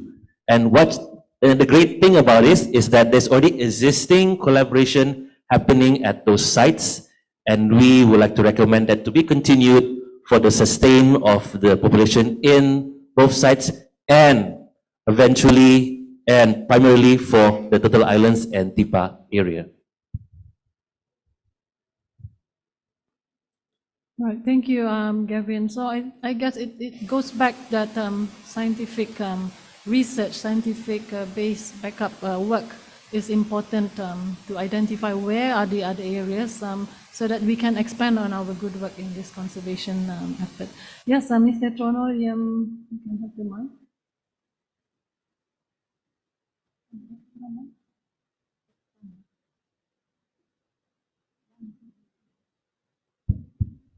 Thank you, Dr. Mabel. Thank you, Gavin.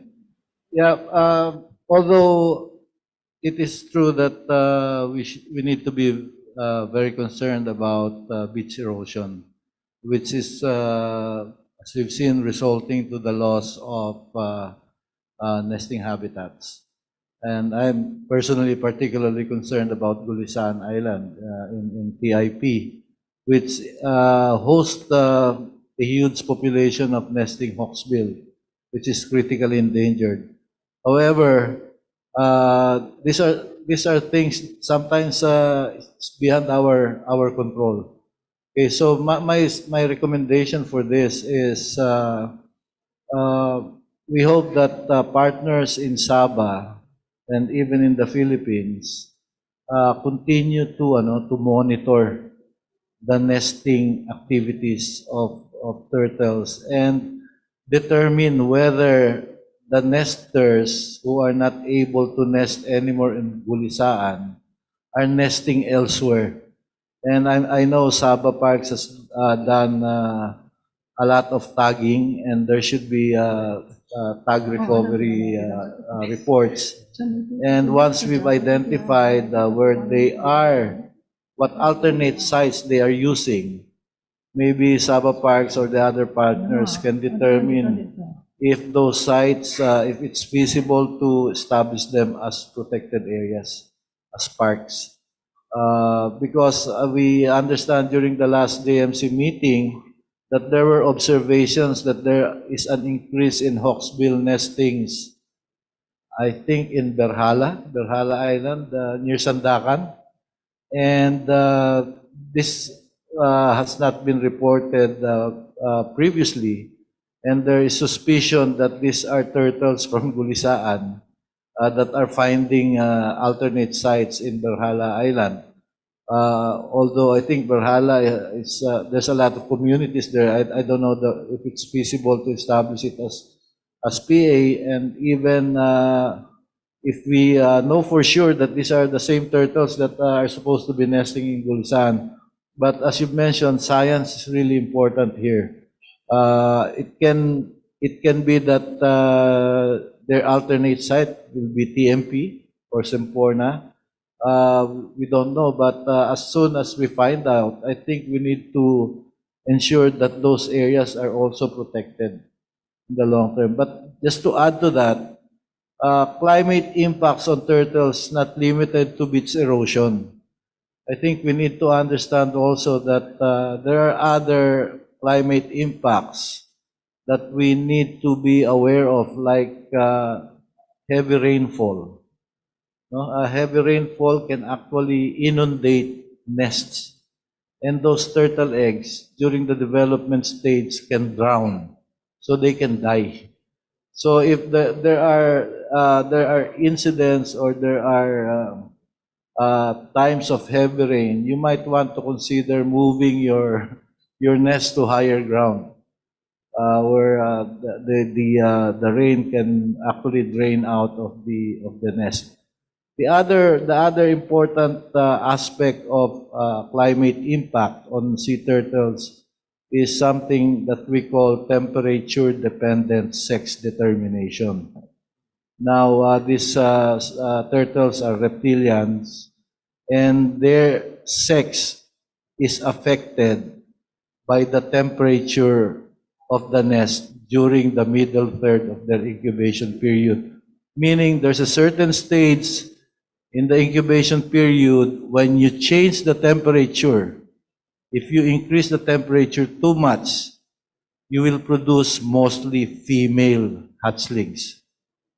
If you decrease the temperature, you will produce male hatchlings.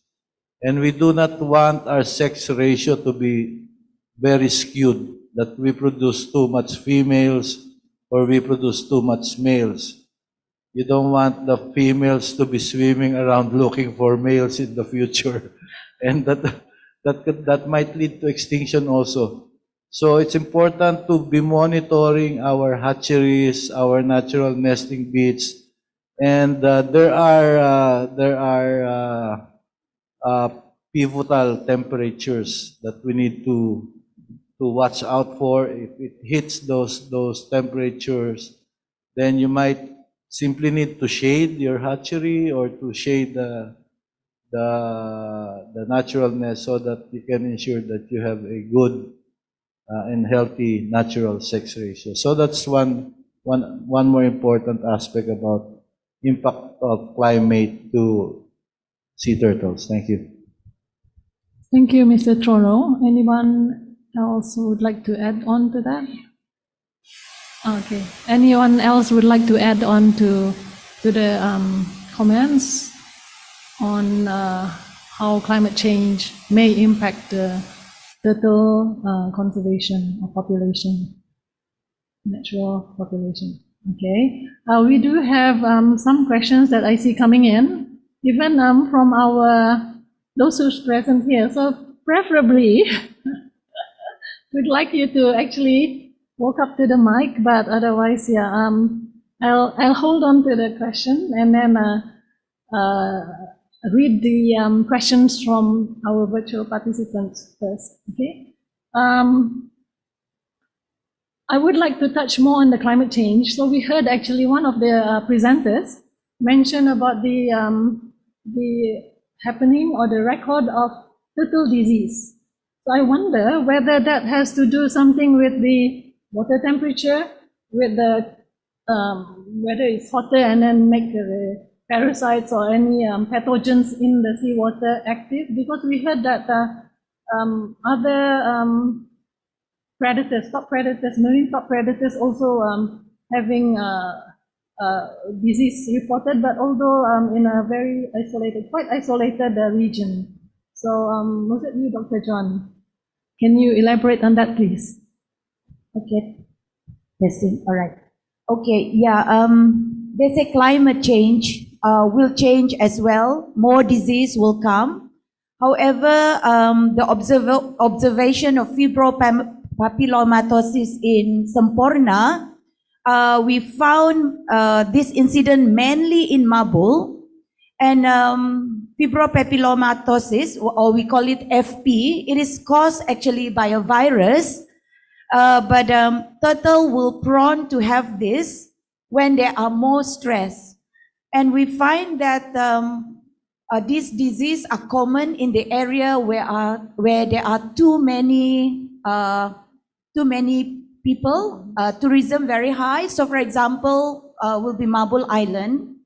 And we think that it is not because of climate change, but it's just that so pollution will be there as well. And because there are issues of pollutions and turtles get stressed, and that is why they are prone to get this disease. And for your information, based on research, actually majority of our turtles are carrying this virus, It's just that when they are in juvenile stage, if they cannot overcome this period, then they will have all the tumor and they will die.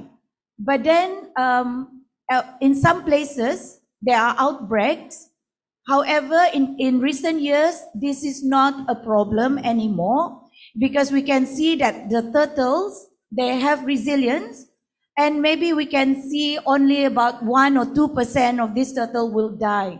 So for example, in Florida, these turtles, they have tumor, and the doctors there, they do some surgery. The turtles managed to survive, but after 4 or 5 years, the tumor came back again.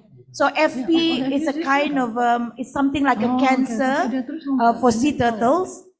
And yeah, maybe this needs a lot of research. So some will say climate change will impact our biodiversity, our corals, and so on. But bear in mind, lately we are always blaming climate change. For example, erosion. We say because of climate change. But it can also be caused by human activities. So human activities, for example, in our waters, we are doing reclamation. When we reclaim one area, where do you think the water will go? And then coastal development, deforestation. So all this contributed to climate change, the impacts of climate change. But nowadays, everybody will say it's climate change, but it's actually also human activities. And I need to add on about the impacts of climate change to the sex of hatchlings. As we know, for example, in Tihpa, and most of the hatcheries in Sabah, we do transfer turtle eggs in a protected hatcheries. And in Malaysia or in Southeast Asia, we have established a specific measure where we have an open hatchery and also a shaded hatchery. So by doing this, we will produce a balanced sex ratio. And my team, University Malaysia Sabah, we have installed a temperature logger in Turtle Islands in Selingan and Bakungan Kecil since 2018, and also in Sipadan Island. And we haven't really fully analyzed our data, but when we do the estimation, we are producing a balanced sex ratio. So hopefully, so this part, this is something that we can do. So we have open and shaded, and I was told during your presentation, you also have in situ incubation, which is much more better. So in Malaysia, we do have in situ, but it's only in Redang Island. Yes. Okay. Well, thank you, Dr. Joan, that explanation. Any of the panel would like to add on to that, please? Okay.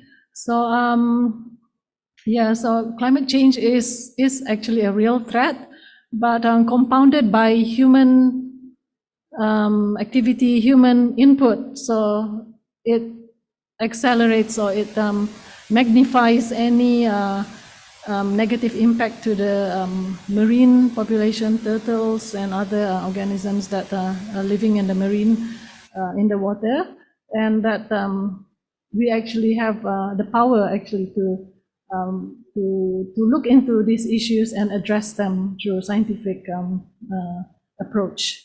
Okay. Right. I have a few more questions coming in. If I may frame it under a different subheading on legislation.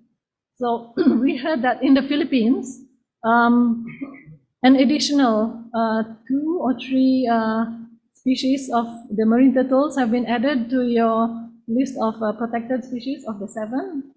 Okay, correct me if I'm wrong. And in Malaysia, there's also a law enacted to actually have a total ban on egg consumption of marine turtles. So there's certainly been progress, and I'm sure that's due to the efforts of the researchers the input during meetings from the JMC and similar other platforms. The question that I have from the floor here is that surely this will impact those ex-poachers, those who have poachers and as well as egg collectors who have actually relied, if not 100%, but largely their income, their livelihood on poaching turtle eggs. Because like I heard from on Malaysia, in the Malaysian side, one turtle egg is probably equivalent to like 6 times the normal chicken egg. So that's very significant. And so that is also attractive to poachers who want to engage in this activity. But what are the alternatives that, how can the community who wants to move on out of this illegal, to change basically? So how can they what's the alternative, what's the option available for them? So this question open to the panels in front of us. Yes, Mr. Trono. Thank you, Dr. Mabel. Actually, all 5 species of sea turtles in the Philippines are legally protected. Okay, with regards to the impacts of enforcement of policies on local communities who are dependent on sea turtles, there are initiatives, not within the Turtle Islands, but there are a lot already in Luzon, where they have developed some form of income generating activities based on ecotourism. They have similar initiatives like you have here, Adopt a Turtle, where you can release a hatchling for a fee, and that brings in some income for the local community. Now, the case of the Turtle Islands, it's a bit more complicated and more challenging because it's obvious that the local communities in the Turtle Islands have been very dependent on turtle eggs as a major source of their income. Although the major source there is still fisheries, but income from turtle eggs since, I don't know, centuries ago have been quite significant. So it has always been a challenge to come up with an alternative to win our local communities from turtle trade. It is clear that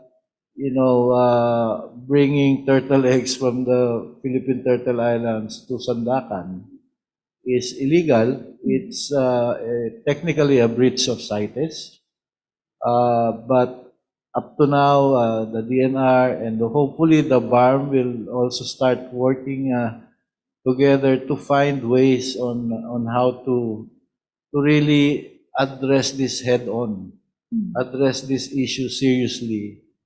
And one of the agenda items on the table right now is to develop a serious transboundary ecotourism plan to work with Sabah and BARM and the local government in the fields, as well as the Protected Area Management Board, on how we can really develop and implement an ecotourism program that would bring significant economic development to the area and eventually win away our local communities from their dependence on turtle eggs. And I personally believe there's a huge potential for that. And Tihpa can be a very effective platform for this joint development. So for now, we are trying to, I know the Philippines is doing their best to address this problem, but it is not yet perfect. Thank you. Thank you, Mr. Trono. One more line. We can see two sides of issues here. One is the turtle eggs. The second one is the poaching of marine turtles. Yeah. So to change the scenario whereby the local people harvesting turtle eggs for their own consumption or for selling turtle eggs to the public, now we can see two sides in Kudat and also in Semporna, whereby the local community already have their own turtle hatchery program outside from protected areas. We appointed them as honorary wildlife warden, and then we encouraged them to turn it into an ecotourism product. So it has been successful with the Omadal Island, together with the Tigabu Island as well. So these are one of the initiative, I think, not just the government agencies, together with all the stakeholders, to give them capacity building in not selling turtle eggs, but more on ecotourism, promotion of tourism. I think Nadira is also here, having them to have their own crafting. So these are the things that can turn over from local communities on harvesting turtle eggs to ecotourism and other business as well. So if you are looking at the hunting or poaching of marine turtles, most of the hunting occur in foraging ground, which some of them are actually not protected. Maybe this is one of the steps, other than protecting the beaches, other than protecting the islands, foraging area need to be protected as well. So there are constant patrolling on these areas. So all of these hunters that we have cases with are there is no nationalities. So they have been exploited by syndicates that we don't know of. And then within Sabah itself, we don't know any known consumer on turtle meat together with plastron. So where does it go? From Sabah, where does it go? From Philippines, where does it go? So these are the things that we continuously have a discussion within the CITES community, within the networking that we have. Where do this go? And then how does it go? So I think the change of behavior for turtle eggs in Sabah is more on the behavior of consumption, rather than having turtle eggs as their focal point on having the economics rise in their own neighborhood. So yeah, turning local communities earning from poaching, from collecting turtle eggs to ecotourism is one of the ways, but also changing the behaviors for not eating turtle eggs is also one of the main concerns here. Yeah. Thank you. Oh yes, Mr. Trono. Okay. Yeah.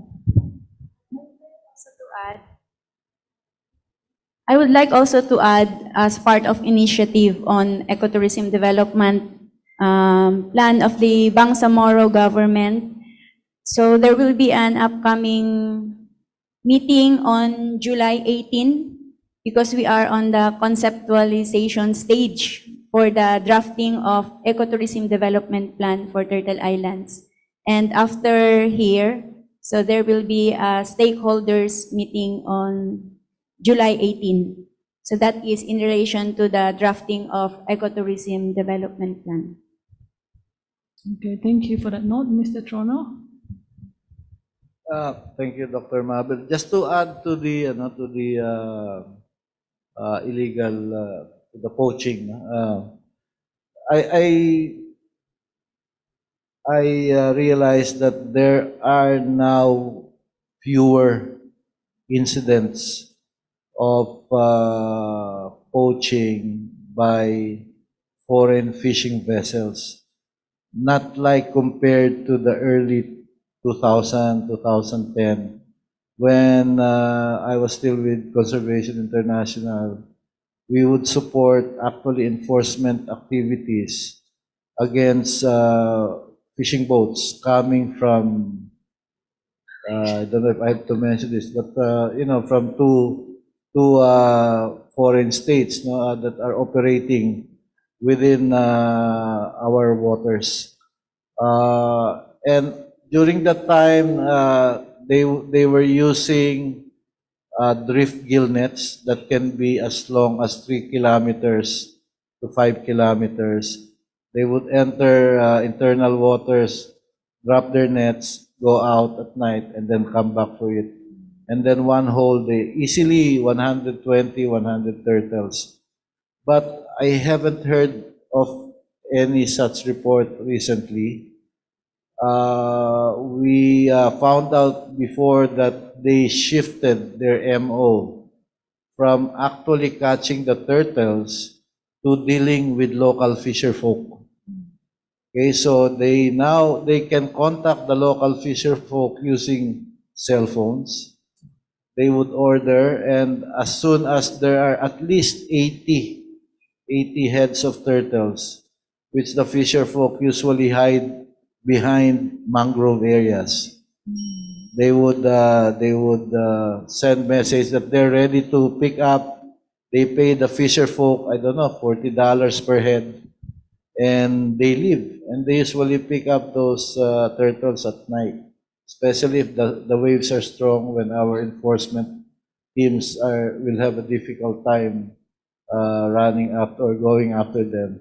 So that was the shift to the MO. But we also found out before, in terms of species, when they catch green turtles, they would take the meat. They have ice holes under the boat. They keep the meat of green turtles.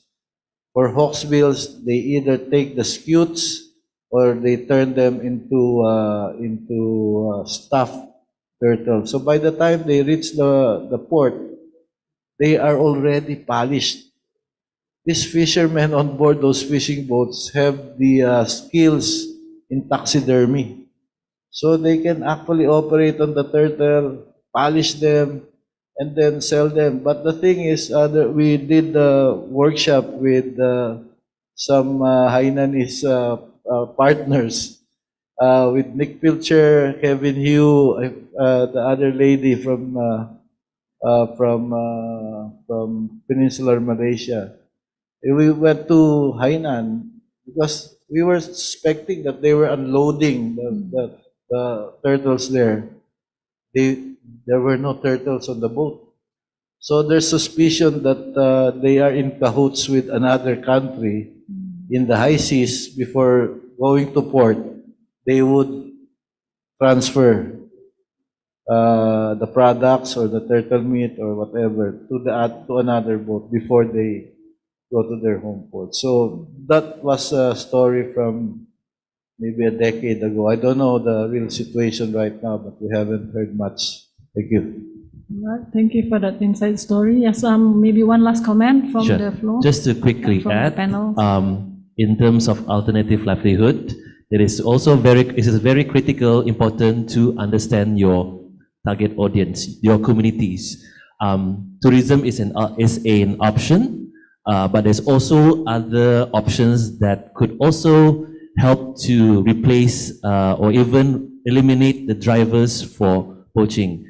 A tool will be to do a survey with your targeted communities to understand why do they poach turtles or the eggs, who, and how they can change, and how willingly they want to change, the willingness to change. Because these are, if we don't understand our target audience fully, any conservation measures after that might lead to failures. So I would like to just put it out that in WF we do have a survey that inform local governments and even law enforcement authorities at the regional level, where we have this survey called marine turtle trade and use, where it has a list of questions, about 30 to 40, where it's a guide for any countries within the Coral Triangle to use and adapt to your own place, for you to understand your target audience, and then that could inform and advise you either you want to do tourism or there's other alternatives. For example, in Papua New Guinea, there's an NGO of Yayasan Konservasi in that country, where what they propose, they understand that the leatherback turtle nests are being poached 100% before this. And it is one of the largest nesting leatherback turtles in the region, in the Coral Triangle region, especially in Indonesia. So Yayasan Konservasi did a survey to get an understand of everything about their target audience, and they not only identify and implement tourism as a way to, as a replace for the poachers to not continue poaching, but also identified that scholarship for their kids, insurance for their kids, for the family, could also reduce the drivers for them to poach nests or even turtles. And that has led to an increase of leatherback turtle nesting in Indonesia. Thank you. Right, thank you for that comment. So I would say that all these alternative livelihood options and like such as transboundary tourism, this is something that we can discuss. Give me a few minutes. Yeah, we actually have about until 4:15. I was saying this now, right? Okay, so we have, and I would like to accept one more question from the floor in a second. But yeah, all these alternative transboundary tourism that we can work in a long-term collaborative effort between two countries. So that's something for the JMC to discuss about in the next 2 days. And it will be good that if we can actually materialize this idea. Okay. I have a request to ask something on climate-related question from our floor here. Yes. Can you hear me? Please introduce yourself. All right. Yes. Thank you, Madam Chair. I'm Nora Ibrahim from University Malaysia, Sabah. Thank you to the distinguished presenters for the excellent sharing. In view of the high temperatures, research in the Great Barrier Reef has identified that high temperature may lead to the benthos being the first to be adversely affected. So some of the benthos are also food for some of the marine turtles, right? Such as sponges, tunicates, etc. So is there any research already in this direction in Tihpa where the food is affected? That's my quick question. Thank you very much. Thank you, Dr. Nora. Did you get the... Okay, basically, Dr. Nora, if I'm not mistaken, right, you're saying that the macrobenthos are the first living organism which will be impacted by climate change, right? High temperature, yeah, high temperature especially. So you're asking, like, is any research carried out on this? Because the macrobenthos are the food of the turtle, marine turtle. So any research, this is quite technical, any known research on the food of the marine turtle, which are the macrobenthos, and these are the most vulnerable, life will be first impacted by rising water temperatures because they can't go anywhere. So these are the corals, I guess, yeah, and other sedentary marine organism. Or maybe any ideas how this can be addressed? Yes, Mr. Trono. Thank you for the question. Actually, I'm not aware of any ongoing research on that, but that is a very interesting and important research question. I think should be taken up by research institution, because obviously we have species of turtles that use coral reefs, for example, as developmental habitats. And when our coral reefs are impacted by sea temperature rise, and you have a lot of coral bleaching, a lot of things can follow.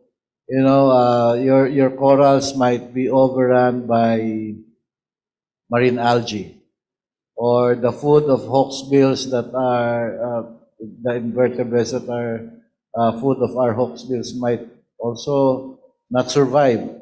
So there should be a research that I don't know if there are, but I think that's important, especially in not on nesting beaches, but mostly on developmental habitats or feeding areas. Yeah, we have an idea of what the impacts might be, but we want to see some scientific evidence also on what the real impacts are. Thank you. Right, thank you, Mr. Trono. Okay, before we wrap up, I just want to read an input from one of our, I'm sorry, forgotten panel, Dr. Riza, who is with us virtually. So she has posted here for everyone's information. The Philippines is also already doing the same, which is translocating egg to shaded areas where the temperature is monitored. We have temperature loggers installed in all these translocated nests. So that's some of the efforts that the Philippine side are doing. And with that, I guess it's wrap time for this forum. I would like to again thank you for all of your presence in person, virtually. I think this is, we can call this as a successful forum and conference, and that will give some points for the committee for discussion and then how to move forward in this transboundary collaboration. I would like to pass the floor now to Madam MC, Puan Noliza. Thank you.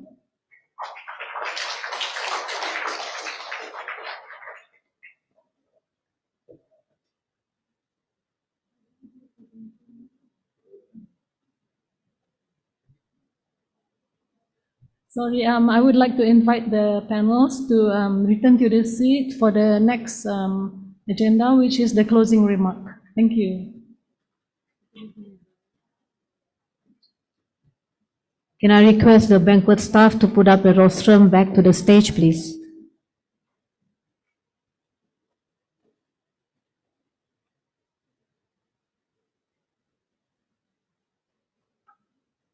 Rostrum back to the stage, please.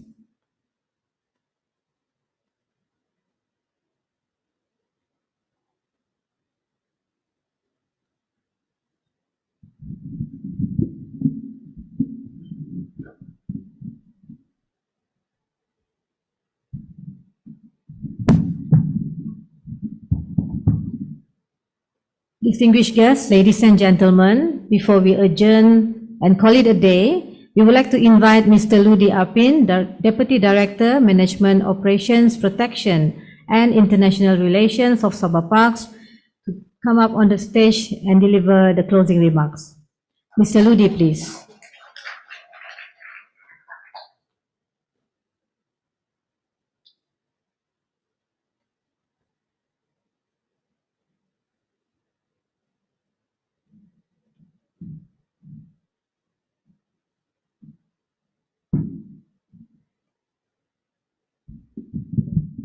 I have been shivering down there because it's very cold, but I hope this will not continue while I'm delivering my closing remarks. Thank you, Madam MC.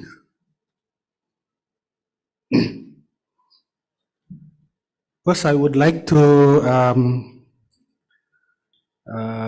say thank you in the greatest way to our Honorable Minister, Ahmad Ibrahim, Minister of Environment, Resources, Republic of Philippines, for still being here with us today for the whole day. And also Mr. Muhammad Ali R. Demaren, Director 2, Biodiversity Ecosystem Research and Development Service, Republic of the Philippines, who are also still with here today. And also goes to our director, who are also with here today, Director Dr. McLaren, Director of Sabah Parks. And also not forgetting of the 14 JMC Tihpa meetings and technical experts from Malaysia and Republics of Philippines for staying back. Distinguished speakers, head of departments and agencies or representative from Malaysia and Republic of the Philippines. And also thank you goes to partners, NGOs, expert speakers, exhibitors, friends from media, ladies and gentlemen in attendance, all those who are joining us physically, virtually from all over the world.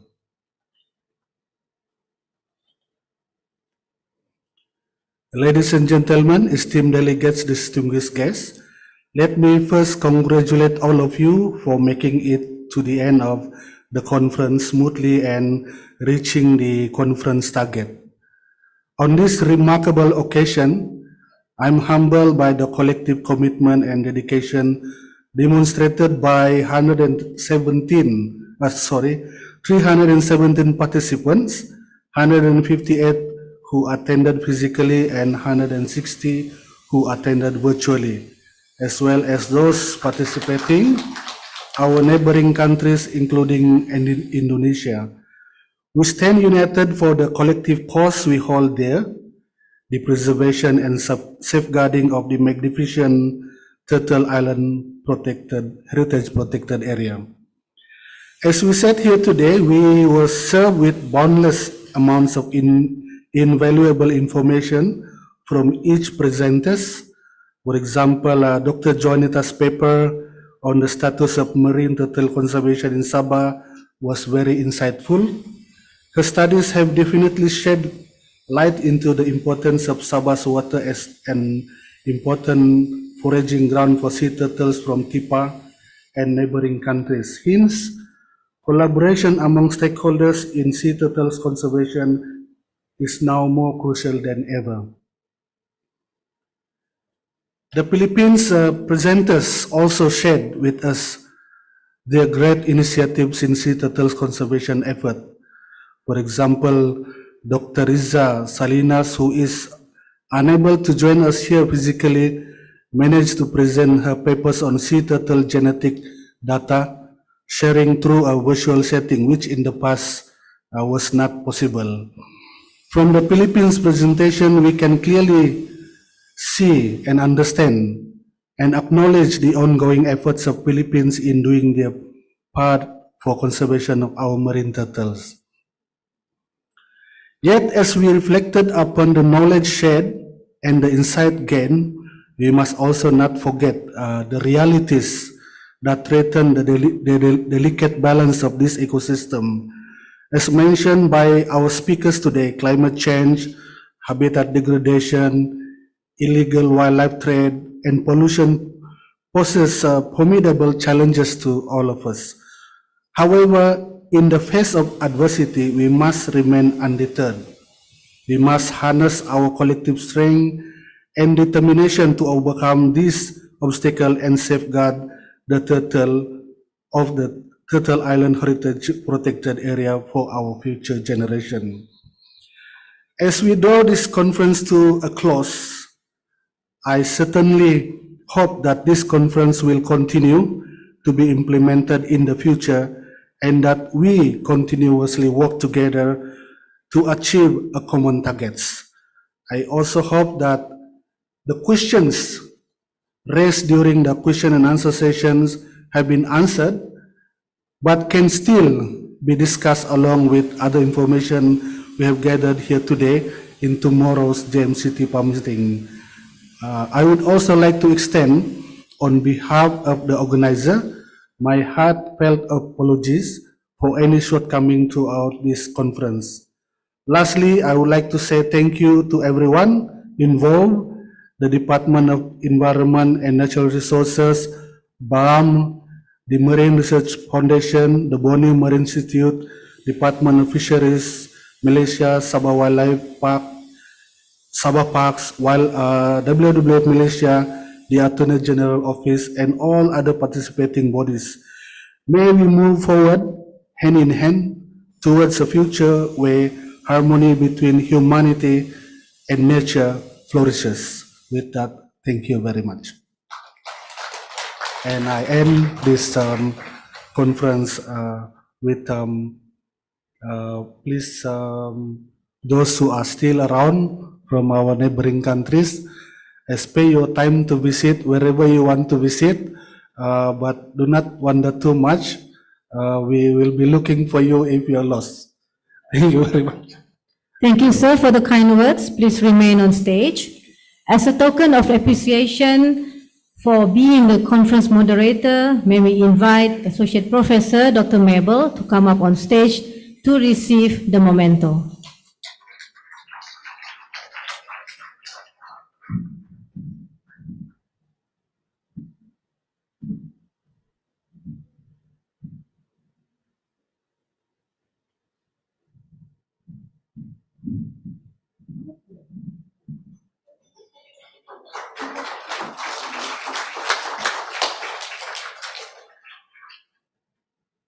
Thank you very much. You may now return to the comfort of your seat.